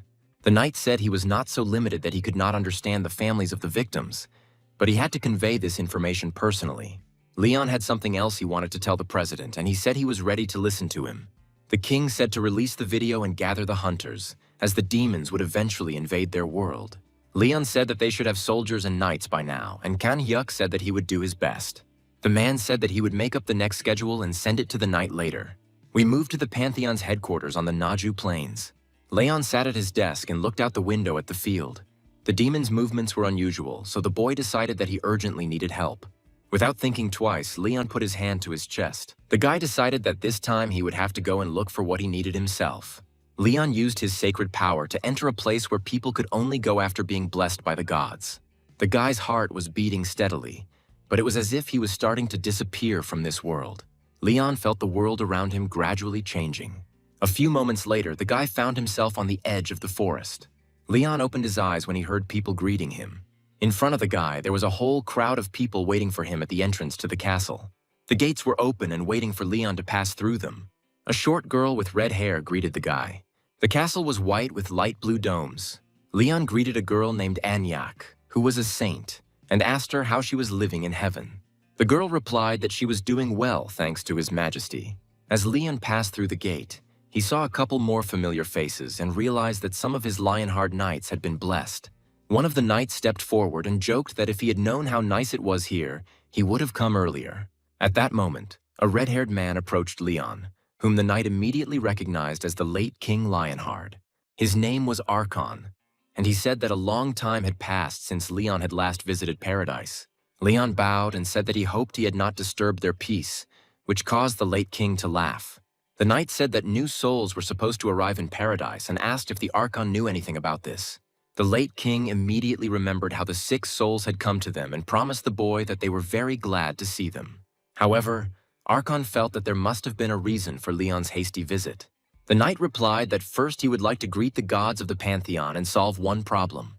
Leon said that the situation was urgent, so he should borrow the wisdom of his ancestors. Akron advised the boy to go into the forest. The late king said that he had lent Leon his friend Petelion. After some time, a magical creature with wings was brought to Leon. It was the winged horse of the late King Akron, of which he had spoken earlier. Leon flew ahead of everyone, but periodically looked at the ground. The boy thought that he too would arrive here on a stallion someday, but this would not happen before he left offspring. Leon pulled the reins slightly, showing Petelion where to fly. Soon they began to slow down. This part of the forest was much darker, as if it held many secrets. Leon and Petelion landed and walked towards the trees. Hearing the trees whispering, the boy said they had arrived. From the depths of the forest, Leon heard a voice calling him. The boy shouted loudly, breaking the silence of the forest, and addressed the sages of the forest. Leon apologized for invading their territory by descending from the heavens. The trees began to wake up, and faces became clearly visible on the trunks. One tree said that all living creatures had long since gotten into debt. Leon dismounted and went into the forest, listening carefully to what the trees were talking about. The wise men said that they were always waiting for him, but Leon said that this was just flattery. The trees asked the boy why he had come to the paradise of the dead. Leon said he would like to meet Gunlar, the youngest sage among the trees. The trees began to move, whispering Gunlar's name. The sages slowly parted to the sides, allowing the tree to move forward. For some time, the forest was filled with the crackling of branches and the rustling of leaves. Gunlar stepped forward and greeted his old friend, which brought a smile to Leon's face. The big tree asked the boy why he had come to him. Leon approached and bowed to the sage in respect. The guy said he would like to take Gunlar's seedlings. Leon was sure that the sage had fallen into the arms of paradise without being able to plant any seedlings. Gunlar asked if it was really that urgent. Leon spoke about how his home, the earth, was attacked by demons, and thanks to his last expedition, he learned a lot. The guy is sure that the demons noticed his existence and began to manipulate him in order to quickly penetrate the earth. Gunlar immediately remembered how Lionheart began to rot from the inside. Even though it no longer had anything to do with the sage, he did not want the tragedy to happen again. Gunlar extended his root to Leon and said that the boy was the only one who could take things from this underworld. The roots began to twist together, forming a seedling. Gunlar handed the seedlings over to Leon and said that he trusted the boy completely. The knight thanked him for his help, and the sage said that it was a pleasure to meet his old friend again. Before Leon left, Gunlar wanted to tell him one more thing. The sage told the boy not to come here too early. Leon immediately understood what exactly was being discussed. After some time, the knight returned to the castle of paradise, where they were already waiting for him. Sir Gratas, Anyak, and the late king came out to the gate and asked if Leon was really going to leave. The late king asked the boy to accept something from him. Archon said that after some discussion, they would like to give something that could be useful to Leon in the future. Leon looked at his hand and saw a magical leash. The Archon was a master who could train even fantastic beasts, so he left Leon his leash. Sir Gratas stepped forward and said that it was now his turn. The man handed Leon a large, tattered book and recalled that the boy was now training his army from scratch. Leon read the title of the book and immediately recognized one of the legendary works. The men enthusiastically discussed the book, completely ignoring Anyak, who stood nearby and waited her turn. Finally, the girl couldn't stand it any longer and decided to interrupt the conversation to present her gift. Anyak handed Leon a pendant in the shape of a sword on a cord. The boy immediately recognized this thing as a holy relic that had been passed down from saint to saint, so he asked how he could accept it. Anyak said that she had already discussed this with a representative of the Pantheon, and they had given permission for the relic to guard Leon. The knight accepted all the gifts from his old friends and thanked them. Leon promised that he would use their gifts with the utmost care, after which he began to disappear into the sunlight. A few moments later, the guy found himself back at the Pantheon headquarters. The guy decided that he should discuss some matters with one person. Leon walked up to the door and knocked on it, introducing himself to the owner of the room. The guy asked if he could come in. Queen Beatrice winced at the lateness of the visit, but said nothing. Instead, the girl walked up to the door and opened it. Leon took a step back and continued to wait for an answer. Beatrice asked if the knight really wasn't going to come in. Leon kept his eyes on the floor and reminded him that the girl had never given her permission. Beatrice smiled and said that he was a very honest man. The girl walked into the room and invited Leon to come in. Beatrice walked to the window and turned to face the knight. Leon closed the door behind him and apologized to the girl for bringing her to such a squalid place. Beatrice replied that this was too much treatment for the queen of a ruined country. Leon looked down and told the girl not to worry. Approaching the window, the knight said that the divinity within Beatrice suppressed the essence of debauchery. but it could not be destroyed. Leon put a mark on the girl's hand and said that he would have to correct this balance for some time.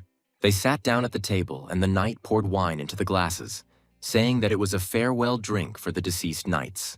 Beatrice took the glass in her hand and said that was all she could do. The girl had arrived in this world 2 days ago, and Leon wondered if she had been able to adapt. Beatrice replied that she needed a little more time, as this world was completely different from her world. Leon raised the glass to his lips and said that there was no need to adapt. The girl looked at him in surprise, not understanding what he was talking about. Leon said that they proudly obey their own laws as they remain the rulers. The knight said that ordinary people everywhere should follow the king's path. Beatrice smiled and asked if Leon had the mindset of an invader. Leon smiled and replied that it was something completely different. The guy said that if someone harms the world simply out of passionate desire, then these are the ambitious plans of an insignificant person. However, if one benefits all people with correct teachings, that is the enlightenment of the king. Beatrice realized that only by being at this level could one fight demons for hundreds of years. The girl said that with such views, Leon would have to fight not only with demons. Leon agreed with this and said that this was why he had a noble task given by the gods of heaven and earth. The knight said that he would like to invite Beatrice to join him on his journey. The girl smiled and said that she was in debt to Leon. Beatrice believed that as queen, she could not help but return the blessings of the kingdom. However, after just a few moments, the girl changed. The forces of the great demon of debauchery began to go out of control, and Beatrice again turned to Leon, but this time with a request. The girl asked to teach her the power that could destroy the demon of debauchery.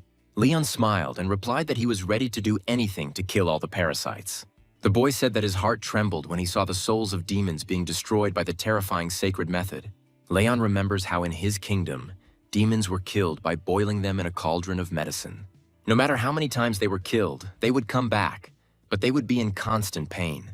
Leon asked if the queen had ever inserted an awl under the demon's nails, since that is where they scream the loudest. Beatrice smiled and said that she once skinned a demon and rolled him across a field of iron nails. Both rulers laughed and clinked glasses at this. After some time, they decided to move outside. After receiving the message, Haru immediately ran to the Pantheon headquarters. The girl thought that they would be waiting for her inside, but she stopped when she saw the king and queen in the courtyard. Haru quickly bowed and asked if they were in good health. Instead of greeting, Leon ordered the girl to pour a cup of tea for him and Beatrice. When the girl asked what kind of tea the queen preferred, Beatrice replied that she liked any kind as long as it was warm. Leon twirled the paper cup in his hands and said that Haru would have to serve the queen for a while. The guy wanted the girl to pay more attention to her clothes and mind her manners in Beatrice's presence. Haru watched in shock as Leon and Beatrice exchanged words, as she felt they had very similar personalities. Beatrice did not argue with the knight for long, after which she turned to Haru herself. The queen said that she felt a strong fire energy coming from her and asked to show it. Leon said that Haru had been with him for some time, so she could be of use to Beatrice. The knight materialized a sword out of thin air and told the girl to show her skills. Leon picked up the sword and handed it to Haru. The girl took the weapon and took an attack stance, turning sideways to Leon and Beatrice.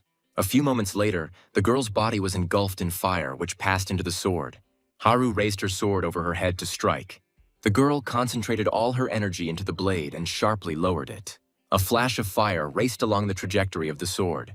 Leon was not happy with this demonstration and said that the scale was too great. The knight stood up from the bench and came closer, asking if this was related to the use of the ability, to which he received a positive answer.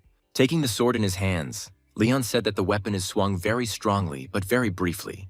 The boy swung and filled his blade with divine energy. Leon abruptly lowered his sword, causing a gust of wind to appear. The force was so great that the shockwave created a furrow in the ground. Leon said it wasn't that easy, so Haru should just keep trying once a day. The guy asked Beatrice what she thought about this, and she said that she didn't know how to use fire. The girl came closer to Leon and Haru and said that fire is a force that is easily destroyed. Beatrice summoned her sword and advised Haru to put fire mana into the sword instead of simply swinging it. The queen began to fill her blade with fire, and Haru was even more shocked by what was happening. Due to the fire energy overflowing the sword became red hot. Beatrice assumed a fighting stance and said that compressed fire was not so easy to sweep away. The queen began to strike one blow after another. Red flashes remained in the wake of her blade's movements. Beatrice said that when the time came, the compressed fire must be released. The queen delivered a stabbing blow, causing a sphere of fire to erupt from the sword. The sphere flew forward at a tremendous speed, causing Haru to flinch. Beatrice smiled and said that all it took was compressing the fire to a high enough temperature. That same night, Haru came into the office and sat at the table in despair, trying to collect her thoughts. The girl had to report to the manager, buy sweet potatoes for the new interns, and find a blacksmith to sharpen the swords. Haru's main problem was taxes, as she had no idea what to do with them.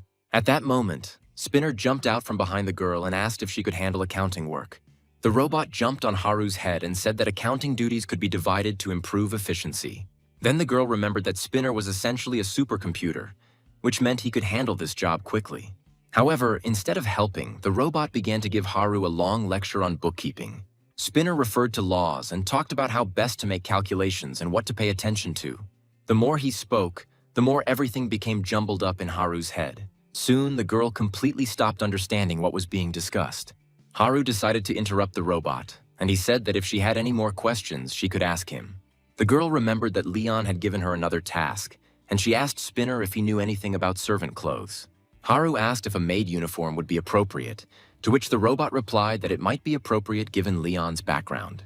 The girl was delighted and said that she was worried that she might be criticized because of her cosplay. Spinner asked if he should order maid outfits based on big data. Haru agreed, thinking that she had managed to delegate at least one problem to the robot. However, the girl did not know that the big data that the Spinner was talking about was general data from an online store. The most popular product in the online store for this query was a costume for adults. For some time, everything went calmly without incident. A few days later, students from the hunting academy arrived in the city. The students, dressed in strict school uniforms, began to exit the bus. The first to come out was a guy with black hair and blue eyes named Han Suho. He was followed by student Kim Jae-hyuk, who said that the boy was watching someone too closely. Suko smiled and said that everyone does this because it's not something strange. The thing is that a few days ago, Leon visited the Hunters Academy. Appearing before his students, the king said that he had come here not as a soldier, but to raise future knights. Leon announced that he would teach fencing, spearmanship, horse riding, and theology. One of the students said that he specialized in archery, after which Leon immediately decided to expel him. At first, the cadets were dissatisfied with the knight's arrogant and careless attitude. Leon told his students that if they studied theology, he could teach them a few simple techniques. Realizing that the cadets would hardly believe him without an example, the knight decided to demonstrate this. Leon called upon divine energy and showed his students how it could flow. No one could take their eyes off the knight's actions. At that moment, they realized that this would be one of the most unusual techniques they could be taught. Everyone fell under Leon's influence, even though he initially evoked negative emotions. At this point, the students were gathered near the bus, and Jae-hyuk said it was definitely a culture shock.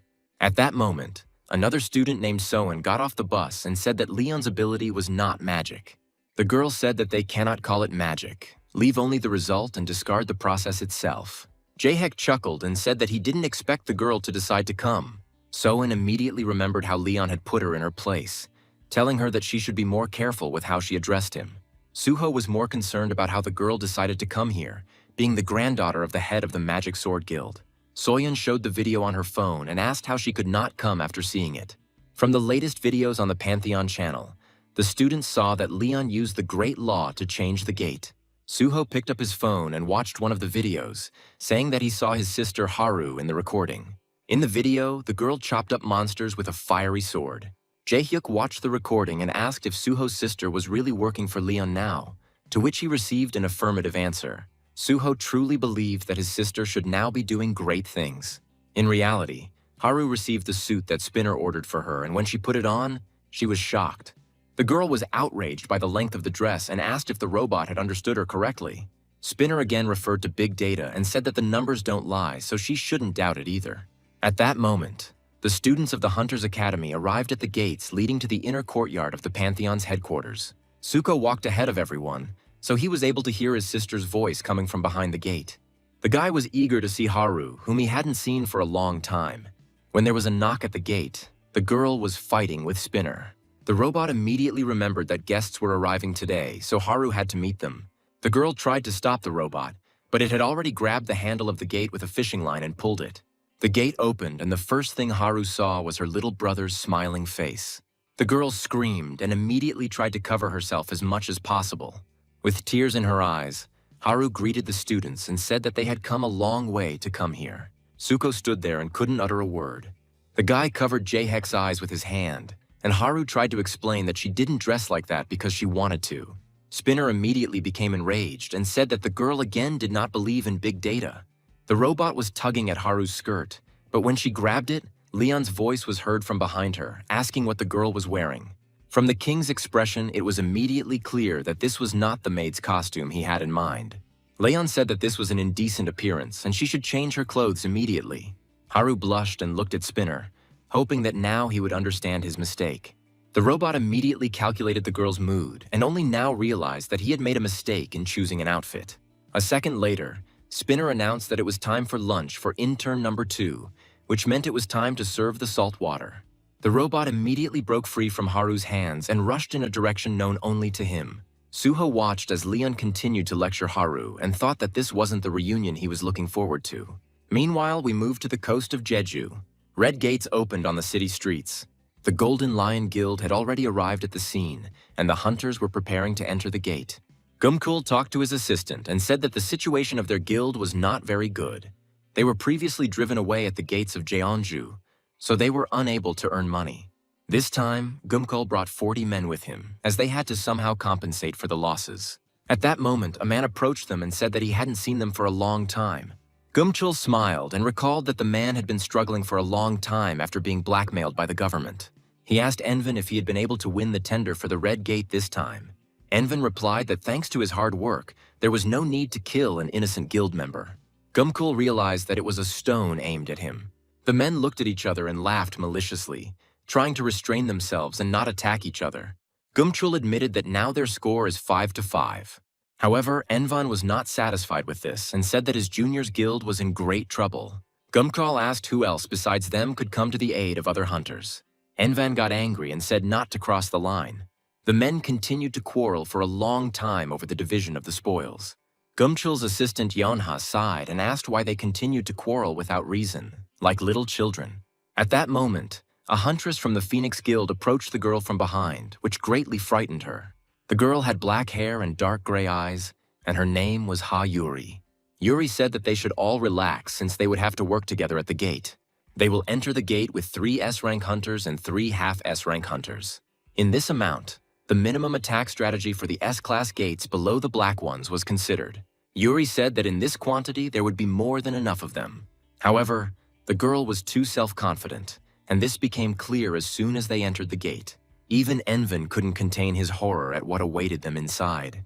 Upon arrival, they were attacked by an army, forcing them to engage in battle. Before they could be stopped, 6 people from the enemy army were killed. At some point, a tall man appeared on the battlefield. It was a knight in massive armor who said that people were very brave to decide to appear before him. Even the S-rank hunters took a few steps back, frightened by the power emanating from the knight. At the gates, Geobrig, a knight of the glorious King Lionheart, was waiting for them. The knight prepared for battle and said that he would punish them all. The quest was to save people from the massacre, and the mandatory condition was to defeat Geobrig. For a while, the hunters were in a stupor watching the knight. Geobrig said that they were all foreigners. The knight pointed his hammer at them and asked why they had harmed the kingdom's army. Geobrig said that he would punish them for their crimes, but Enha did not want to listen to him any further. Envin raised his hand, stopping the knight's speech, and said that there was a misunderstanding between them. The man said that the knights here had launched a preemptive attack, so they had no other choice. Geobrig brought his hammer down to the ground and addressed the knight named M-Chain, saying that his impatience was ruining all their plans. The knight asked his subordinate how he could fight so recklessly in the name of the goddess. Geobrig addressed the hunters and apologized for the attack, to which Envan replied that he was glad that everything had been resolved. The hunter thought that the knight was rather clumsy with his words, which meant that everything would go smoothly. Just when Envan thought he could relax, Geobrig picked up the hammer again. The knight said that any intentions did not justify the fact that they killed 6 soldiers of the kingdom. All the hunters prepared themselves for the battle to finally take place. Geobrig raised his hammer and said that for 6 soldiers of the kingdom, he would cut off the heads of 60 mercenaries. Meanwhile, we returned to the Pantheon headquarters. Haru had already managed to change her clothes and began giving a tour to the arriving students of the Hunter Academy. Jae-hek looked around and thought that there was complete chaos here, since there was no equipment or medical office. The guy was also confused by the fact that people in the cafeteria drank only water and looked very angry. At some point, Haru stopped and said with a smile that they had arrived. The students were shocked by the picture that unfolded before them. Haru pointed ahead and said that this was the army's training ground. At that moment, people on the site were beating each other up, not caring at all about their own safety. The academy students asked Haru what was going on, and the girl replied that training was currently taking place. However, the cadets were shocked by how people fought without any rules. Haru said that this training contains the great meaning of His Majesty, as the soldiers must experience it. While the girl was speaking, Jae-hek began to think that they needed to escape from this mental hospital as quickly as possible. However, the guy didn't have time to do this, because at that moment Leon appeared behind him. The students immediately jumped to the sides, trying to hide behind Haru. Leon addressed his soldiers and said that cadets had come to them today to consider enlistment. The knight ordered everyone to stop training and sit down, after which Haru immediately took out a pillow. The girl laid it on the ground and invited Leon to sit on it. Haru sat down next to the king on the ground, but he told her to stand next to the cadets since she could already start practicing. It was unclear whether the girl was happy about this opportunity or afraid. However, Haru could not resist the king's decision, so she stood up and walked towards the cadets. Leon said that he would choose the best among the students and make them his servants so that he could personally teach and guide them. While the king was speaking, Suho wanted to say something to his sister, but she lightly tapped him on the chest. Haru asked if the guy could avoid contacting Leon, as she was very worried about him. Suko couldn't understand what the girl was talking about, as he didn't see anything dangerous in it. Finally, Leon got to the point and said that they would start by testing the candidate's skills. The knight ordered all the students to immediately raise their swords and fight him back. Leon said they would fight until the last man fell and warned them not to worry about getting hurt. In an instant, the knight found himself in the middle of a crowd of students. Leon quickly counted the students and said that he would hope that they would be able to at least touch him, since there were 40 of them. Haru was very worried about what was happening. However, there was a smile on Leon's face that conveyed his anticipation of the battle. One of the students didn't even have time to realize how the king ended up next to him. Leon was about to give the guy a flick and said he would be the first. A loud click cut through the air and the student flew to the side, not even having time to understand what had happened. Classmates saw that the boy was unconscious and immediately grabbed their weapons. Leon flexed his fingers and asked who would be next. The king didn't use much force, but it was enough to give all the cadets a good slap on the wrist. Some, by a lucky chance, were able to remain conscious, and one of them was Suko. Leon thought and said that their path was still long, although he was sure that many of them could become knights. Suko asked the conscious one if they had fought at full strength, to which he received a positive answer. Haru also got her flick and said it was at boss raid level. The girl recalled how the test went. She couldn't help but notice that Leon had no flaws. The knight didn't try to dodge the attacks, he simply blocked them. The students couldn't even move him from his place, no matter how many people attacked Leon. The king easily dealt with all the challengers without putting in even half of his strength. At some point, Haru decided to enter the fight and tried to attack while Leon was distracted by the other students. The girl filled her sword with fire energy and prepared to strike. At some point, Haru felt like her blow had hit its target. However, when the fire cleared, it became clear that Leon had easily blocked her sword and remained unharmed. Haru was already preparing to receive her flick and closed her eyes. At that moment, approaching footsteps were heard. Soen ran behind Leon and decided to strike. However, the knight immediately noticed her and said that it was quite good. When all the cadets came to their senses, Leon decided to continue his explanation and said that training soldiers was simple. The guy said that students should improve, but not overload themselves. But with the knights, it was different. Leon said that the first group that lasted until the end were at the level of Knights of the Kingdom, and the rest needed to grow. Soyeon raised her hand and said she wasn't sure about those standards. Leon said that in his kingdom, knights were divided into 5 levels. First of all, there was a knight, gaining experience, but not yet elevated to a true knight. Next came the dedicated knight, and after him, the knight of war, leading the previous knights. Leon said that there were also wandering knights. To receive a task from the gods, they leave everything and wander, to go through even decades of battle and receive a blessing. Leon said that he himself was a wandering knight, and after completing the task of the goddess Ariana, he became a knight of the Holy Grail. One of the students asked if the Holy Grail Knight was the last level. Leon smiled and decided to explain what was actually meant by the Keeper of the Holy Grail. The knight said that it was a title given to the only knight of the Holy Grail who succeeded King Lionheart. Leon said that in order to have that title, they would have to challenge him. The king warned that the contenders would be destroyed without mercy. Leon said that now was the only chance to challenge him, as he was weaker than before. The king said that he was now at the same level as a Holy Grail knight, but the students did not consider this a weakening. However, the students could not understand how powerful the Knight of the Holy Grail was. Leon thought about his answer. While in the Red Gates, Geobrig carried out his threats. All the hunters were already lying on the ground and could not move. Leon was confident that it would be difficult for the cadets to understand the true power of a Holy Grail Knight, while Envan was able to experience this on his own skin. Some time passed, and Enna finally came to her senses in an unfamiliar place. The girl sat up and realized that she was lying on a bed of hay. Enha couldn't remember when she lost consciousness or how she ended up there. At that moment, a girl with red hair entered the tent. Her name was Hilda, and she was a shaman from the Woodsling tribe. The girl called Enhu a warrior, but she did not understand what this address meant. Hilda said that she was doing this because Enha and her people wanted to protect them from the kingdom's cruel soldiers. At that moment, Gumkol looked into the tent and asked how the girl was feeling. Hilda addressed him as an honorary warrior, which confused the man, who was about to say that they were no longer being pursued. Gumkul asked what was the last thing Yona remembered. The girl replied that she remembered how the hunters were defeated. Enha recalled that they somehow managed to escape from the battlefield. Gumchul sighed and said that the girl had lost all her memories for that day, but that was even good. The man said they managed to escape when one of the enemy's spells failed to work. Since the enemy also had only infantrymen, it was difficult for them to pursue the hunters. However, no matter how hard they tried to hide, Geobrig was on their tail again. He chased the hunters almost to the very end, but at that moment the Woodsland tribe helped them. Gumkul said that Yana was hit on the head with a hammer when they were fighting the knight. Goosebumps ran through the girl's body as soon as she imagined it. Gumkul said that Yeonha should thank Hilda for saving her, as the girl had one foot in the grave for 2 days. The girl asked about their healers, and the man replied that they could not help her in any way.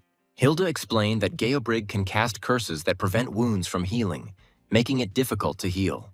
Hilda placed her hand on Annie's shoulder, and only then did the girl notice the glowing patterns on her back.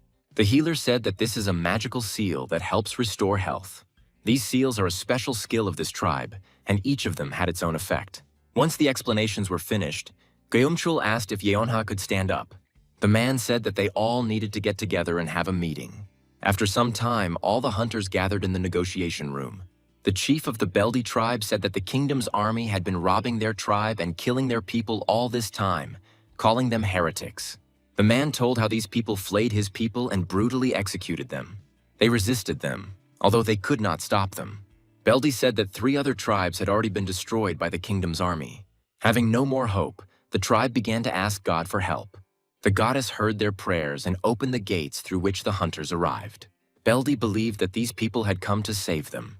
Gumkul said that Geobrig was incredibly strong and was comparable to 3 S-rank hunters, or a squad of 150 people. Hilda said that Geobrig's armor could withstand the blow of a huge buffalo's horns, and even after burning, he could regenerate. As long as the knight lives, all his warriors receive the same blessing. Envin said that only Enha's gloves were able to stop the knight, but even so, she was unable to penetrate the armor. The girl said that in that case, they needed piercing objects. When Enha explained what this meant, Hilda said that their tribe had a seal with a similar property. The hunters had fang seals applied to their hands, and Envin said that thanks to this, they would be able to deal with Geobrig. Beldi said that in that case, they were ready for the next battle. The man asked a group of hunters to save his tribe from the fate of their brethren. Beldi said they would help in any way they could. Meanwhile, we are transported to Jeju Island to the U-Wall farm, which breeds horses. After the academy students passed a simple test and completed basic training, Leon sent them to this farm. Many students saw horses for the first time. The farm owner approached Leon and greeted him, trying to adhere to proper etiquette.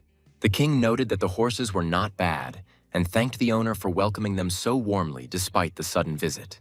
Leon said that they needed to find good riding horses, and the owner immediately began to tell them that he had very good racehorses. The king said that pedigree was very important, so he asked that the selection of horses be approached carefully. Having finished his conversation with the farm owner, Leon turned to the students. The king said that for a knight, his horse is a friend who will be with him for life, so it is very important to choose wisely. Leon said that from now on, each student should approach the horse they liked. The king wanted them to make contact and try riding horses. The students really enjoyed this task and immediately ran to the enclosure where the horses were grazing freely. Leon thanked the farm owner for his work, and he said that he would work as hard as he could. At that moment, Queen Beatrice approached, accompanied by Haru, who had chosen the right costume and was walking behind the girl, holding an umbrella. Leon kissed Beatrice's hand and thanked her for not giving up on the unexpected trip. The king asked if she would do him the honor of allowing him to serve her, to which the girl happily agreed. Haru was forced to watch this from a close distance. Soon, the king and queen joined the students in the central pasture. The horses were grazing calmly, already harnessed, waiting for people. Leon never stopped praising the horses, and Beatrice supported him in this. The king asked the girl if she would like to go for a ride, and she did not refuse, asking what kind of horse the boy would recommend to her. Leon glanced at the animals and offered Beatrice a ride on the black horse. As the queen moved forward, the king told Haru to choose a horse for himself as well. The girl thought for a few moments, looking at the horses. The girl's attention was drawn to the snow-white horse. However, Leon interrupted her and told her to take the golden horse that was standing nearby.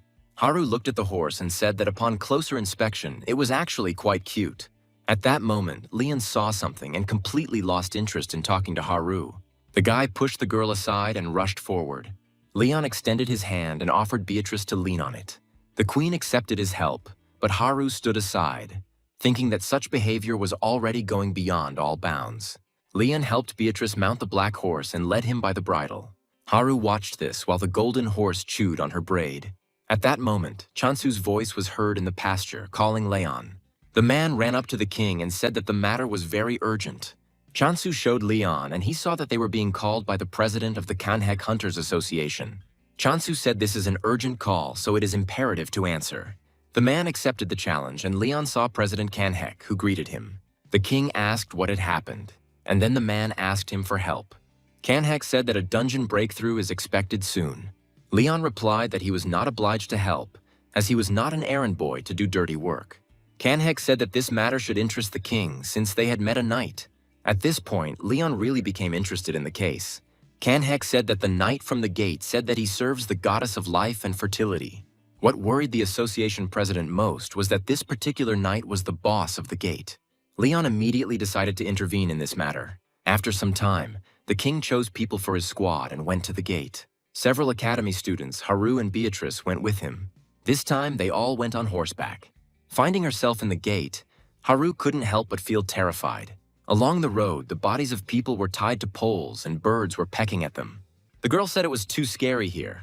They slowly moved deeper into the village, but had to stop periodically as the students became ill. Leon watched his surroundings carefully, trying to understand what was happening. When the king arrived at the Hunters Association, Kanhek introduced him to the survivor who had returned from the gate. The man said that the guy was under sedation, so we would have to wait a little to find out the details from him. However, Leon said that there was no need for that. Beatrice decided it was now her time to help and stepped forward. The queen raised her hand over the survivor, and soft energy flowed from her palm. The girl slowly enveloped the hunter in energy, trying to penetrate his dreams. Leon said that there was nothing complicated about it, because you just needed to create space in the hunter's dream. This space had to completely repeat the world from those gates. The light spread more and more throughout the hospital ward. Beatrice tried to find memories in the hunter's mind. Soon, the girl said that inside the gate, a knight with a huge hammer was waiting for them, claiming that he was protecting the goddess of life. Leon shuddered and asked if the name of this knight was known. After a few moments, Beatrice opened her eyes and said that the knight's name was Geobrig. Walking through the streets of the abandoned city, Leon played these memories over and over in his head. This name was familiar to the king. Beatrice said that this place of execution was newly built, but judging by their build, they were not hunters. Leon said that Geobrig killed everyone after using military tactics of devastation. Judging by the knight's actions, he wanted to eradicate the entire race of the city's inhabitants. Leon said that he himself did the same when he exterminated the orcs. Turning to the squad, the king said that quite a long time had passed since the destruction was completed. Leon said that if they followed their tracks, they could find out what happened here. The party quickened their pace and followed the king, who led the way. At one point, Beatrice said that Leon was in a great hurry and that neither the soldiers nor even Sir Spinner were expected. The girl suggested that something was bothering the king, and he said that he had overlooked something. Leon said that for people with insufficient skills, this would be very dangerous. The main danger is that the Knight of the Holy Grail is here. Beatrice asked if they were talking about Sir Geobrig himself. Leon said that Geobrig had been the favorite of the goddess Demera 3 generations before him. The fighting prowess of this knight was passed on to the next generations of knights. Sir Geobrig lived 800 years ago, and his troops defeated the barbarians, for which he ascended to heaven. Haru wondered what this could mean, and her brother said that the knight had died. Leon said that despite Geobrig's achievements, he did not get into heaven because the gods did not let his soul through. The king said that he had followed the trail of holy water energy, but he found neither Geobrig nor his punitive knights. Leon believed that one of the reasons might be that Sir Geobrig had survived. It could also be that the knight's soul was lost between two worlds. What worried Leon most was the third reason why the knight might not get into heaven. Beatrice looked at the king, already guessing what the reason was. Geobrig would not have gone to heaven if he had become a deserter. Leon said that this matter concerns the Knights of the Holy Grail, which means the battle will not take place on human territory. The king said that they would have to find out the truth anyway. Soon they found themselves at another ruined city, where bodies were also tied to pikes. Haru said it looked like they were trying to teach the victims a lesson. Leon looked in horror at the people tied to the pikes. The king said he could not believe that they had committed such terrible crimes. Leon said that these barbarians were sinners who deserved death. Haru saw that even the king was outraged by this tragedy, so she decided that the knight was a very fair man. Leon called Haru and the other cadets to him.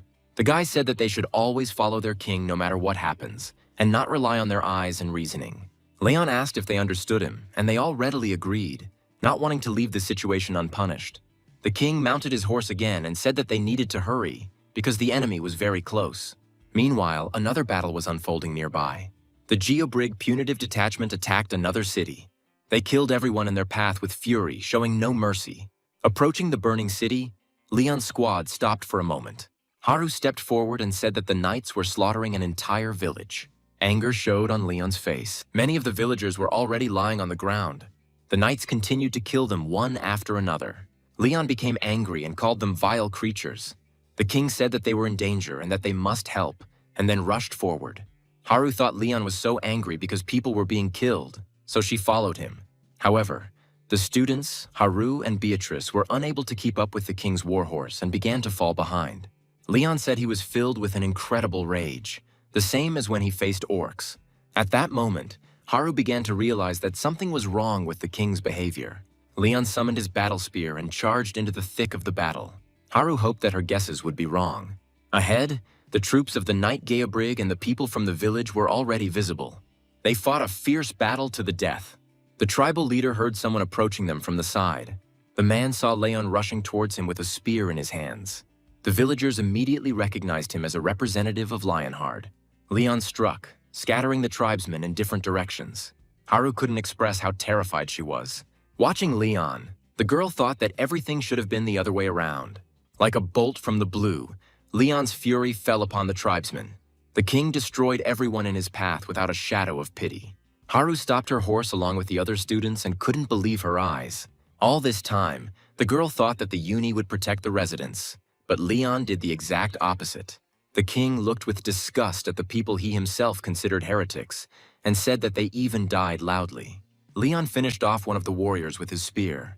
However, the thirst for blood did not subside, and the guy rushed into battle again. The students of the academy thought that the king had gone mad to do such things. Haru came here with the goal of helping people, not killing them, so she fell into a stupor. According to the terms of this gate, they were supposed to support those whom Leon attacked. Haru reached for her sword and said that they needed to stop the king. However, at that moment, the girl felt something entangled her, preventing her from moving. Haru followed the light thread and saw the queen, who said that they should sort out the situation first. Beatrice said that one should trust Leon, as he always has a reasonable reason for any action. At that moment, a loud laugh from the direction of the village was heard from the king, who seemed to have gone mad. Leon was overjoyed that he had been able to kill 5 people at once, and at that moment even Beatrice began to doubt his sanity.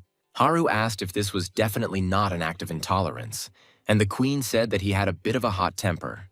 Beatrice let go of the girl, and the other students said that they wouldn't have been able to stop Leon anyway. None of the squad ever entered the battle even after witnessing such a bloody scene, but not because they have no sense of justice. There are monsters and NPCs inside the gates, so they are just fake echoes of the past. With the exception of a small number of survivors, monsters and NPCs dwell inside the gate. However, they are only a reflection of individual events, so the students simply watched from the sidelines as Leon exterminated the NPCs. Whether it is a massacre or someone's execution, it cannot be considered a sin. Leon completely lost his temper and promised that all heretics would die in terrible agony. After some time, the entire village was destroyed. The Knights of Geobrig's squad approached Leon's squad. The squad leader took off his helmet to discuss what had happened.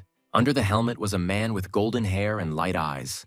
The man knelt before the Holy Knight of the Grail. Even in the heat of battle, they recognized this power, since they themselves were subordinates of the same knight. Leon ordered them all to get up from their knees as they were still on the battlefield. The commander carried out his order and introduced himself as Toscata Vendelic. Leon assumed they were on Vendelic land, which would put them near the trading city of Rankville. The squad leader said that only he had developed the abilities suitable for knighthood, but he had not yet been initiated. Leon could not remember the name of Toscata's Vendelic in the history of his lands. If Toscata were a Holy Grail knight, he would already be in heaven, meaning he either didn't complete his training or died in that battle. None of the faces behind the man were familiar to Leon, so he assumed they had left no mark on history. Leon introduced himself and said that he had received a blessing from the goddess of light and justice, Ariana. The knight also reported that the goddess had given him the lion heart. Toscata began to doubt that Leon's words were true and asked if he could take it as a joke. The king asked what knight would joke that he had been given the lion heart. Haru realized that during the time these knights lived, another person possessed the lion heart. The girl thought that this would cause problems, but Toscata quickly dismissed his doubts. Leon turned to the knights and said that he had information that they were sent to punish the barbarians. Tuscany confirmed that this is precisely their mission. Leon asked if the warriors present were Knights of the Holy Grail. The king was also interested in whether Geobrig was the one who gave them this assignment. Without thinking twice, Tuscany answered positively to all questions. Leon said that he urgently needed to meet with Sir Geobrig. The king asked where the knight was at the moment. Leon immediately realized that these knights were from a squad of survivor hunters, as their actions indicated. One of the knights stepped forward and said that Sir Geobrig was now on his way to the barbarian camp. Tuscany said that soon the knight would destroy all these dirty atheists. Leon decided to cooperate with this detachment of knights until he reached Geobrig. Something was bothering the king. He was sure that something had happened to Geobrig during this war. Meanwhile, the Woodsland tribe prepared to confront the Holy Knights.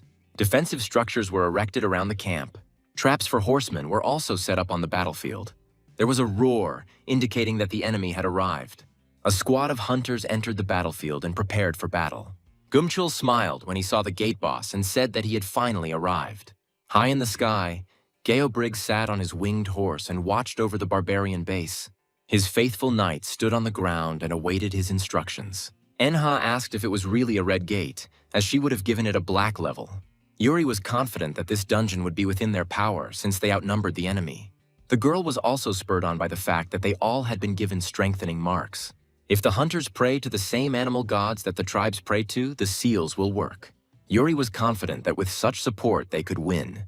Geobrig immediately noticed the addition to the barbarian detachment and recognized them as the surviving mercenaries. The knight said he had been merciful when he had let them go, but now he was interested in what they were doing in this place.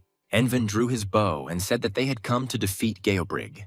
The knight said that he would give them a chance since they were stupid and blind, so the hunters could lay down their weapons and leave without taking any sin upon themselves. Envin replied that it was not for Geobrig to speak about sins here. The hunter recalled how the knight's squad executes people by skinning them alive. Envin asked if Geobrig was acting fairly, not sparing even the elderly and children. The knight raised his hammer up and said that he was not ashamed before the heavens, and he would not be ashamed of his deeds on earth either. Geobrig said that he always acts fairly. Green energy began to accumulate around the hammer. Geobrig said that the hunters had crossed the line and there would be no turning back, so he would send heavenly punishment upon them. Seeing this, Envin ordered the shields to be activated, but he understood that they would often not be able to use them. The hunter said that they must not stop for a moment. However, all of Envan's confidence crumbled to dust when the sky was covered with black clouds. Geobrig's energy was transformed into a green sphere, which also supported his squad on the ground. Geobrig swore to protect the kingdom and those who entrusted their souls to the gods. The power of the unshakable faith of all the knights of Geobrig's detachment was directed towards one man. The knights cried out that they would follow the brave knight of the Holy Grail and direct their power to the destruction of evil. The knights' forces were gathering in Geobrig's hammer. The knight said that all enemies will bow before the glory of the true gods. Geobrig lowered his hammer, striking. At that moment, a miracle happened. Under the knight's power, the earth collapsed. Geobrig and his knights were beings chosen by the gods. The goddess of light and justice, Ariana, under whose protection all the knights were, granted strength to Geobrig. The sky was covered with a green haze. A huge crater formed near the barbarian camp. Divine law increases the power of the entire knightly order, and the effect of the law directly depends on the god that the knight worships. The Knight of the Holy Grail of life and abundance has the power to cause the earth to crumble. The hunters could not understand what they were faced with. Gumkul watched in shock as 3,000 warriors of the tribe simply disappeared in an instant. The only thing that made the hunter happy was that they weren't the warriors. Gumkul looked at Geobrig and said that this knight was simply impossible to defeat. Meanwhile, the Holy Knight once again turned to the goddess and asked her to protect the ground on which they walked. Geobrig asked the goddess to make this land a solid support for his brothers and sisters. Among the crowd of tribal warriors, the healer Hilda now stood out most clearly. She no longer looked so kind and reserved. Looking at her, Geobrig asked the goddess to give heretics who had taken the wrong path a chance for redemption. The knight gave the signal to his warriors to enter the battle and kill all the heretics. Envin needed to get his act together as quickly as possible to take action. He gave orders to the main attackers to surround the detachment of knights and overwhelm them with numbers. The cavalry rushed straight at them, intending to ram them. The hunters began to part, encircling the squad of knights. Before the direct clash began, the knights began to be attacked from the sides. The hunters tried to break through their defense, but the enemy covered themselves with shields in time. One of the knights, who parried the hunter's blow, noted that for a mercenary, the enemy possessed great strength. The warrior suggested that this was due to the flame seals applied to the enemy's body. The hunters did not notice this, but these knights were not ordinary, and perhaps did not follow the path of honor as ordered by God. The knight turned his shield sharply so that the hunter's axe caught on it. The warrior summoned divine power and prepared to counterattack. The knight threw the hunter aside by using holy energy on him. These knights were still trying to prove themselves by wandering around the continent and trying to prove themselves as true heroes. One of the knights in the squad dismounted and began to take off his helmet and ordered everyone to dismount and line up. Under the armor was a young royal knight with blonde hair whose name was Relma. For decades, these knights had been tempering their swords, and by this point, their swords had already been tempered in battle hundreds of times. They executed both green-skinned monsters and vile apostates, and defended their lands from foreign invasion. They could hunt monsters for a long time without stopping, with incredible strength. These knights fought for the Pantheon and would never back down from their cause. Envin was gradually losing hope of winning this battle. Gumkul said that reinforcements were rushing to the knights, so they would not be able to resist them for long. The man said that now was the best time to retreat, but Enna did not share the boss's views. Gumkul said that they would not be able to defeat this army of knights, much less their boss. Envin thought about asking for help from other guilds in the top 10, and maybe then they could even out their strength. However, they were confident that the dungeon would be breached before help could arrive. Gumkul said there was a way to end things more smoothly than they thought. The man remembered that he had already heard once about Ariana, the goddess of light and justice. The man also heard about Demera, the goddess of life and fertility. Gumchul looked at Yanwan and asked if the man really didn't know anything about them. Envan said that he was not interested in religion, and he did not understand what religion had to do with these gates. Gumkul asked if the man had watched King Lionheart's YouTube channel. The man said that Leon was the ruler of these lands, and he had known from the very beginning that something was wrong with him. Envan knew Leon personally, so he decided that if he was the ruler of these knights, then they needed to retreat immediately. At that moment, Hilda approached them. The girl asked if the warriors were really going to leave them at such a moment.